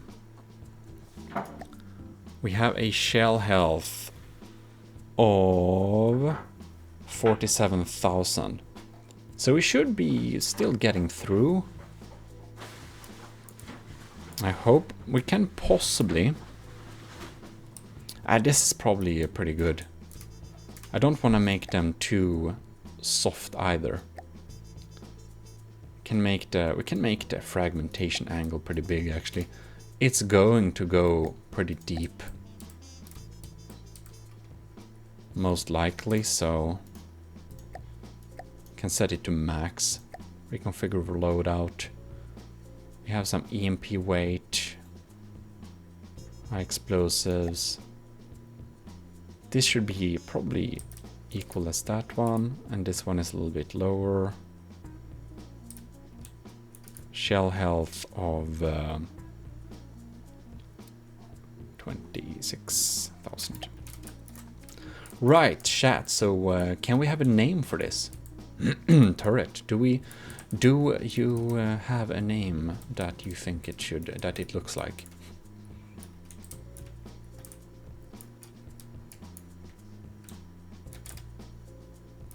Something with 3, perhaps. Who knows?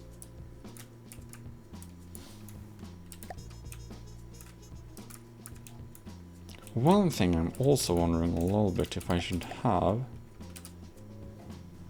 That's actually a... yeah, that's probably something we should have. Decorations. We should probably have a planar shield on this thing.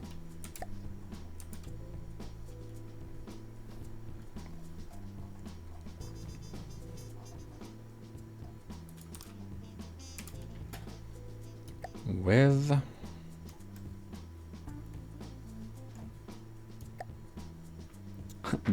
Dragon's Claw. Ah, that's a good name. I like that. Because it has like 3, and I don't know how many claws a dragon has, but it feels like they would have like 3 or something. So we protect the important parts. 17. I like that. I think we'll call it Dragon's Claw.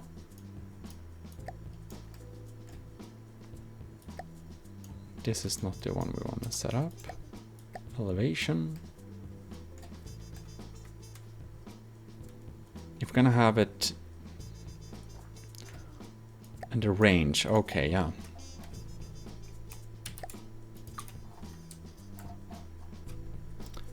So we may need to put it a little bit deeper within. Maybe closer to the top-ish. So then, there's pretty good.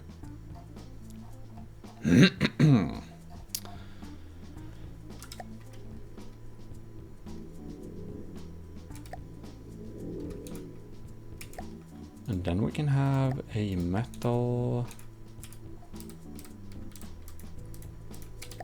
Let's see here.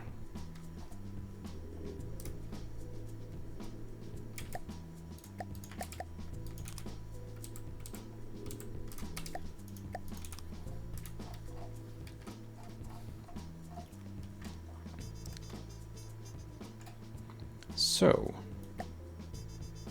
range can be maximum power, effect strength. So at max effect, which is usually what I use, let's see how far we can make them.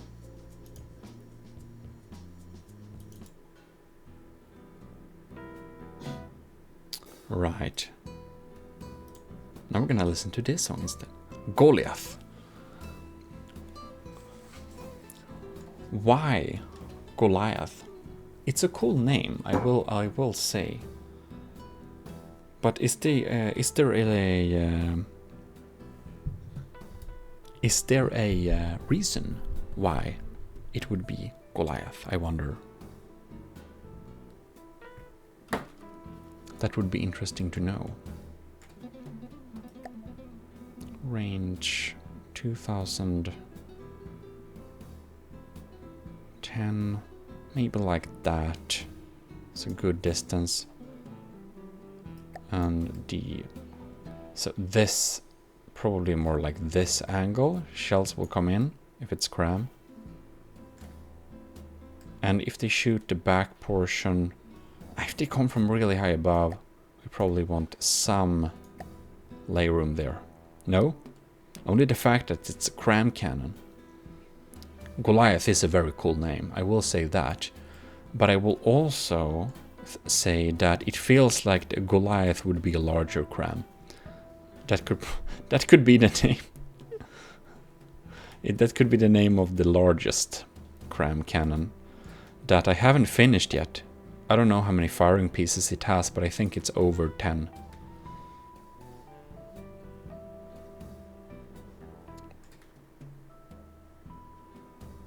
So, yeah, this might be a good size.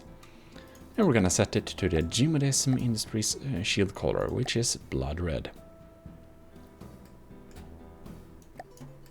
And we can also... Nah, that's probably a good angle. No. In a very dark tint like this. So. A little stronger one, maybe.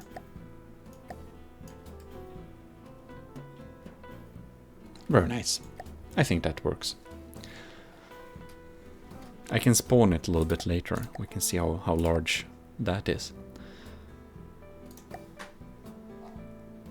So, there we have it. This is a D11 turret, since we have armor outside it. We're gonna save this sub-object. And I feel this is actually a Class B turret. I do. But it should be a Class C. So this would be the AOG Dragon. We can't do the thing.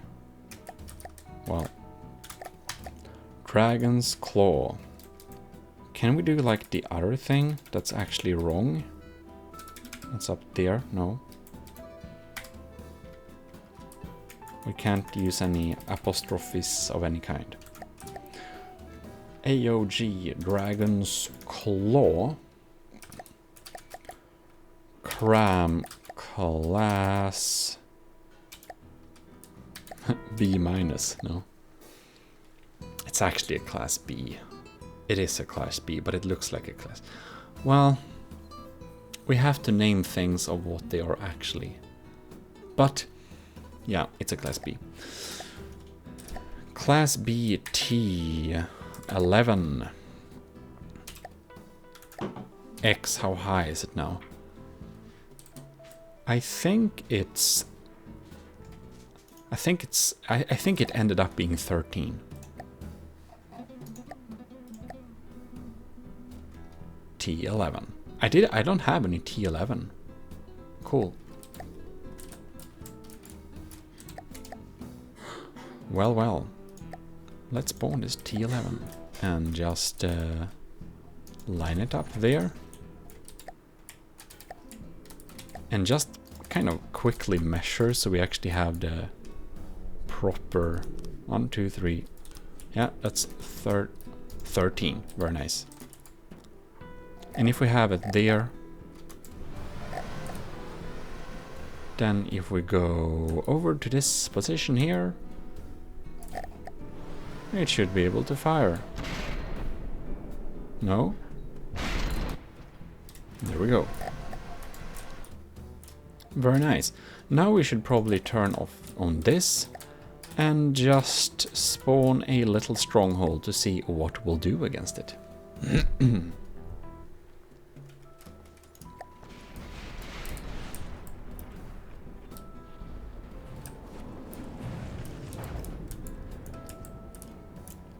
No, wait, now all our mini CRAM cannons do their thing too.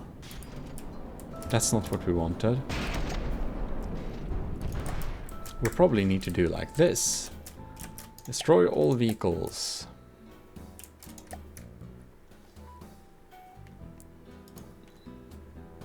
Yep. And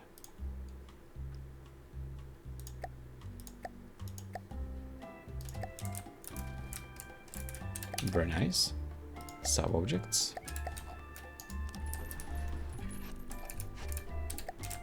Well, I guess one of them will suffice for testing. If we can get... It will be interesting to see.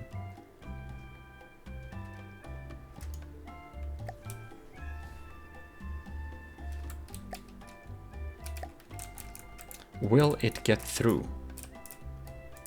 Also, how expensive is it?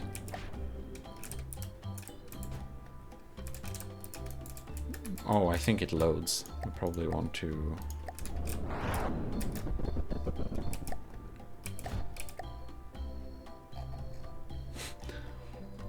Well, nice music to watch this. Oh no. This is not very well aimed. Oh, they cracked one. They cracked the one that's easy to crack. Wait, what?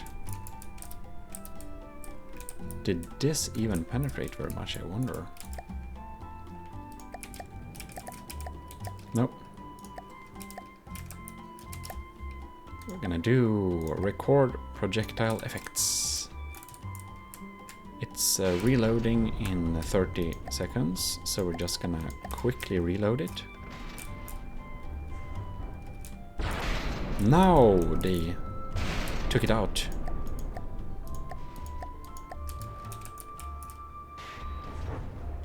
We just can't have only one then. One thing that would be quite interesting to know is, of course, how expensive is it? It ended up costing 39,000 materials, so that's not much more expensive than a dome in that case. So, to do some overwhelm tactics, we're gonna reload, make sure they are all reloaded at once. 2 bounced, 2 penetrated and exploded, and 1, 2 due to their laser targeters.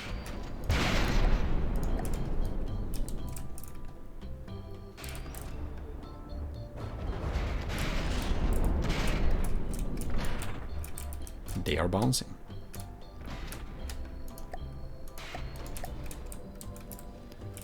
And I keep forgetting that these turrets aren't very expensive. they just look very big.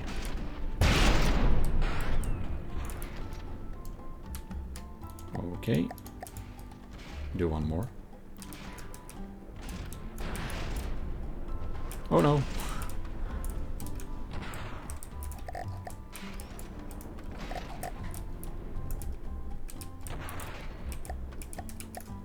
Damage debugging.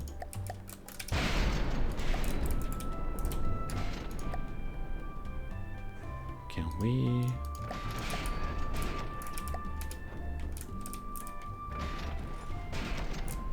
Now we got the good hit here. Okay. Penetrating. This one hit and exploded there. So that one actually bounced. Interesting. Apparently I can't use Maya when watching Twitch. Makes weird Twitch fuses. Oh, isn't that a modeling program? Or game develop? I think some friends that are doing game developing use that.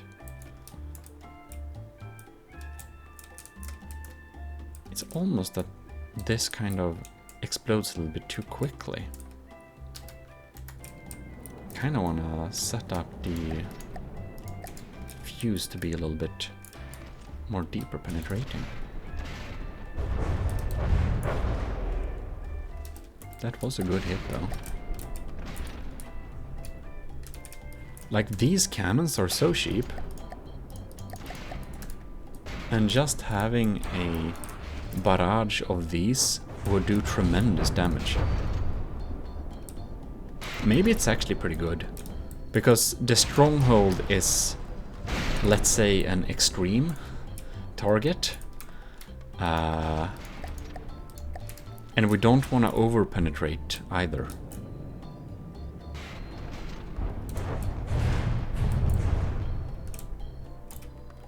Nice.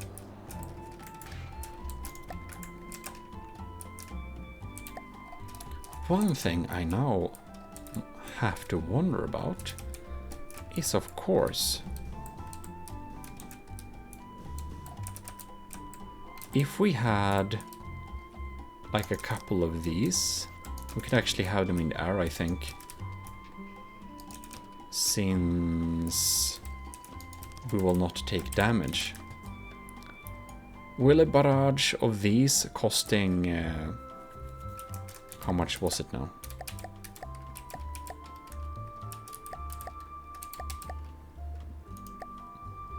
$39,000.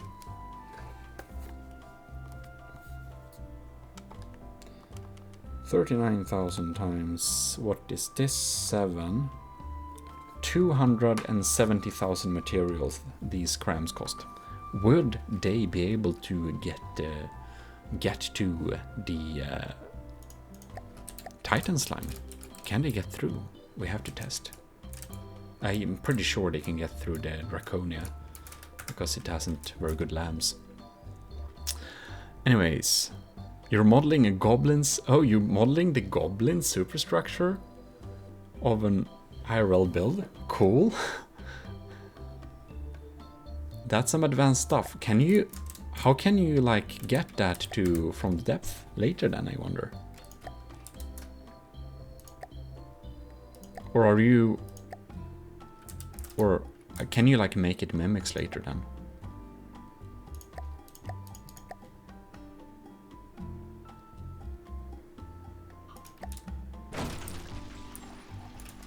We can probably turn off its firing here. Right, because the lamps will still... Oh my god, why? Well, whatever. CRAMs, why do you always miss the first volley? Well... It can get through! I almost thought they wouldn't. Okay, let's just repair this thing. And let us record projectile effects. And do a volley.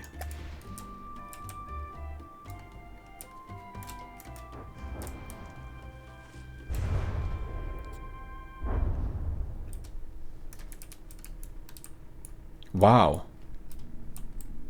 Oh my god.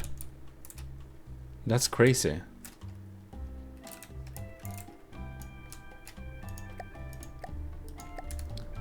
Alright.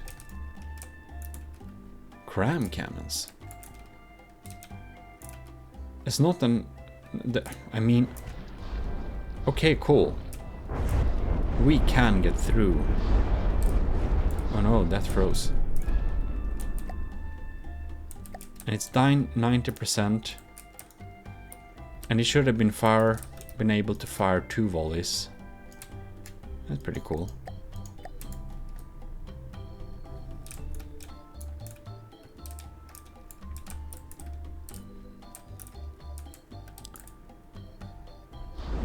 So CRAM cannons is definitely something that we should use on a ship that wants to attack this one here, the Titan Slug. CRAMs is definitely something to use, but I wonder how CRAMs will fare against the BBS 5th season, but I guess it would be a pretty good counter actually. Damage debugging. We can probably remove that to save some resources. And fire one more. Oh wow, that's just a lot of stacking. This is the tactic the Turtle Lord would use. Yeah, I'm very happy with the results. Oh man. This is definitely worth it. When they all come in combined like that, the EMP and stuff is like frying.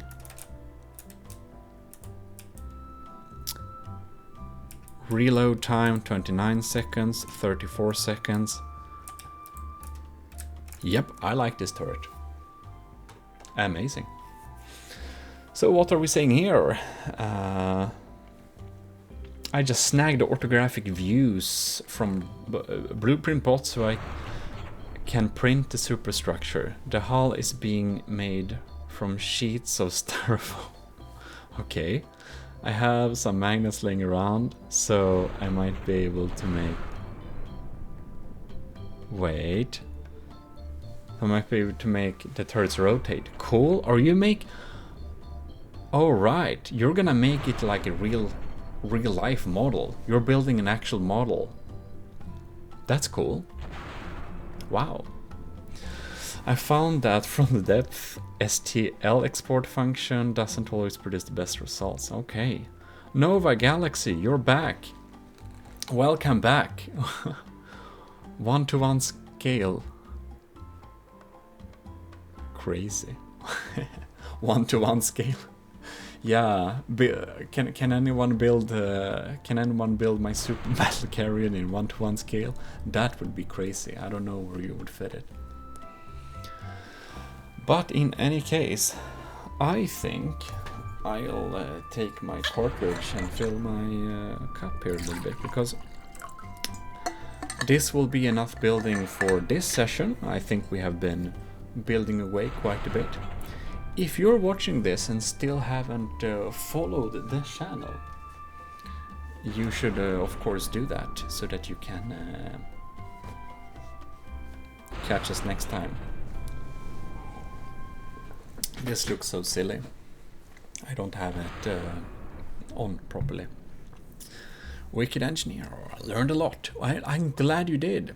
And as said, there will be an instant tutorial that several of you may be interested in. So with that, I'll say thanks a lot for watching, and we're gonna sign out. So I kind of knew we were kidding powered by grids, because you know, but it would be cool. In any case, we are going to take this opportunity and say thanks a lot for watching, and thanks a lot for the donations too. Very cool. And I'll see you next time. So, until then, see you. This is your host GMODIST, and we're signing out. GMODIST, Total Nerdery Channel.